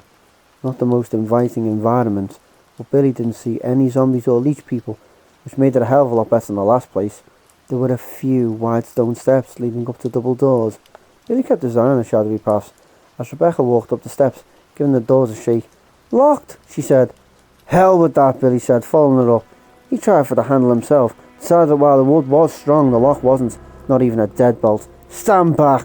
He turned to one side, lowered his sense of gravity, and gave the lock a solid side kick, then another. On the third he heard wood splintering, and it crashed open on a fifth, the sheet metal lock flying apart. They both stepped into the doorway, looking inside. After all they'd been through, he thought he was past surprise, but he was wrong.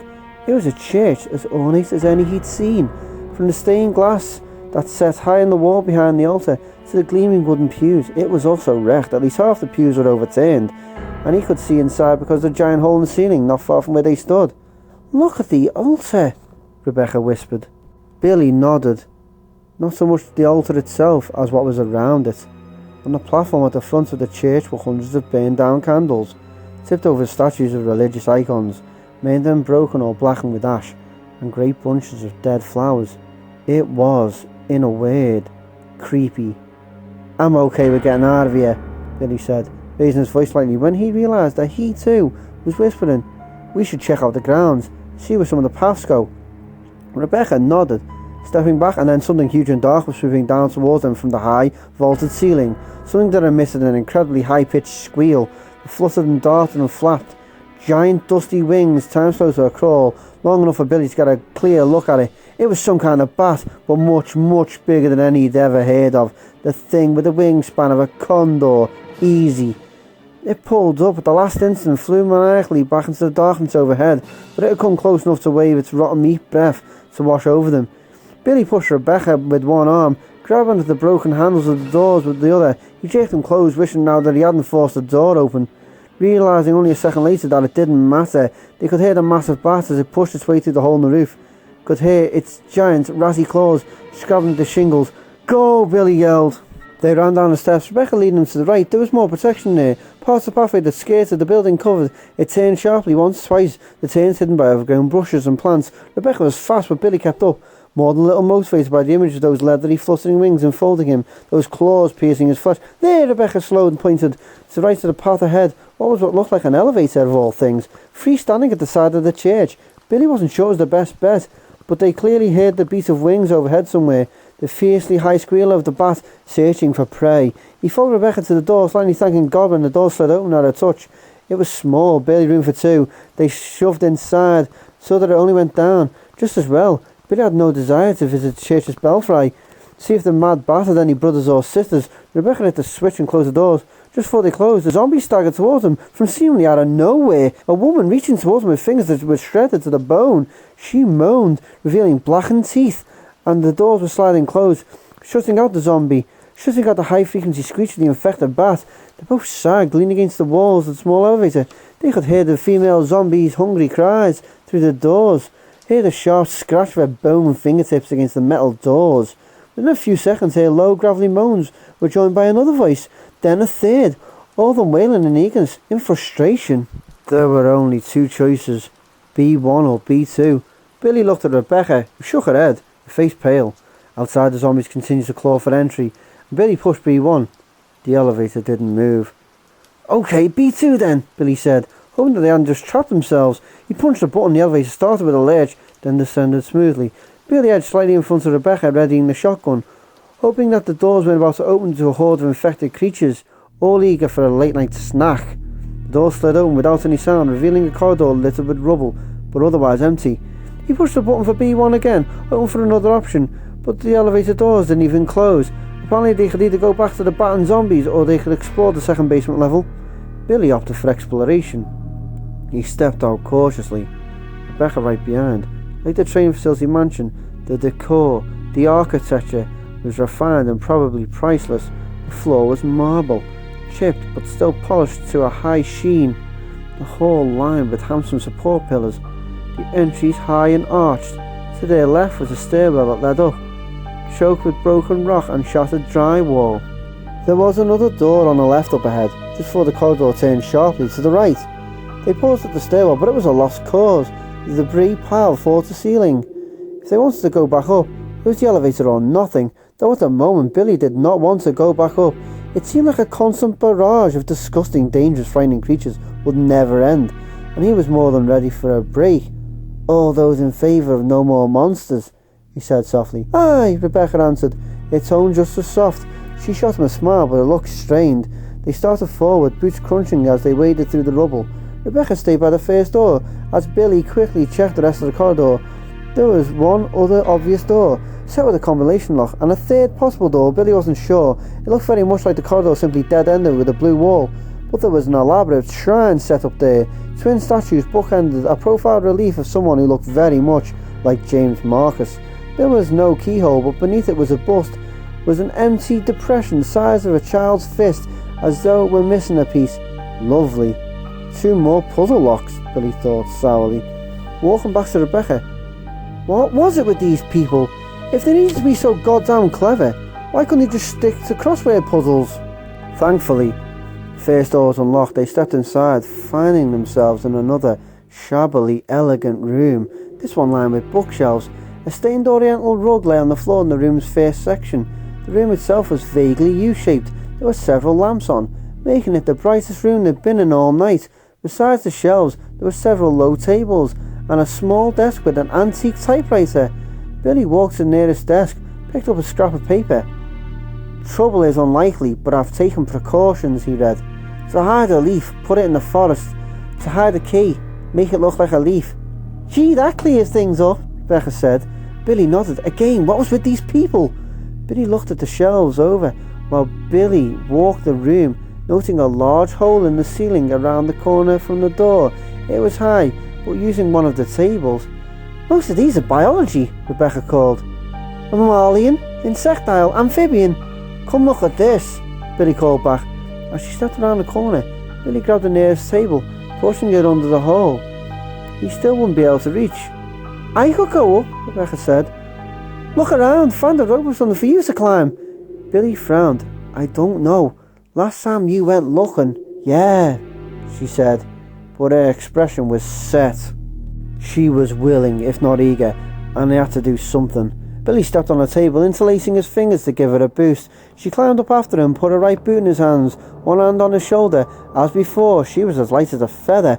Billy could probably bench press 2 of her without much trouble. He pushed her up easily, Rebecca disappearing from sight as she crawled through. A second later, she was back at the hole. "Seems clear, but it's dark," she said. "Looks like a lab room. Lot of shelves, couple of desks. Let me see what I can find." She disappeared again. Billy waited, staring up the hole, reminding himself that she knew how to handle herself. She thought he'd proven herself stronger and more capable than any number of seasoned soldiers he'd known. And if there was trouble, she would just hop back down, nothing to worry about. Rebecca let out a sharp scream, and Billy's blood ran cold. "Rebecca!" he shouted, his fixed gaze helplessly on the dark hole overhead.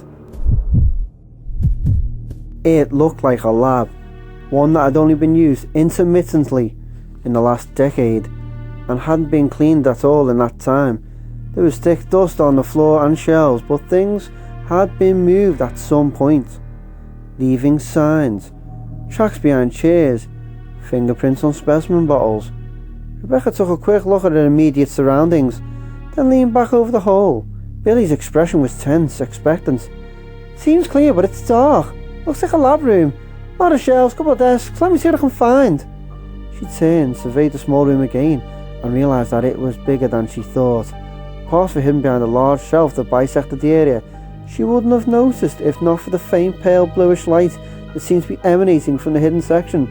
Holding her 9mm, she stepped round the corner and yelped, almost firing at a glowing floating monster in front of her, before she realised it wasn't alive. "Rebecca! I'm okay," she called back, staring at the bizarre creature. "Got a surprise is all, hang on." She stepped closer to the human-sized specimen tube, filled with clear liquid. Lit from inside, there were actually 4 of the tubes all in a row, each containing a slightly different horror than the one before. Things inside had been human once, but they had been surgically altered and almost certainly infected with the T-virus. She tried to think of some description to give Billy, but they defied description. Grossly misshapen limbs hung from muscular patchwork, bodies, the nearly unrecognisable faces wearing bizarre expressions of anguish and bloodlust. They were horrifying. Past the row of humanoid monstrosities was a specimen case, filled with much smaller tubes. Rebecca leaned in, saw that each tube had a dead leech inside. She grimaced, was about to turn away, when she realised that one of the tubes was different. The leech inside was not a leech. She pushed the dusty glass door aside and pulled out an anomalous tube, holding it up to the faint light. The tube's cap was glued or soldered shut, and the thing inside was leech-shaped, but it was sculptured and carved, and a deep cobalt blue. Why would anyone make a fake leech and put it... She blinked, remembering the piece of paper Billy had read from. To hide a leaf, put it in the forest, to hide a key. Rebecca walked back to the hole, held the tube out for Billy to see. "I think I found the leaf key," she said, and tossed it down. "Or I guess I should say, leech key." Billy caught it neatly and peered at it. "I'm pretty sure it'll fit in one of those doors," he said. "Come back down, we can go check." "The cat won't come off," she started, stopping as Billy dropped the tube on the floor next to the table. He grinned up at her, then jumped down, stomping on the tube with the heel of his boot. Grass crinkled and crunched, and a second later, he was holding the carving up. "Not a problem," he said. "Come on." She chewed out her lip, looking round the lab. There were file cabinets, papers lying around. "You go check. I'm going to see if I can find another map." Billy frowned. "You sure?" "Afraid to go by yourself?" she called, smiling. "Frankly, yes," he said, but he smiled back. "Okay, I'll be back in a minute. Don't wander too far away, alright? If you need anything, give me a call." Rebecca tapped the radio. "No sweat." He gazed up at her a moment, then turned and walked away. Rebecca looked around the lab once more, focusing on the larger of the 2 desks in the room. "Okay, Marcus, let's see if you left us anything useful," she said, and moved to the desk, unaware that she was being watched very, very closely as she picked up a sheaf of papers and started to read. "This will not do!" He clenched his fists, furious. The children tried to soothe him, crawled across his shoulders, but he brushed them away, ignored their attempts. Rebecca, reading Dr. Marcus's personal notes, finding the charm that led to Dr. Marcus's inner sanctum, giving it to Billy. All they had to do was get to the cable car, perhaps pick a lock or 2, and they could be on their way. But it seemed they would not leave the memory of Dr. Marcus alone, that they had to violate the very few privacies he'd left behind. "Not if we stop them," he told the children, watching as Billy used a small effigy to open Dr. Marcus's rooms. As Rebecca rifled carelessly through Marcus's private papers, it had been an amusing diversion watching these 2, but it was over now. The world would have to learn the truth about Umbrella without them. Time to send the children out to play. Chapter 11. As he'd suspected, the dead-end shrine was a door, and the tiny leech statue that Rebecca found fit perfectly into the door's lock. There was a soft hidden click, and the door unlatched. Billy studied the front door, a moment before going in, deciding that the profile was, in fact, that of Dr. James Marcus. He wondered why the leech man they'd seen on the train had looked like Marcus. The leeches had been controlled by that obviously much younger man, the one singing outside. Was the real Marcus still around? It didn't seem likely. That diary Rebecca had found. Marcus had been raving paranoid that Spencer was coming for him, coming to take his work, and that had been 10 years ago. People that nuts usually weren't able to hold down any day jobs. Rebecca was waiting. He set the minor mystery aside and pushed the extravagant door with the barrel of the shotgun. A quick scan for movement. Nothing. And he lowered the weapon, stepping farther inside. "Wow," he said, hushed, looking around the room. It was an office, large, expensively fitted with built-in shelves and cabinets on one side. All dark, polished wood and beveled glass, an ornate fireplace opposite. The antique wood furniture, a low table, chairs, a big desk, was beautiful. The carpet plush, silencing the steps.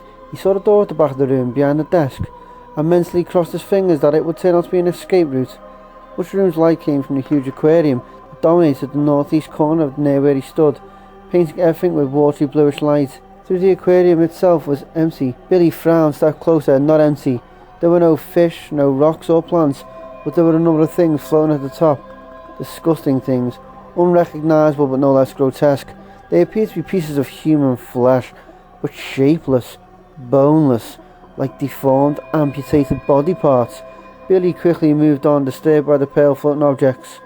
One of the wall cabinets stood open, and Billy walked to it, scanning the books inside. An ancient photo album lay on the shelf, and he picked it up.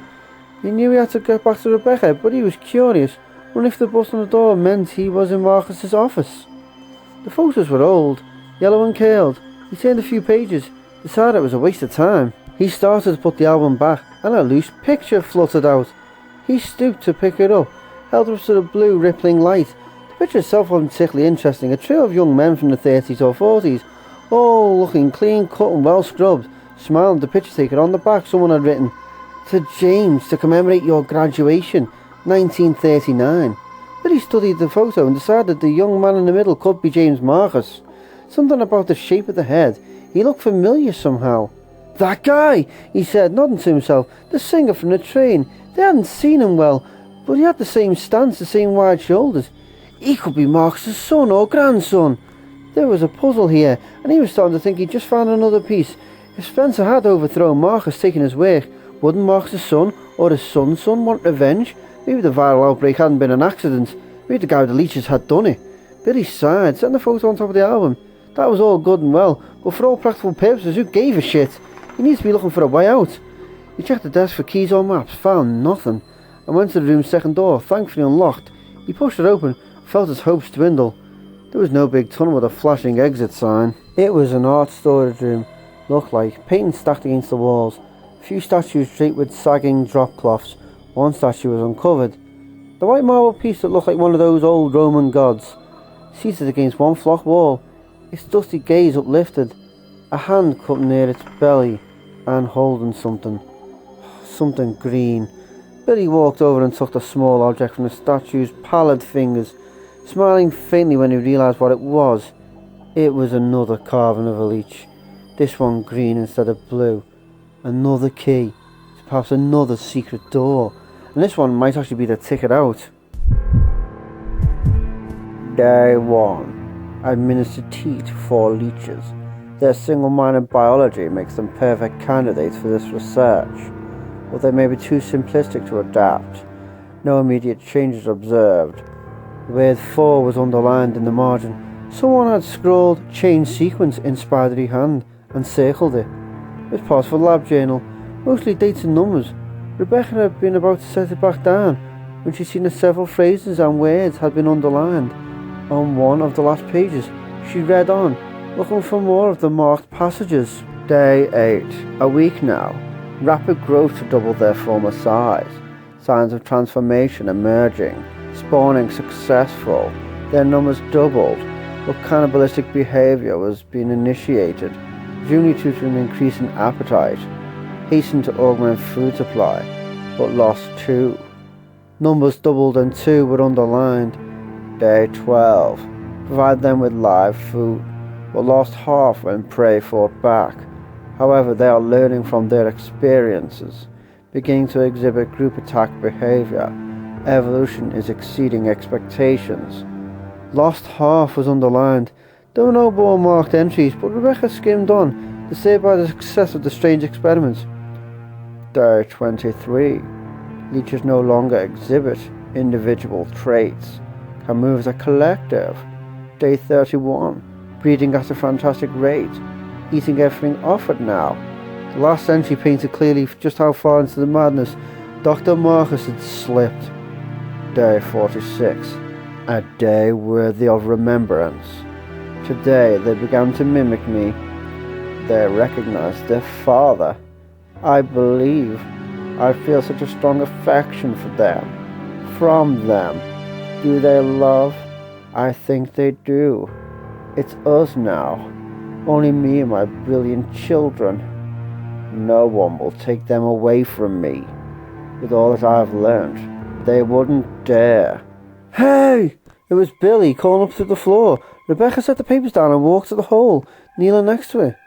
Did you find anything useful? She asked, looking down at him. Maybe catch, he said, tossing something small up through the hole. Rebecca caught it. It was another of the leech keys, this one green. Is there a door up there with the bust of Dr. Marcus on the front? Billy asked. Rebecca shook her head. I don't know. Not in this room anyway.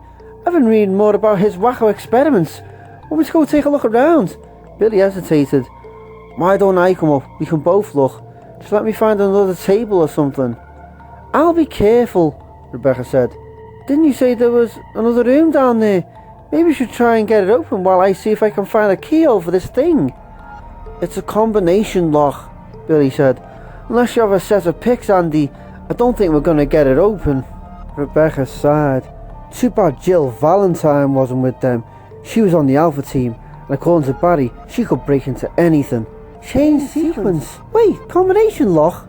Billy nodded, and Rebecca edged back from the hole, hurrying to the desk with Marcus's notes. She quickly read through the marked passages, did the math as she hurried back. 4 leeches doubled, lost 2, lost half. Try 4863, she said. Wild guess? Billy asked.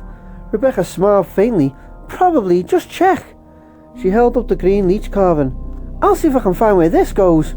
Billy nodded reluctantly, and Rebecca stood up, started for the room's door. Not sure if she was being brave or stupid. She didn't really want to do anything alone, not since her encounter with the primates, but as long as she was already on the first floor, it made sense for her to take a look. The lab's door opened into a short corridor, 3 doors besides the one she come through. The first door on the right was locked, the second door around the corner was also to the right, was open, but a quick glance inside showed nothing but a large empty room, a small office set to one side. It was too dark to see much else. Rebecca closed the door, believed that she was already 2/3 of the way through a little search, and went to the last door at the end of the corridor. Also unlocked, Rebecca pushed it open and saw yet another door only a meter in front of her. To the left, the room opened up into what appeared to be the same lab she'd started from. It wasn't, but with the way the rooms were orientated, it had to be connected to the first lab. Maybe they'd split it up at some point. A movement. There near a table by the connecting wall was one of the infected. A gaunt, sallow man, his eyes blank, his mouth open and hungry. He shuffled towards her, making a soft gurgling sound in the back of his throat. He was slow, very slow. Rebecca looked between him and the door in front of her, the weight of the leech key warm in her hand. Taking a chance, she stepped forward and pushed at the door, was through and quickly closing it behind her before the too-thin zombie could take another step. She stepped into an operating room, old and unclean, the once sterile tiles grey with the light film of scum, a few metal gurneys standing around tilted wheels, and there, across from her, to the left, was a greenish door with the profile of Dr. Marcus on the front. Gotcha, she said, moving to the door, studiously avoiding a closer look at the operating table set in the room's far corner. After she caught a glimpse of heavy restraints attached, she had an idea of what Marcus had been up to. She didn't need to suffer the details. The small leech fit perfectly into the depression just under the likeness of Dr. Marcus. As she heard the sound of the latch giving way, the door opened, and she took a step back, staggered by the smell, a notice she'd become all too familiar with. The narrow room was lined with both sides of morgue drawers, several of them standing open. There were 2 bodies on the floor, neither moving, but she trained her handgun on the closest. All the same, breathing shallowly, she walked inside. God, please let there be something worth locking up, she thought. stepping past an overturned gurney. "I'll let it be in plain sight for not too much trouble." There was no way she was going to search each drawer. At the far end of the room was an offshoot to the right. Rebecca stepped over the second body, turned the corner, trying not to gag at the atrocious smell. There was another metal gurney pushed to one side, and on top was a single metal key. She picked it up, feeling a mixed emotion. She found something that was good, but whoopee, another key. It could go anywhere. It could be the key to Mark's summer home for all she knew. Maybe that door on the first floor. "Rebecca!" She pocketed the key and picked up her radio, moving towards the door as she answered. "Yeah, what's up, over?" She moved through the operating room, stopping at the door that led back to the partial lab. She wanted to run through the corridor's entrance, avoid having to shoot that zombie if she could. "There's no dial on the lock," Billy said, sounding irritated. "I went back and checked Marcus's office, but I didn't see anything. You had any luck, over?" "Maybe," she said. "Let me check on one thing. I'll meet you back at the library, over." "Careful, over and out." "Careful." Rebecca shook her head slightly as she clipped the radio back onto her belt, astounded how fast the relationship could change. Given the right or wrong circumstances, only a few hours ago, she'd threatened to shoot him, had been convinced that he was ready to shoot her. Now they were, well, friends. It was probably not the right word, but it was seeming awfully unlikely that they'd end up killing one another. For the first time in a while, she wondered what her teammates were doing. Was the manhunt for Billy still on? Had they been looking for her, for Edward, or they'd run into troubles of their own, been caught by the fallout of the T-virus spill? And speaking of, she listened at the door of movement, heard nothing. Taking a deep breath, she pushed the door open, quickly stepping across the short distance to the next door, not even looking into the lab. As she closed the door behind her, she heard the muffled wail of frustration and felt a surge of pity for the hollow-eyed victim. The guy had probably worked here. She wouldn't wish a zombie sickness on her worst enemy. It was a bad way to go, hands down. She walked to the first door she tried, hoping the key would work, doubting that it would. She supposed they'd have to do a more thorough search for whatever it unlocked, or just keep looking for something else. Another map, another key, another hole in the floor somewhere. It was disheartening to say the least. If they could turn anything up, they'd have to use the elevator again, take their chances above ground. She slipped the key into the door's lock and turned. She hadn't felt the lock give. "No shit," she mumbled, grinning, and opened the door. Something huge and dark leaped for her, howling. Billy waited at the hole between the first and second floors, hardly wondering if there was any way to blow that dial lock open with one of the magnum shells, and heard a terrible, inhuman cry echoing down from the first floor, followed by one or two shots. He didn't think to try the radio. He hopped onto the low table beneath the hole, hefted the shotgun through. He then jumped after it, catching the ledge with his hands. He doubted his abilities before, but now it didn't cross his mind. He might not be able to pull himself up. With a gun's fixation, he lifted his body to the hole, first grabbing to his elbows, then getting a knee up. He grabbed the shotgun and was on his feet and started to hear the animal scream again. Strange and earthly sound, like a baby and shredded to pieces. He spent a half second orienting himself, found the door and he was there running. He crashed through the door, and there was Rebecca back against the wall opposite. Once he was shirt torn and her arms scorched 40 scratches, putting a weapon at. What the hell? At a monster. An immense reptilian monster. It was humanoid, hugely muscled. Its pebbled skin a dark, noxious green. Its arms were so long its clawed hands almost touched the floor. When it saw Billy, it dropped its thick jaw and screeched again. The small eyes in its flat sloping skull, practically glowing with malevolence. A thin stream of dark blood flowed from its upper chest. One of Rebecca's shots, but it didn't seem to be overly affected by the wound. Try this, Billy thought, bringing up the shotgun as Rebecca opened fire again. He blasted the creature full in the face, pumped the weapon and fired again. Not waiting to see what the first round had done, and that thing's face was gone, splashed across the wall and floor behind it, its heavy body toppling.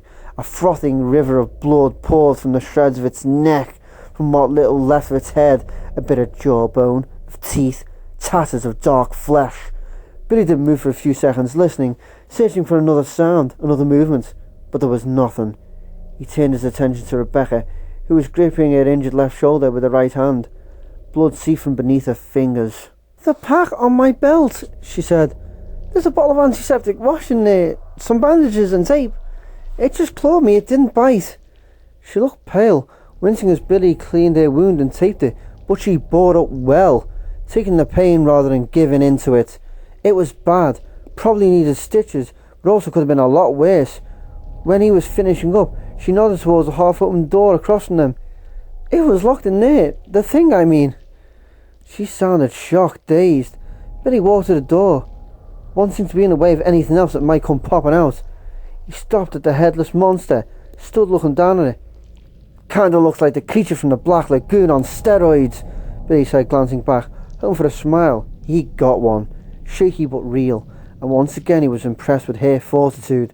It was rare to be able to recover so quickly from an unexpected attack, especially by a nightmare like the monster in front of him. Most people would be shaking for hours afterwards. Rebecca moved to stand beside him. She nudged at one of the creature's bulky legs with a boot. Amazing, she said. The things they were doing out here. Genetic engineering. Recombinant viruses. I think psychotic is the word you're looking for, Billy said. She nodded. Can't argue that. Let's see if it was got anything important. She stepped around the creature, Rebecca explaining what she'd found on the rest of the floor as they moved into the room. It was a kennel of some kind. Billy was fairly certain it hadn't been used to board dogs. There were stacks of steel bar cages, many of them fitted with restraints, and the smell in the air was that of wild animals. A gammy rank odor. Which is where I found the key to this room, she was saying. I was hoping that it meant to be for something useful here. The room was U-shaped, split by shelves. They moved around the shelves, Rebecca letting out a small sound of disgust. Heaped in the far corner was a heap of torn fur and gnawed bones, what appeared to be the remains of a few of those baboon creatures. There was a lot of feces scattered about too. Dense piles of black tarry substance that smelled like shit. It seemed like the monster had been locked up for a while. There was a small wood table between two of the cage stacks, a few papers scattered across the top. Billy walked over, stepping carefully, and picked up the page on top as Rebecca started poking through a few open cages. It appeared to be part of a report. And yet, research to date has shown that when progenitor virus is administered into living organisms, violent cellular changes cause breakdowns in every major system, almost consistently with CNS. Furthermore, no satisfactory method has been found to control the organisms for use as weapons. Clearly, greater coordination at a cellular level is essential to enable further growth. Experiments on insecta, amphibia, mammalia, primate have all fallen short of projected results. It appears that no further progress can be made without using humans as the base organism. Our recommendation at this time is that the experimental animals be kept alive for further study and as possible prey for field testing of the newer suggested hybrid BOWs, such as the upcoming Tyrant series. Jesus, Billy rifled through the pages, looking at the rest of the report. They're only full of handful of coffee-stained feeding schedules, Tyrant series, all the creatures we've seen, and they were working on something that could conceivably kick the said creatures' asses. Ha! Billy looked up, saw Rebecca holding something small up in the air, a triumphant grin on her face. Dial anyone? He dropped the report back on the table. You're kidding me. No, it was in one of the cages. She tossed the item to him. Billy caught it, felt his own grin surfacing. It was exactly what he'd been looking for. A rounded knob made to fit in front of the combination lock downstairs. 4863, Billy asked, and Rebecca nodded. 4863, she repeated, and held up a hand, showing him her crossed fingers. Billy crossed his own. It was dumb. Child superstition. He was long past the point of caring whether or not it appeared rational. Anything that could help, he'd give it a shot. Let's go see, he said, feeling his hope resurface yet again as they moved out of the monster's room, amazed at how resilient that particular feeling was. There was a quote somewhere about as long as there was life, there was hope. He'd heard it when he'd been on trial, had thought it obvious and stupid at the time. How strange and somehow marvellous that he would discover the truth of that statement, fighting for his life in such very different circumstances. Together they headed back for the lab. Billy kept his fingers crossed. Chapter 12. He watched the young twosome crawl down from the hole, make their way back to the combination door.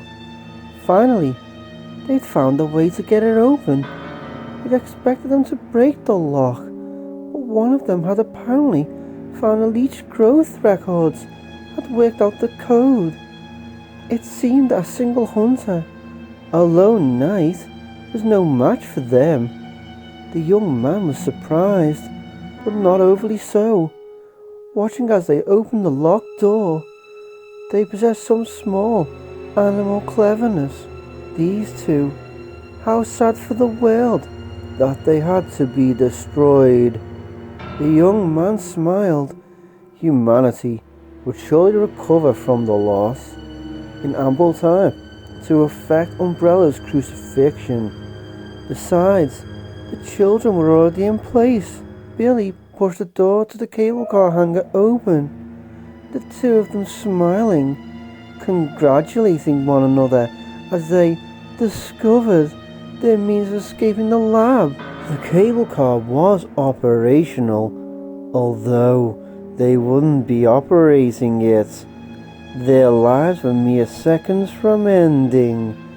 The children watched from the shadows beneath the car, from the half-drained sewers, gathering into humanoid form. 1, 2 of them. With a thought, a sigh, the young man released them from harness, sent the 2 bishops lurching towards their prey. A sound, a scream. He frowned, turned one of the false men to see what had cried out from the darkness behind him, and it was attacked by an eliminator, the primate jumping on the humanoid collective from out of nowhere, howling as it ripped into the midst of the children with dripping jaws. From the platform, Rebecca and Billy were alerted to the sound of the fight, were readying with their weapons. Furious, torn, the young man hesitated, wanting to finish them, to kill, but concerned for the children, he sent them forward, ignoring the primate's attack, letting the many stream away from its vicious jaws, reform again at the edge of the platform, next to the second collective. The 2 false men clambered over the wall, eager to taste of the interlopers. The eliminator followed, leaping after them. He watched in horror as Billy got off a single blast at one of the false men with his shotgun. Managing a clear shot, the young man felt the many screaming, felt the hive diminish, and his fury intensified. Was fraught with anguish now too, as Billy fired again. Rebecca joining in with her handgun. In bare seconds, one of the collectives was effectively destroyed. No! The many had never faced a shotgun, had no idea they could be so readily injured by it, but he couldn't retreat now, not in mid-attack. His racing thoughts told the survivors to rally, to join with the second false man, as the eliminator leaped for Billy, snatched at him with thick claws. The primate grappled with the killer, and then the 2 of them went over the rail, disappearing into the sewers with a mighty splash. Rebecca screamed, rushed to the railing, but the second collective was almost upon her now. The young man felt hot satisfaction watching as the false man extended one magnificent arm, slapped at Rebecca's stupid, screaming face. Hard enough to knock her down, she rolled away as he paused, deciding how best to finish her. The loss to the hive was tremendous, unprecedented. He wanted to be sure she paid for it in full, except she was rolling to her feet now, holding Billy's dropped shotgun, her face contorted with rage. She fired at the collective, blew one of its arms away, the children shrieking in pain as she fired again, and again. The young man could barely see her now, the gazers upon her too few, many of the watchers dying even, as he struggled to maintain contact. His last vision of her was a watery outline, a shadow growing darker, finally disappearing altogether.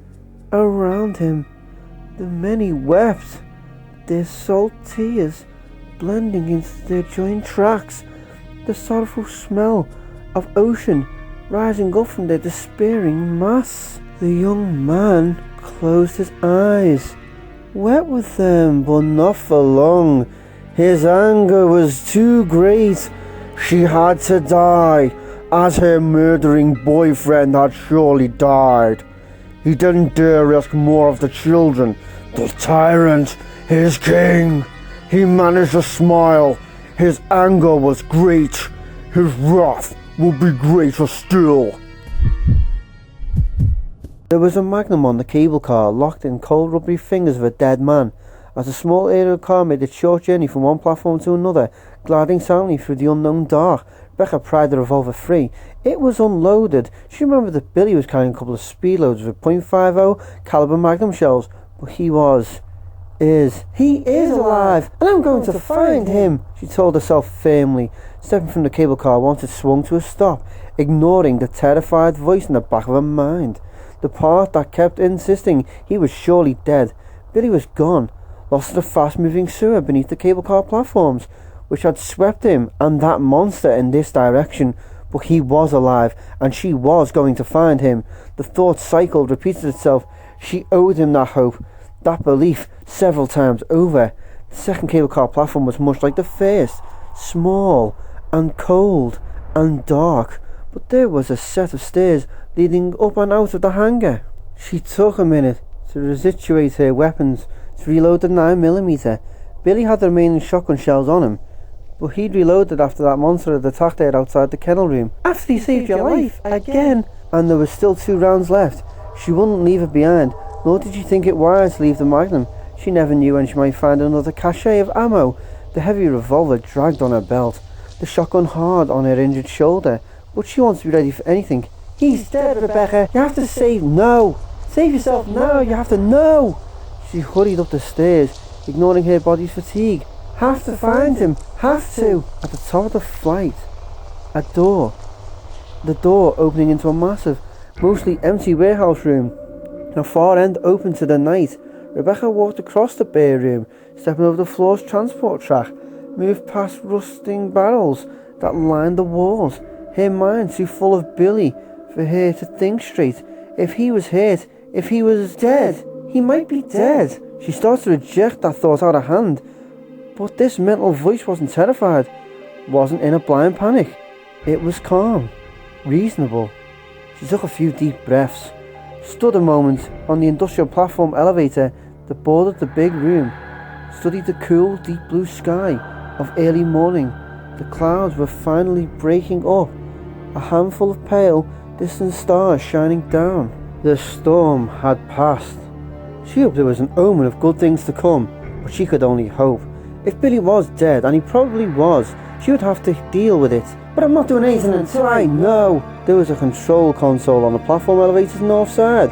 Rebecca studied the controls a moment, finally deciding she should descend to the lowest level, listed B4, try to find an entrance to the sewers there.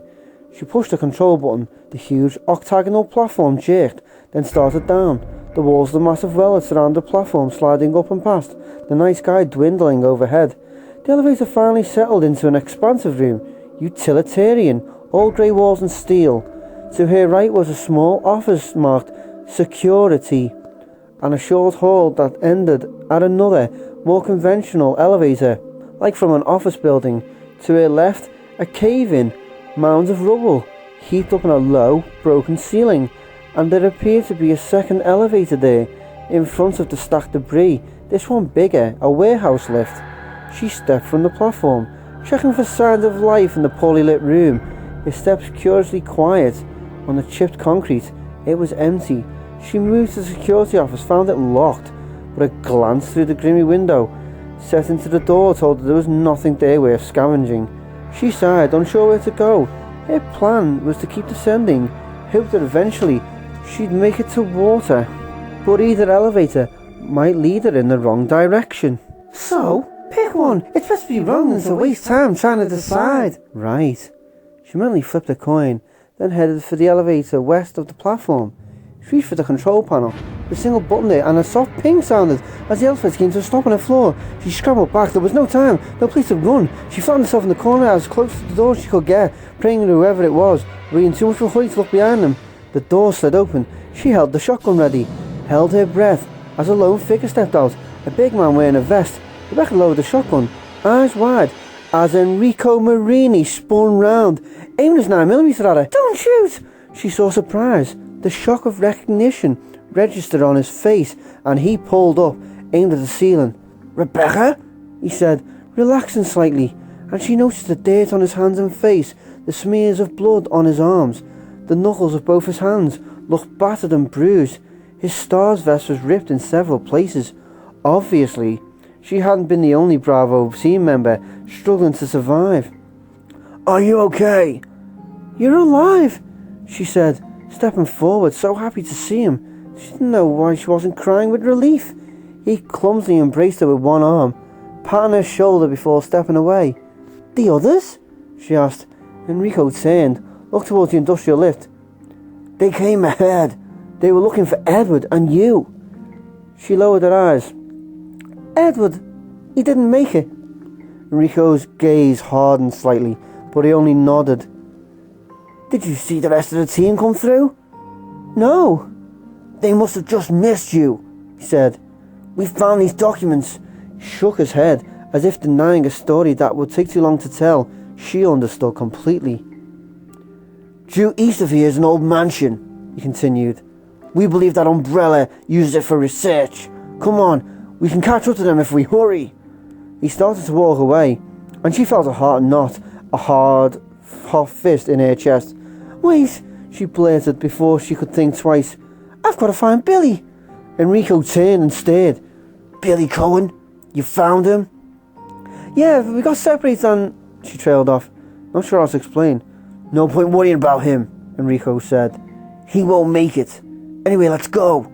"Say I..." She swallowed, forced herself to meet his gaze. "It's a long story, but I need to find him. Don't worry, I'll catch up with you." "Rebecca," he stated, then seemed to read something in her voice, in her face, perhaps the same story she'd read in his. Too much had happened, and any explanation would probably take longer than either of them could afford. "Be careful," he said, and she drew herself up, gave him a firm nod of acknowledgement from one professional to another. He turned and started away. She watched him go, watched as he reached a pile of rubble at the other side of the vast room, turned to the elevator there, and disappeared from her sight. "I finally find my team, and tell them to go ahead without me," she thought, too weary to be astounded by her decision. They were alive at least. As soon as she found Billy, they could head east, catch up with the team at the Umbrella Mansion. She checked the elevator that Enrico had appeared from, found that it only went up.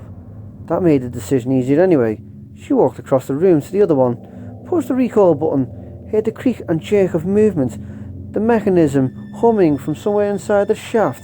It was slow, crawling back from wherever Enrico had taken it. Rebecca leaned against the door, wishing it would hurry. She was too tired to stop moving, afraid that she might not get started again. A huge chunk of rock rolled down from the shadows at the top of the debris pile, hit the cement floor not too far from where she stood. Broke into several pieces, it was quickly followed by another, then a third, and a small avalanche, many of the slabs shifting, resettling as a small cloud of dust rose up from the fallen debris. Rebecca stepped back from the elevator door, eyeing the pile nervously. What sounded like heavy footsteps coming from the mound of the wreckage. More rock shifted, clattered to the floor. "Enrico?" she asked, her voice hopeful and very small in the dust-choked air.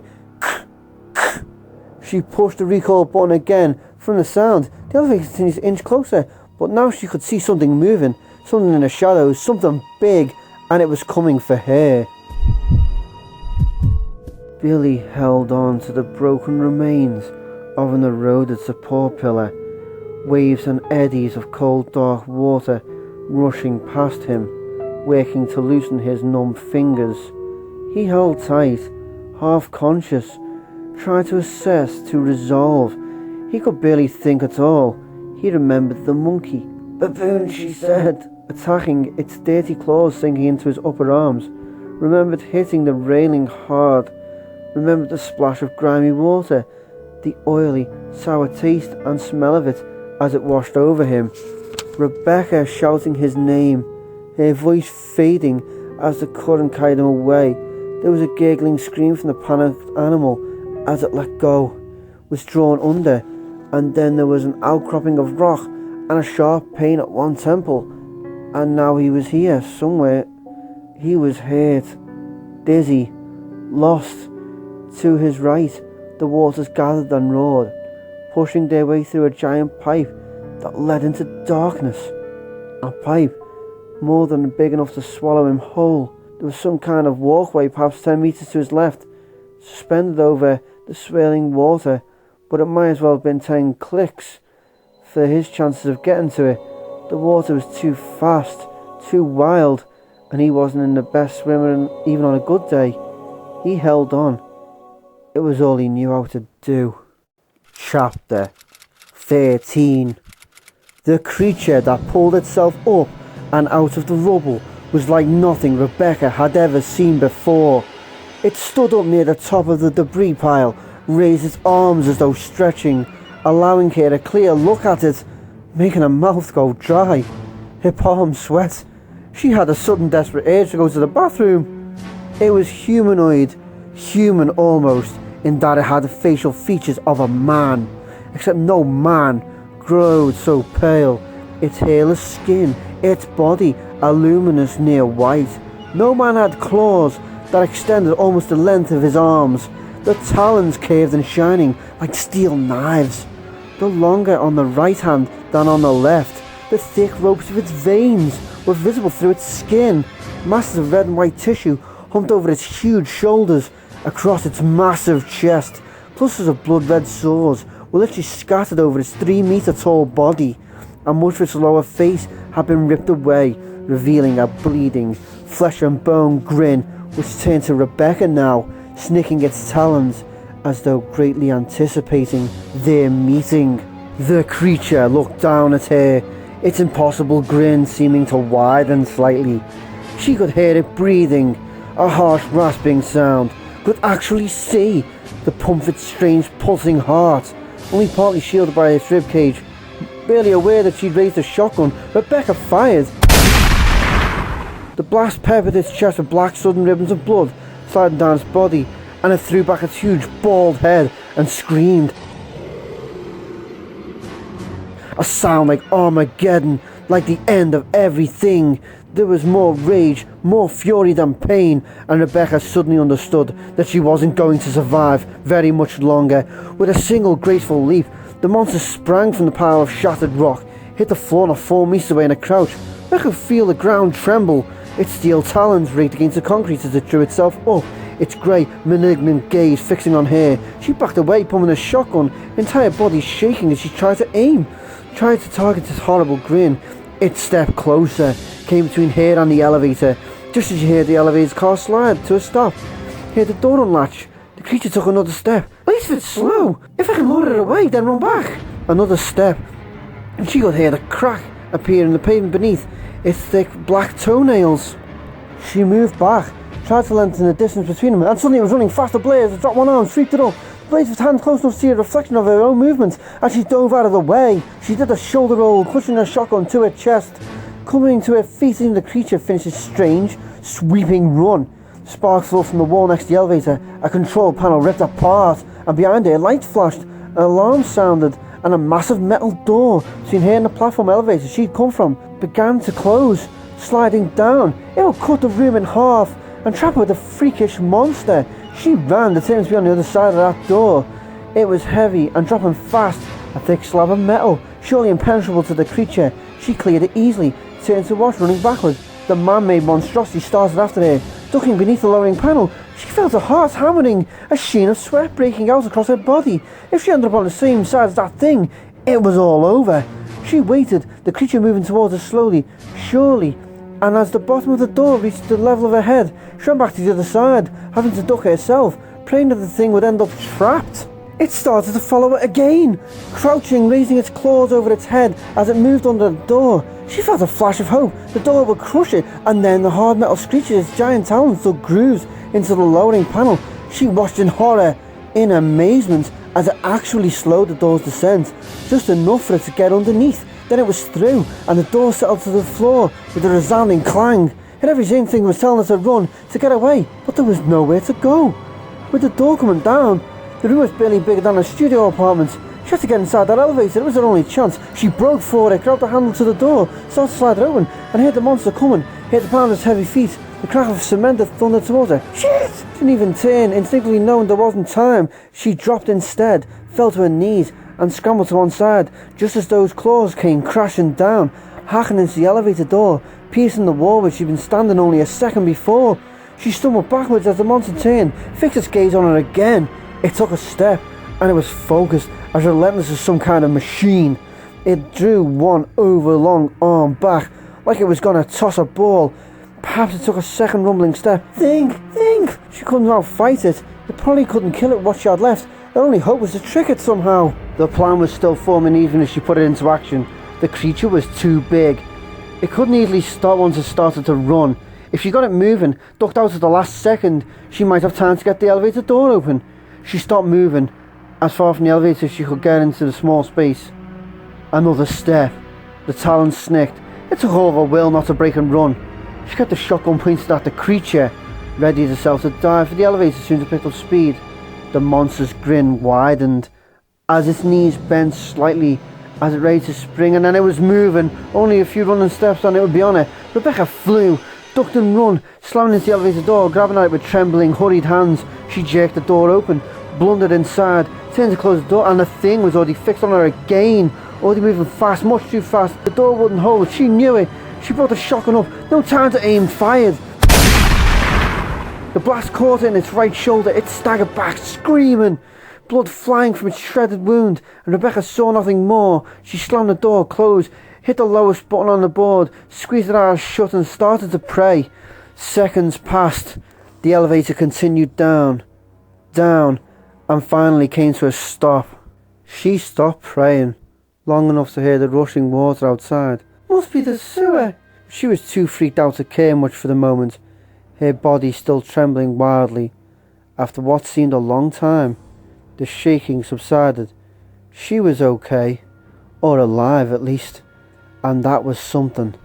With a final prayer that she might never see that thing again, Rebecca pushed the door open and stepped out.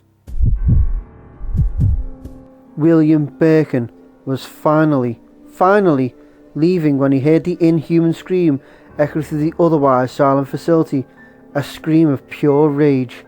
He stopped at the entrance to the small underground tunnel that led to the outside. Looking back towards the executive control room, he'd spent the last 2 hours in a tiny hidden area, first struggling to make the decision, then struggling to make the computer obey his override commands. The destruct sequence was set for just over an hour, as Wesker had suggested. The obliteration of the facility and its surrounding complex would coincide with the beginning of a new day. That scream.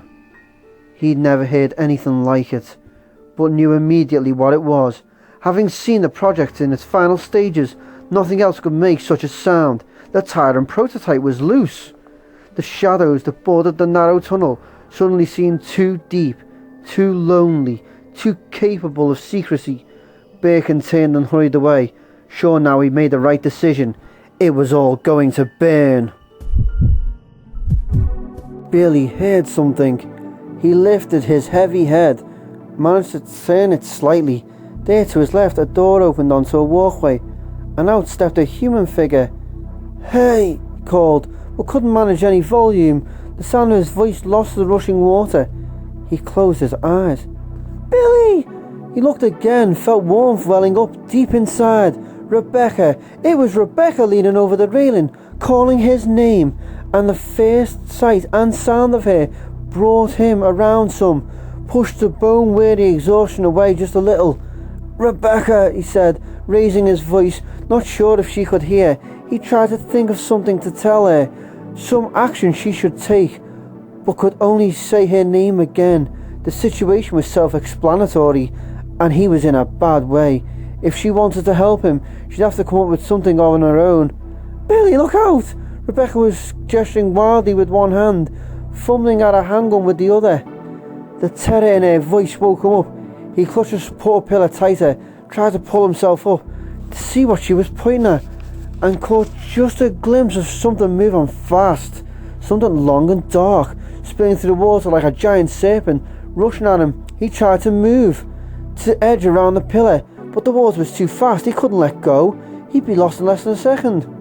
Rebecca fired once, twice, and the unseen creature slammed into the support pillar, hard enough to shake him free. He yelled, paddling furiously to stay above the front water, to resist the pull of the emptying pipe, but it was no good.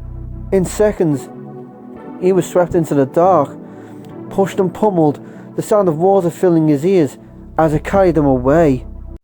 Chapter 14. In the midst of Rebecca's brief battle with the proto-tyrant, William Birkin sneaked out of the facility, his head low, his proverbial tail tucked between his legs. The young man had lost track of him. A few hours earlier, had assumed that the scientist had followed Wesker up and out. Those people from Rebecca's little adventure team had, only moments before. But there he was, half running through one of the hidden exit tunnels, his pallid, twitching face a mask of fear, terrified by the sounds of battle, certainly entirely unaware that he was only alive because his life was so very unimportant. Although he'd wished to deal with him personally, the young man let the scientist go now, pray for another day. He was too enraptured by the fight, too eager to see Rebecca torn limb from limb. Instead, he saw her duck her fate yet again, a combination of deftness and stupid luck that was quite a marvel to behold. He watched as she left the tyrant behind, and came across Billy only a moment later, somehow still alive, clinging like a barnacle to a rock as the sea of sewer water churned around him. A single blow by one of the water creatures sent him spiraling away to one of the plant's many filter rooms, left Rebecca screaming after him, surely half mad with frustration, with loss and crushed hope. The young man smiled, a cold and nasty smile, calmer than he'd felt for some time, as he watched Rebecca cross the walkway, find another elevator in the plant's operations room, wend her way towards the depths of the plant, where he and his hive waited, curling together in their cocoon of glittering liquid excretions. With luck, she'd come across Billy soon, possibly even alive. Probably, in fact, he understood now that he'd simply tried too hard to rush matters, to hurry their fate. A confrontation was inevitable, and hadn't he truly wanted an audience all along? Someone to appreciate his magnificent undertaking. Besides, the dawn would be soon, a dangerous time for the children, their delicate bodies easily burned by even the weakest sunlight. Better he let the two interlopers come to him. They would know his glory before he crushed them himself. He watched and waited, excited for the final chapter of his triumph to begin. Rebecca wasn't sure where she was.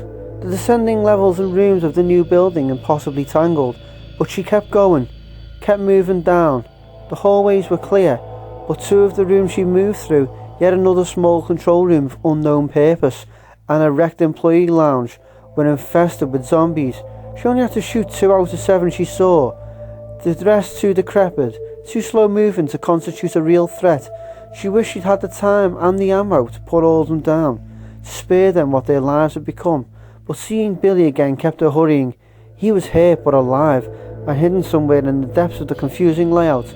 The new facility was a water treatment plant. She could tell from the pervasive odour, if not from the signs and control boards that seemed to litter every other room.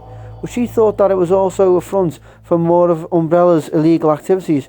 Why else would it be connected to the training facility, albeit indirectly? She went through a small courtyard area on the 7th basement level. At least she thought it was the 7th. That had been under construction before the virus had hit. and she doubted very much that the rock-carved bunker, replete with forklifts, had been much to do with water treatment. Yeah, but what the hell do I know? She thought randomly, pushing herself to move faster through another door, a room with sunken pit full of crates to one side. Until tonight, she hadn't believed in zombies or bioweapons conspiracies, truth be told. She hadn't really believed in such deliberate evil could exist. What she'd seen, what she'd experienced in stepping onto that train all those hours ago, everything was different now.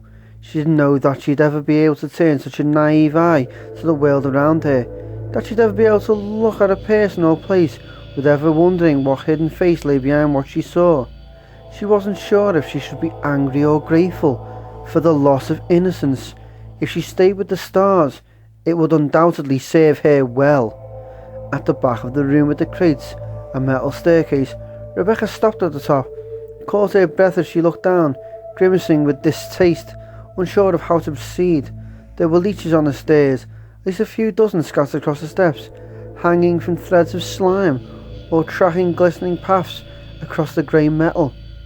She didn't want to get near them, afraid they might attack if she got too close, or hurt one of them, but she didn't want to backtrack either. She felt like time was speeding up, like things were happening faster and faster, that she had to keep up or risk being lost. Or risk running into that thing again, that clawed killing machine. Its angry scream still echoed in her mind. She'd wounded it, but the chances that it had crawled away to some dark corner to die were slim to none. Things like that were never so accommodating. Gritting her teeth, she carefully stepped over and around the leeches, pausing after each step, swallowing bile as one slid over a toe of her boot, before continuing on its way. It was a short flight at least. She got down without stepping onto any of the horrid little things, reaching the door at the bottom without further incident. When she opened the door, a cool mist sprayed across her sweating skin, the roar of emptying pipes like music. It was a big room, dominated by huge jutting conduits to one side, water from them splashing down over a series of mesh filters, and there, amid the scattered random flotsam, Billy! Rebecca ran to Billy's prone form, a bit of waterfall splashing down beside them as she crouched, reached for his throat. She pushed his dog's tags aside, shaking inside, but there was a strong, even pulse, and at a touch, he opened his eyes, looking blurry up at her.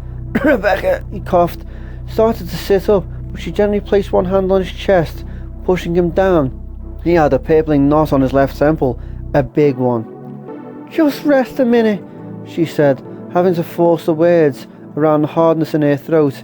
She wanted to believe he'd be alright, but it had also been hard. Let me check you out. A faint smile played across his lips. "'Kay, but then it's my turn," he mumbled, coughed again. He answered her questions without any confusion, as she pushed and prodded, checked his range of motion, cleaned a few of his deepest scratches. The knot on his head seemed to be the worst of his injuries, causing some dizziness and nausea, but it wasn't nearly as bad as she'd feared, and after only a few minutes of ministrations, he pushed himself into a sit, turning a weak smile her way. Okay, he said, wincing as she touched his temple. I'll survive, but not if you keep poking me. Right, she said, sitting back on her heels, feeling a surprisingly deep satisfaction. She'd set out to find him, and had. She'd had no idea that such a basic sense of accomplishment could be so fulfilling, could so easily overwhelm all of the negatives in their situation, even if only for a moment. I'm glad you're alive, Billy. He nodded, wincing again at the movements. You and me both. She helped him to his feet, supporting him as he found his balance.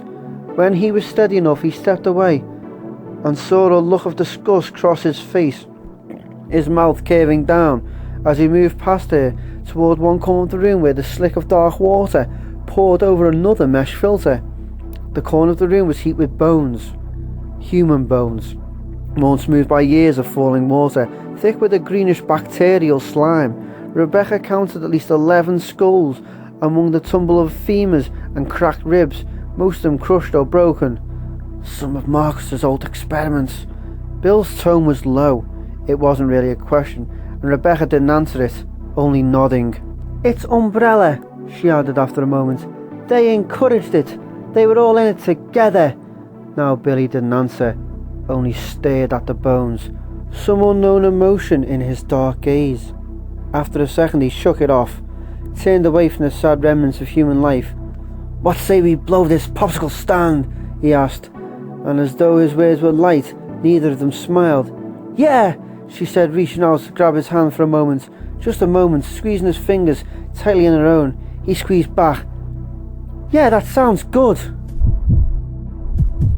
Billy felt like shit, but he soldiered on as Rebecca led them vaguely eastward. One more lane to get free of Marcus's damn playground before he allowed himself to collapse. As they wandered through the maze of corridors and rooms, Billy was hopelessly lost after their second turn. She told him what had happened to her since they'd been dragged off the cable car platform.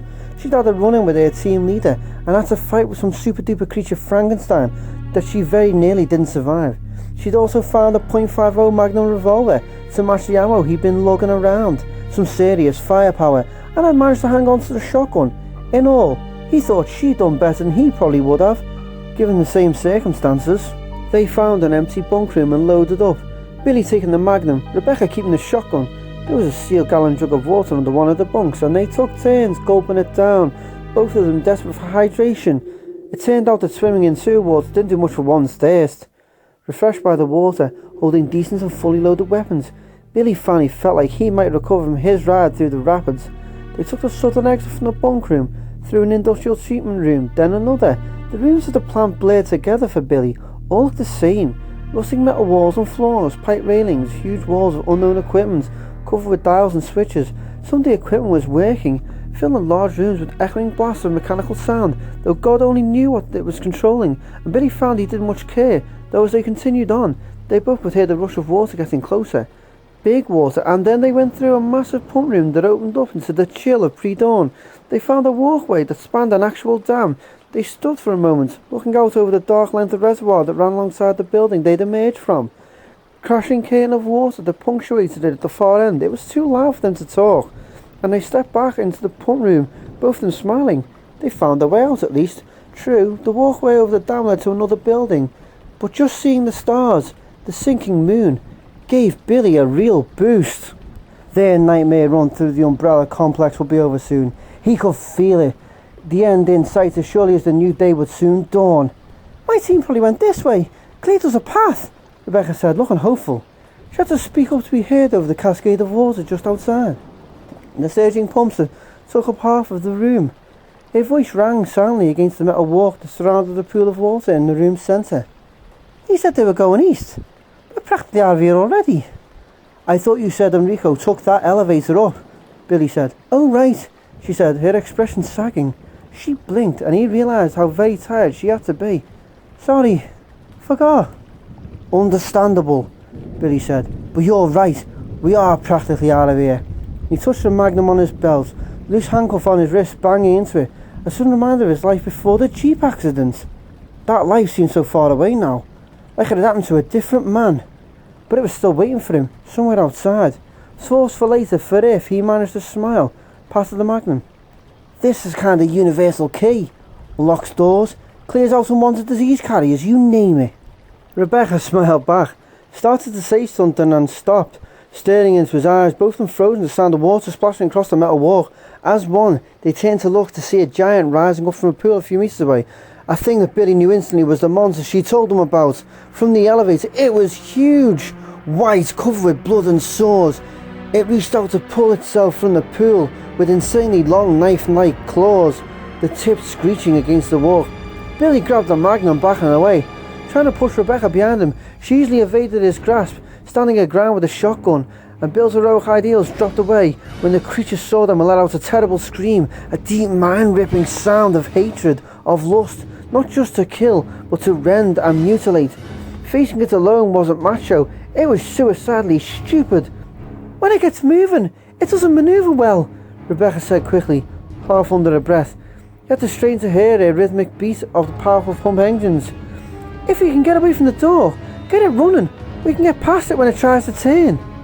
Billy took careful aim at the thing's rough-hewn face and took a step towards them, and they both backed away. "How about we kill it instead?" "Don't," Rebecca said, her voice edged with panic. "You'll just make it mad." What you're seeing now is after 2 shotgun blasts, one of them almost point blank. The thing took another step and lowered itself slightly, tensing its legs as though about to spring. Run!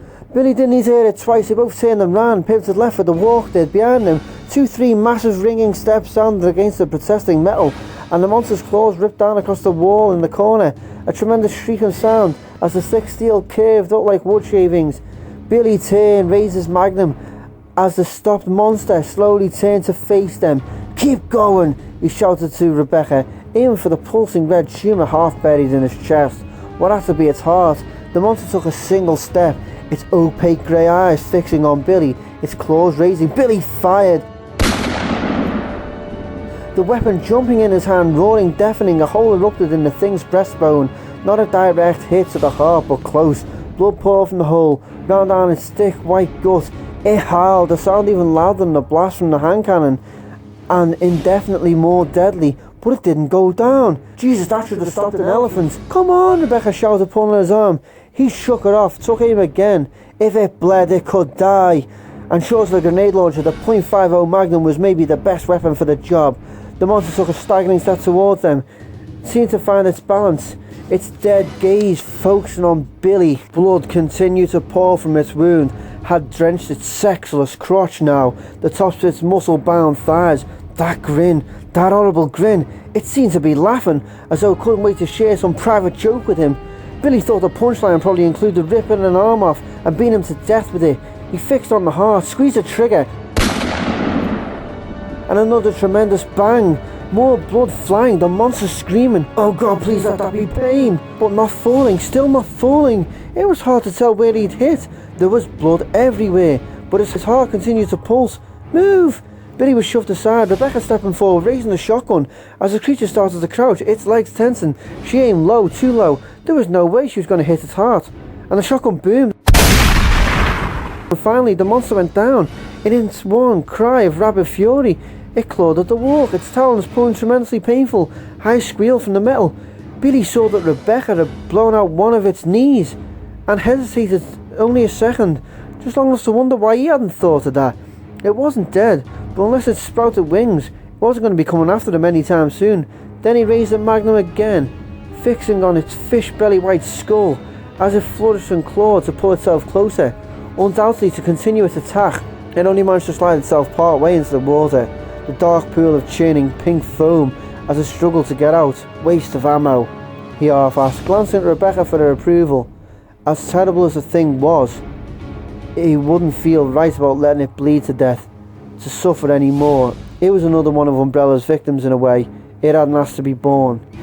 Yeah, she said, nodding, but he could see the pity in her expression, could see that she felt the same way.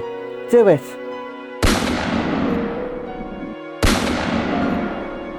2 rounds, second just to be sure, and the massive body slipped silently into the pool of water, disappearing beneath the surface. Chapter 15. They walked over the dam in the rising light, the deep blue of the early hours giving way to a soft faded grey that hid all but the brightest stars. Rebecca walked quietly alongside Billy, noticed that the clouds were clearing out.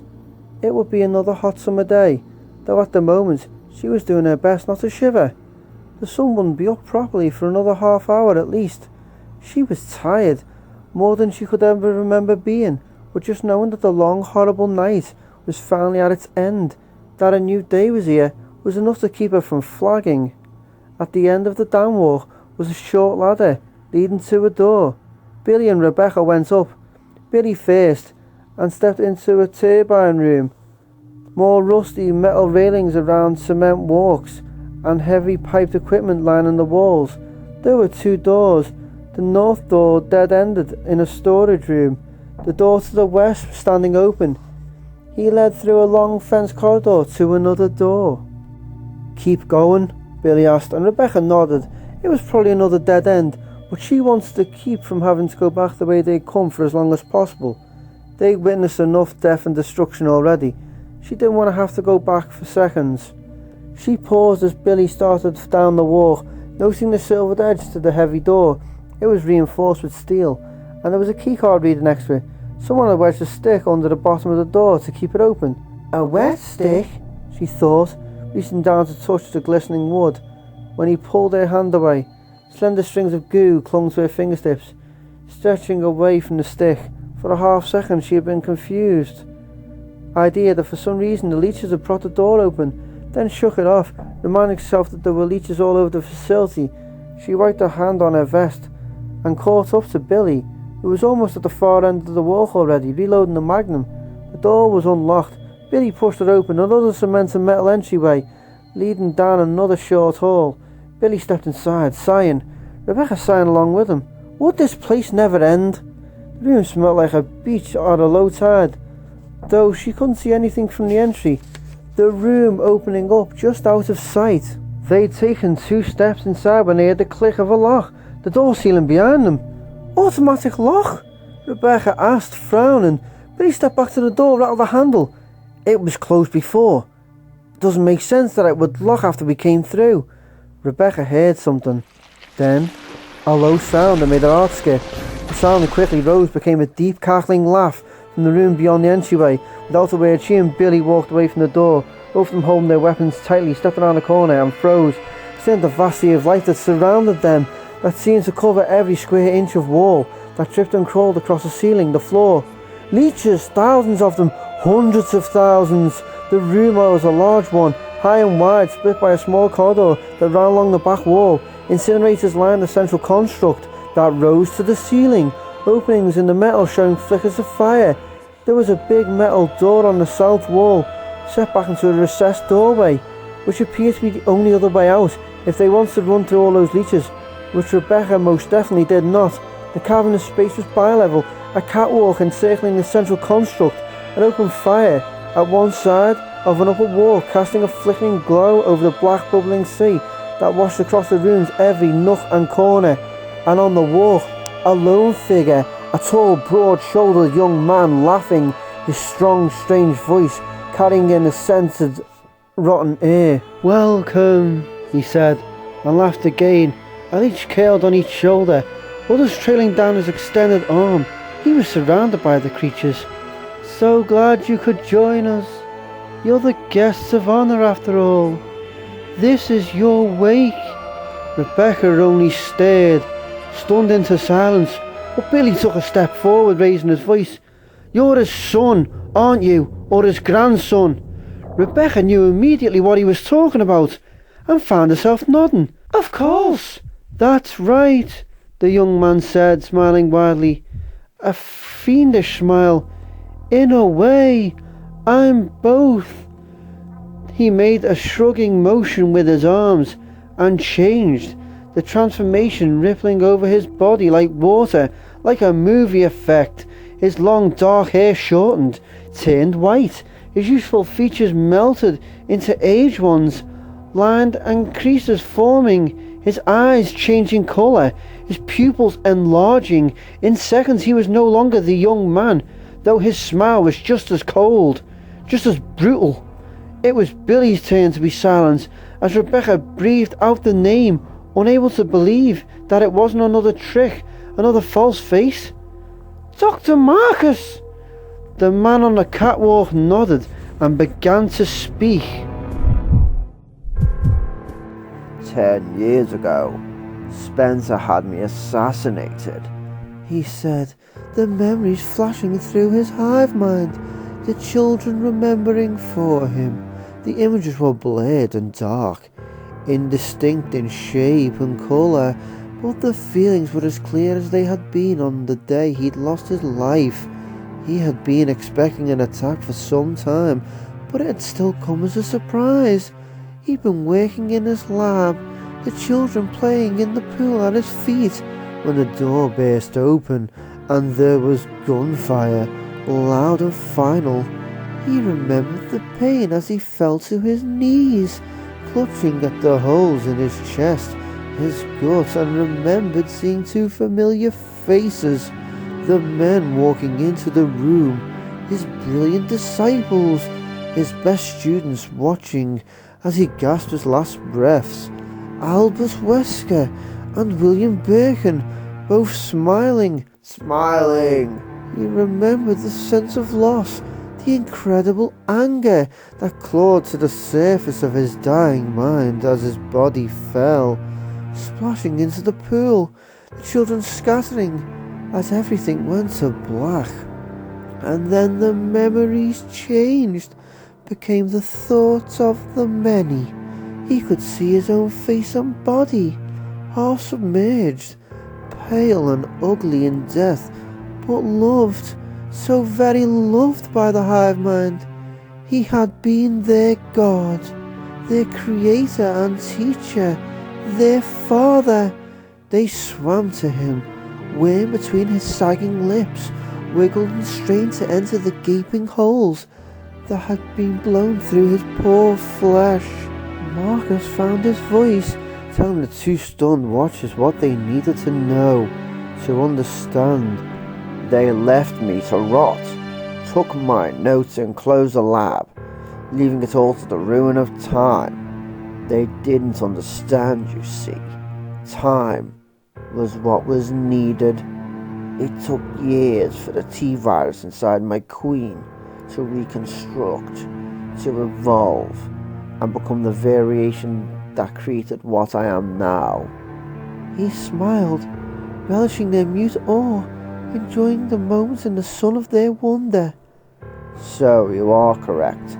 I am Marcus, but I'm also Marcus's son and grandson, and every other extension, all other offspring, the union between Marcus and his queen.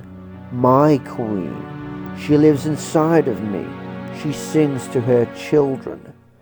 At the intensity of his joy, his triumph, the children surged toward him, swam up his legs, tickled their way across his most familiar form, that of James Marcus. He revelled in the feeling, laughing aloud at the revulsion across the faces of his two young guests. If only they knew the phenomenal rapture he felt as part of the hive, its leader and follower. Marcus's death had freed him, had made him far greater than his human life would ever have allowed. I scattered the virus, he said. The world will know now what Umbrella has done, what Spencer and his stupid greed have contrived. Umbrella will burn, but Marcus will be hailed as a god for what he created. I am the archetype of a new man, far superior to the lonely pattern of humanity.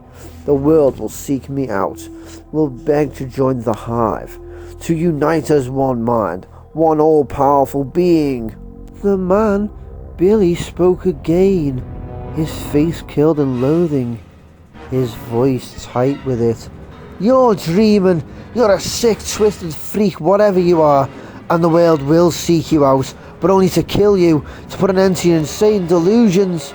Such a fool, so self-righteous in his own stupidity. A great anger rose in him, in the children, tainting his joy. He could feel his body quake with it. We'll see who's going to Die, he said, his voice trembling with anger, but it was no longer Marcus's voice. He had become the young man again, the children's vision of Marcus as a youth. He frowned, not sure why he had changed, or how. He had not wished it, had not sung or willed the shift in form. The children swept through him, swollen with his anger, ignoring his inner commands, and for the first time since he crawled from the pool only a few months ago, since the hive had given him his new life, he had no control over it. The many would not listen, wanted only to smite the intruders, to squash them. The young man felt them rising in his throat, spilling out like bile, choking him. He tried to hold on, to exert his influence, but the anger was too big, too all-encompassing. He was changing, becoming something entirely new, and his struggle for domination was washed aside, lost to this new thing. The Queen! He could feel her consciousness filling him, her creative power surging forth, carried by the children to every part of his metamorphosing form. She wanted to kill, to destroy the two humans who dared to judge her, and she was far stronger than he'd ever imagined. The thing that had once been Marcus had no choice but to surrender, to become the most powerful player of all, to become the Queen. Marcus started to change once more, in a way that seemed to surprise him as much as it surprised Billy.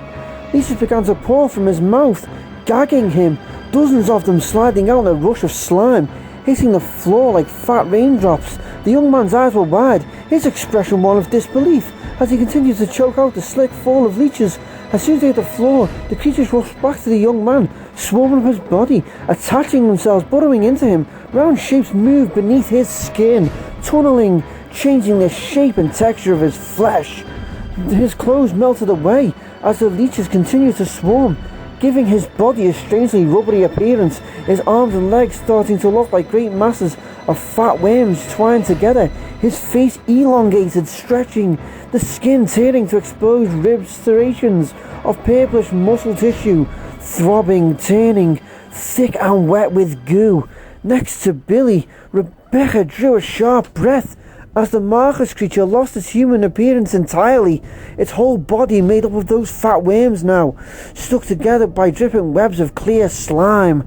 It grew in size as well, the leeches near it joining the multitude, adding mass and height. Long stringy tentacles shot up from its back, whipping around like streamers in a high wind, the colour of inflammation, of infection. "The Queen!" Rebecca breathed. "She's taken control." Billy pointed the magnum at the growing creature, and the thing flew upward, leaping straight into the air, and it hit the ceiling with a huge wet smacking sound, and clung there for a moment, dribbling thick fluids to the floor far below. Except for having 4 limbs, it no longer looked remotely human. Billy fired at the ceiling, but it was already gone, dropping to the floor in front of him, condensing slightly as it hit the ground like some giant rubber toy. She stretched out again, towering over him and Rebecca, those dark tentacles snapping around towards them, reaching for them. He and Rebecca both stumbled back. Billy felt his boots sliding as he stepped on many number of the leeches that still covered the floor, hearing the soft fat pop of each creature beneath his heels. Rebecca grabbed his arm, almost falling as she too slipped across the blanket of leech bodies. The deaths of the ghastly children had an immediate effect. The leech queen pulled her tentacles back and let out a scream, a strange high warbling wail like nothing on earth, a sound that made it all the more horrible by its complete alienness. All of the leeches in the room started towards her at once, moving away from Rebecca and Billy, clearing a path from beneath and behind their killing footsteps. The leech queen continued to grow as the small bodies packed on, joining together with the core creature. His size almost doubled in less than a minute. Billy took a shot over his shoulder, saw that they were going to dead end back at the door they entered by if they let the monster choose their path. At the most literal sense of the word, at the room's south side was a closed door set into a kind of recessed entryway. There was a sea of leeches separating them from it, but the sea was on the move, flowing towards the growing Marcus Queen monster. She seemed oblivious to their presence as she packed on more of her hive, swelling to a gargantuan size in a soft, sloshing whisper of liquid movements. "South door," Billy said, keeping his voice low as they continued slowly back away. They had to act now, fast, or their chance would be gone. "Is it locked?" Rebecca whispered back. "Gotta risk it," he said. "I'll cover on 3. 1, 2, 3. Rebecca broke and ran as Billy opened fire, pouring rounds into the giant bloated body of the Queen. She screamed, her high wail taking on depths of pain and of hate, and the shot of handful of tentacles at him, the appendages moving lightning quick. They grabbed him, lifted him into the air. Billy lost the magnum, couldn't get to his hand when it was wildly shaken, his head snapping back and forth, his arms pinned by the creature's brute strength. Her tentacles curled around his chest, tightening like a vise, breathing so hard that he couldn't draw breath. After only a few seconds, he could feel himself blacking out, the shaking world fading into brilliant spots of darting black. He heard the sound of the shotgun, and the monster was screaming again, dropping him, spinning around to face a new attacker. Billy crashed to the floor, ignored the pain, scrambled for the magnum as 100 leeches crawled towards him, as Rebecca fired again. and the monster started for her, tentacles lashing all around. Billy got to his feet and saw that Rebecca had her back turned. The second blast hadn't been aimed at the monster at all, but at the standing control console next to the south door. She fired again. Kicking at the door at the same time, it flew open, but the Queen was almost upon her, easily twice her height, heavier by far. She ripped it apart like a paper doll. Hey! Billy screamed, no time to reload the magnum. Had to get her attention fast. And he leaped into the nearest wave of leech bodies, jumping up and down, kicking and stomping as hard as he could. They burst by the dozen, spilled Icarus blood and goop across the floor, drenching his boots. He danced on their dying bodies, feeling a fierce, uninhibited satisfaction as Leech Creek spun again, howling in distress. He saw Rebecca make it through the door, had half a second to be glad about it, then the monster was snatching him again, throwing him across the giant room in a blind rage. He slammed against the back wall, he felt a rib crack, and he was falling, landing heavily on the cement floor. It drove the wind out of him, but he was on his feet again in a second, running for the south door. Leech was popping underfoot as he struggled to breathe. The monster was about the same distance from the door as he was. Billy saw that he wouldn't make it, that she would get there before him, and he sent a silent plea to whoever might be listening that Rebecca would make it out alive, and then he saw her, not from behind the south door at all, but half across the room. A shotgun turned to the Leech Queen, her back to the central incinerator. Billy realised she must have ran out again while the monster had been busy throwing him against the wall. He screamed at her to get back to the door, but she ignored him, fired the Queen as she charged towards Billy. With each shot, handfuls of leeches flew from the massive body. But for every one lost, half a dozen more were clambering on. On the fourth shot, the Queen turned toward her, hesitating as if unable to decide who to go after. "Get in!" she shouted. "I'm on me way!" Billy running for the door, hoping to God she had a plan. She continued to fire at the creature. Pump and shoot. Pump and shoot. And then there was nothing but a dry click. Billy could hear it across the room. Sound of inevitable defeat. The Leech Queen heard it too, and started for her, her body continuing to grow, to pick up mass as she lurched wetly forward. Billy had reached the south door, and stood there, adrenaline pouring through his body, falling through his pack for the last two magnum rounds. "Run!" he shouted, but Rebecca ignored him, not moving at all. She wasn't reloading, wasn't even reaching for her handgun. As the Queen approached instead, she hefted the shotgun by its barrel, stepped back as she was torturing the incinerator wall, and drove the heavy stock through the sheet metal of a heat duct, popping one of the panels out with an aluminium crunch. Burning matter spilled out across the floor. Rebecca jumped into the midst of it, kicking wildly, driving lumps of flaming synthetics and rubbish into the nearest wave of leech bodies. The Queen shrieked, ceased its advance, still well away from the sudden fire.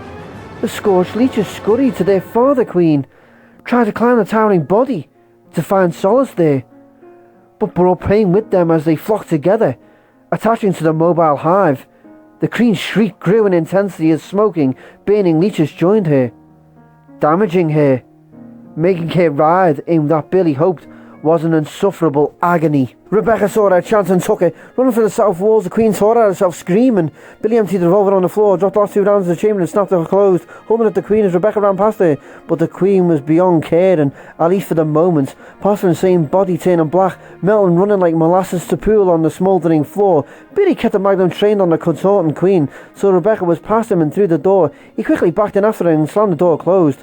He took a deep breath, felt the pain in his ribs, in his arms and legs, in his head, a dull agony in every pore of his body, until he turned around and saw that Rebecca was putting a smile of surprised delight on her shock-smudged face. His pain dropped away, became nothing but a nagging background to his own sudden relief. They'd shut themselves into a platform elevator shaft, one that went up, and from the depth of the wide tunnel that stretched away from them at a diagonal leading towards a circle of light far, far above, the platform appeared to go all the way to the surface. They grinned at each other like children, too dumb with happiness to speak, but only for a few seconds. Their smiles broke as the dying Queen roared, her horrible voice carrying from the next room, reminding them of how close they still were to dying themselves. Without saying a word, he ran to the platform, ran to the standing console to control the elevator. Billy studied the switches for a beat, then with a silent prayer of deliverance, snapped the power on. The power started to climb, carrying them off away from the nightmare, or so they believed. Chapter 16. The agony was magnificent in its measure, killing her with an intensity beyond any she'd ever known. The burning children clung to her, starved for release, and as they touched her siblings, they passed their pain on in a wave that would not cease. It went on and on, until parts of the collective gathered and fell away, dying, melting, her children sacrificing themselves so that she might live. Slowly, the agony receded, trained away from the physical, became the suffering of loss, of infinite sorrow.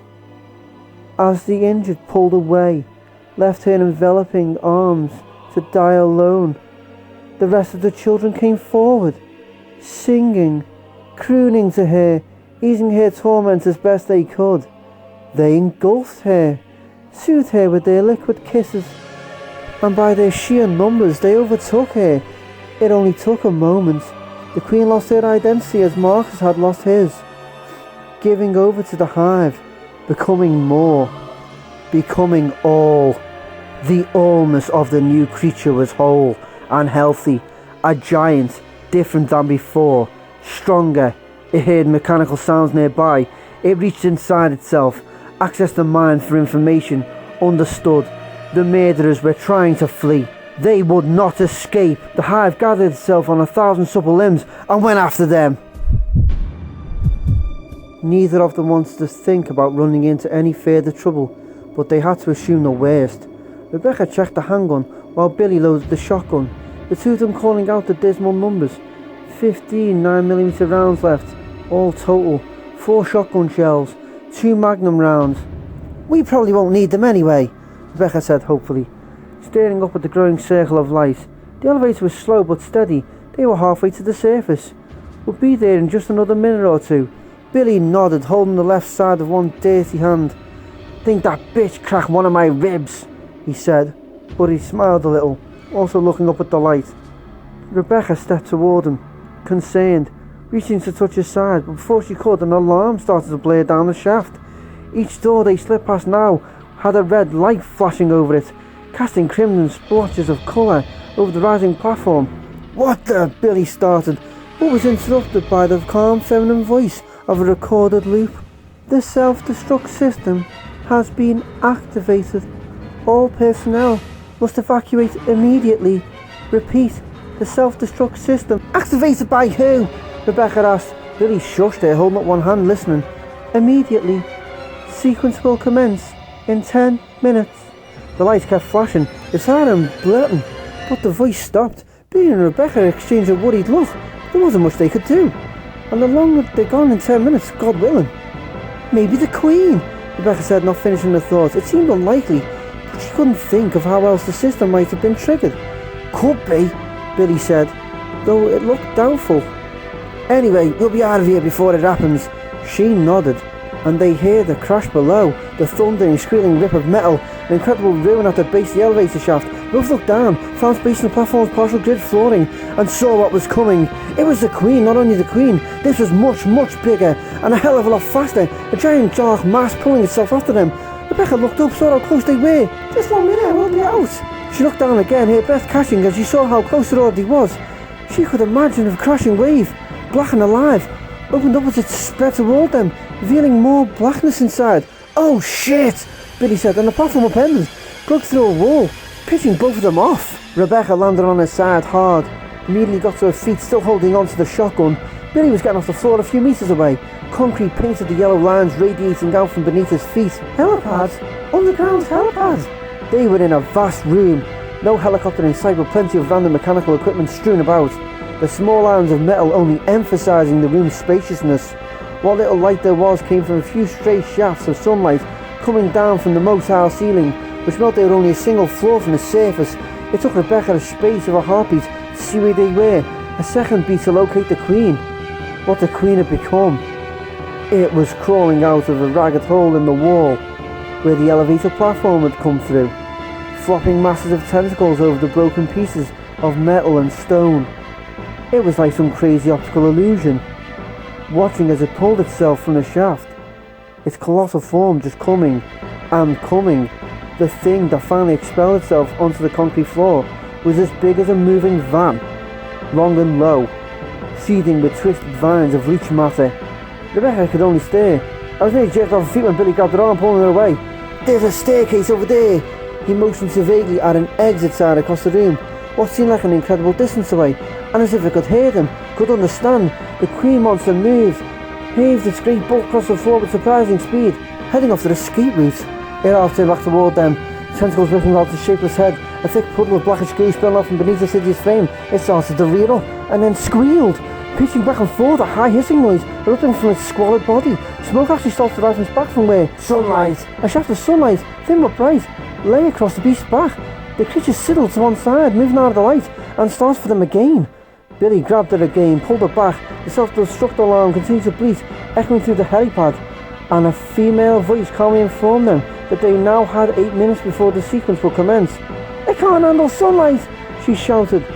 As she and Billy both turned and started to run, they headed for the room's northwest corner, the farthest from the monster as it come towards them, twinning between the stray beams of light. It wasn't as fast as it had been in the elevator shaft, less to push against, but it was almost to keep up with them running.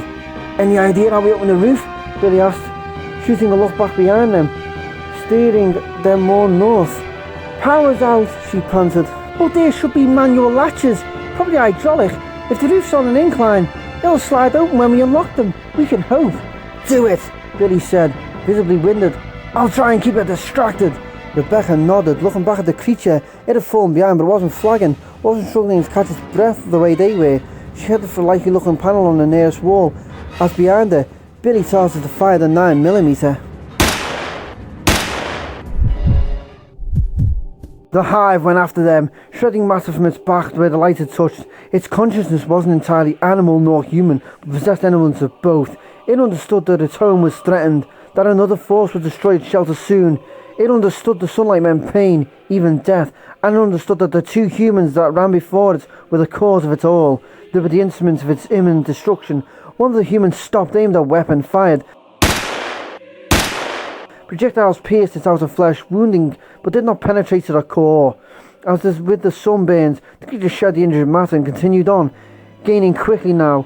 Close enough to smell the human's terror, it lunged forward, knocking him down. "Shit!" Billy hit the ground as the Kree monster jumped at him, one of the waving tentacles lashing its feet out from under him. He tried to roll away, but it had his right ankle in a firm grip. Cursing, Billy pushed himself closer to the master creature, brought through the heel down and bunched tentacles as hard as he could, and again, the appendage retracted, the monster thrashing away from him. Billy sprang to his feet, spotted Rebecca at the west wall, messing with the control panel. He turned east and ran, looking back to make sure the thing was on his trail. "Sequence will commence in 7 minutes. Lovely. It never rained, but it goddamn poured. Billy ran faster, pushing himself, the monster trailing too close for comfort. When he'd gotten far enough to risk it, he turned, saw Rebecca at another control panel across the room. The monster lunged for him, but it was too far away to reach, its outstretched limbs still a metre away. Billy got a shot off what seemed to be in its face, then turned and ran again.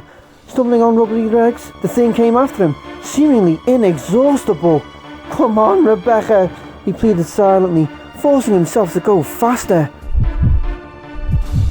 Rebecca reached the fourth and final latch as the recorded loop told them they had just 6 minutes left. She grabbed a small wheel that served as manual key, twisted, and it was stuck. Not entirely, but it took all of her strength to manage a half turn. She strained, felt her muscles scream for leniency as she got another half turn. Almost there! "Rebecca, move!" She shot a look back, saw that somehow the queen monster had gotten close, too close. It would be on her in 30 seconds, but she wouldn't run. Knew that they couldn't afford the time it would take to circle around to try again. Billy was firing, the sound of bullets hitting liquid fresh, terrifyingly immediate.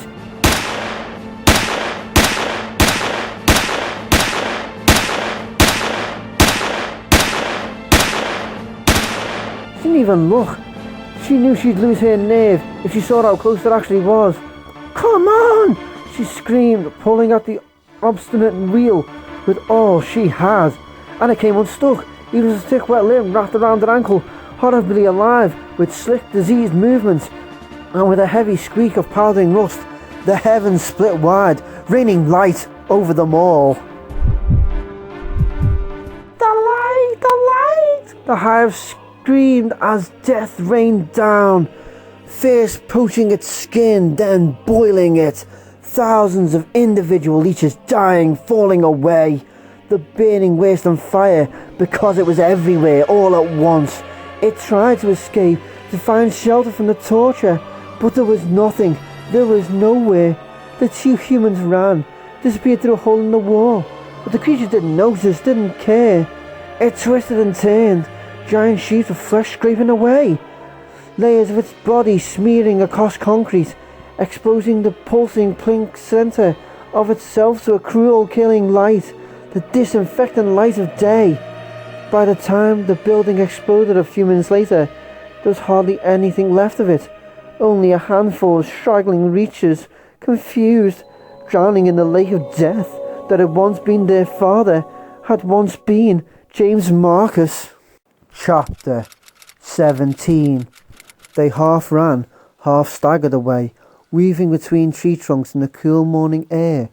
The experience for Billy crazy, surreal, from shooting at giant leech monsters in the dark to a run in the woods, birds singing their morning songs overhead, a light breeze ruffling their dirty, matted hair. They kept moving, Billy silently counting down until he got somewhere near zero. He stopped, looked around as Rebecca also halted, breathing heavily. They'd come out of the woods to a small clearing, high on a hill that overlooked the eastern Arklay forest. "Here looks good," Billy said. He took a deep cleansing breath and dropped, sprawling on the ground, his muscles cheering. Rebecca did the same, and a few seconds afterwards, the countdown was over. The explosion was massive, shaking the ground, the roar of it washing across the forest over the valley beneath them. After a moment, Billy sat up, watched the smoke billowing up over the treetops. As tired as he was, as sore and hungry and emotionally drained, he felt at peace. Somehow, watching the smoke of that terrible place drift off into the new day, Rebecca sat with him, also silent, her expression almost dreamy. There was nothing left that needed to be said. They'd both been there. He absently scratched at his wrist, at a tickle there, and the handcuffs fell off, landing in the grass with a muffled clink. Billy smiled. At some unknown point, the second cuff must have come loose. Shaking his head, thinking of how nice it would have been to have lost them about 12 hours before, he tossed them towards the stand of trees. Rebecca stood, turned away from the smoke, shading her eyes. "That must be the place that Enrico was talking about," she said. Billy forced himself to stand, moved to his side. There, maybe a mile or two away, and well beneath their vantage point, was a huge mansion, shrouded with trees. Its windows glared against the morning light, giving it a closed and empty look. Billy nodded, suddenly not sure what to say. She'd been wanting to get to her team, and as for him, Rebecca reached over and grasped his dog tags, tugging them firmly. The chain gave, half free, and she fastened the tags around her own slender throat, looking out at the mansion. "Guess it's time to say goodbye," she said. Billy watched her, but she didn't look at him, only stared at her next destination, the silent house half hidden by trees. "Officially, Lieutenant William Cohen is dead," she said. Billy tried to laugh, but it didn't take. "Yeah, I'm a zombie now," he said, a little surprised at the sudden wistful feeling in his chest and his gut. She turned, met his gaze, held it with her own. He saw honesty there, and compassion, and strength, and he saw that she too felt the same strange longing, the same vague sorrow that had dropped over him like a soft shadow. If things had been different, if circumstances weren't what they were, she nodded, ever so slightly, as if reading his mind, agreeing with what she read there. Then she straightened her head high, her shoulders back, and snapped a salute, still looking into his eyes. Billy mirrored her posture, returning the salute, holding it until she dropped her hand. Without another word, she turned and walked away, heading for a gently sloping decline among the trees. He watched her until she disappeared, lost to the shadows of the woods, then turned, looking for a path of his own. He decided that south sounded pretty good and started walking, enjoying the warm sun on his shoulders, the song of the birds in the trees. Epilogue. The distant explosion reached the Spencer estate, shook it so very slightly. Dust shifted on tables, dirt trickled in the underground tunnels, and the creatures that still lived there turned blind, dead eyes to the windows, to the walls, listening, groping in the darkness, hoping that the very slight movement meant that food would be coming soon. They were hungry.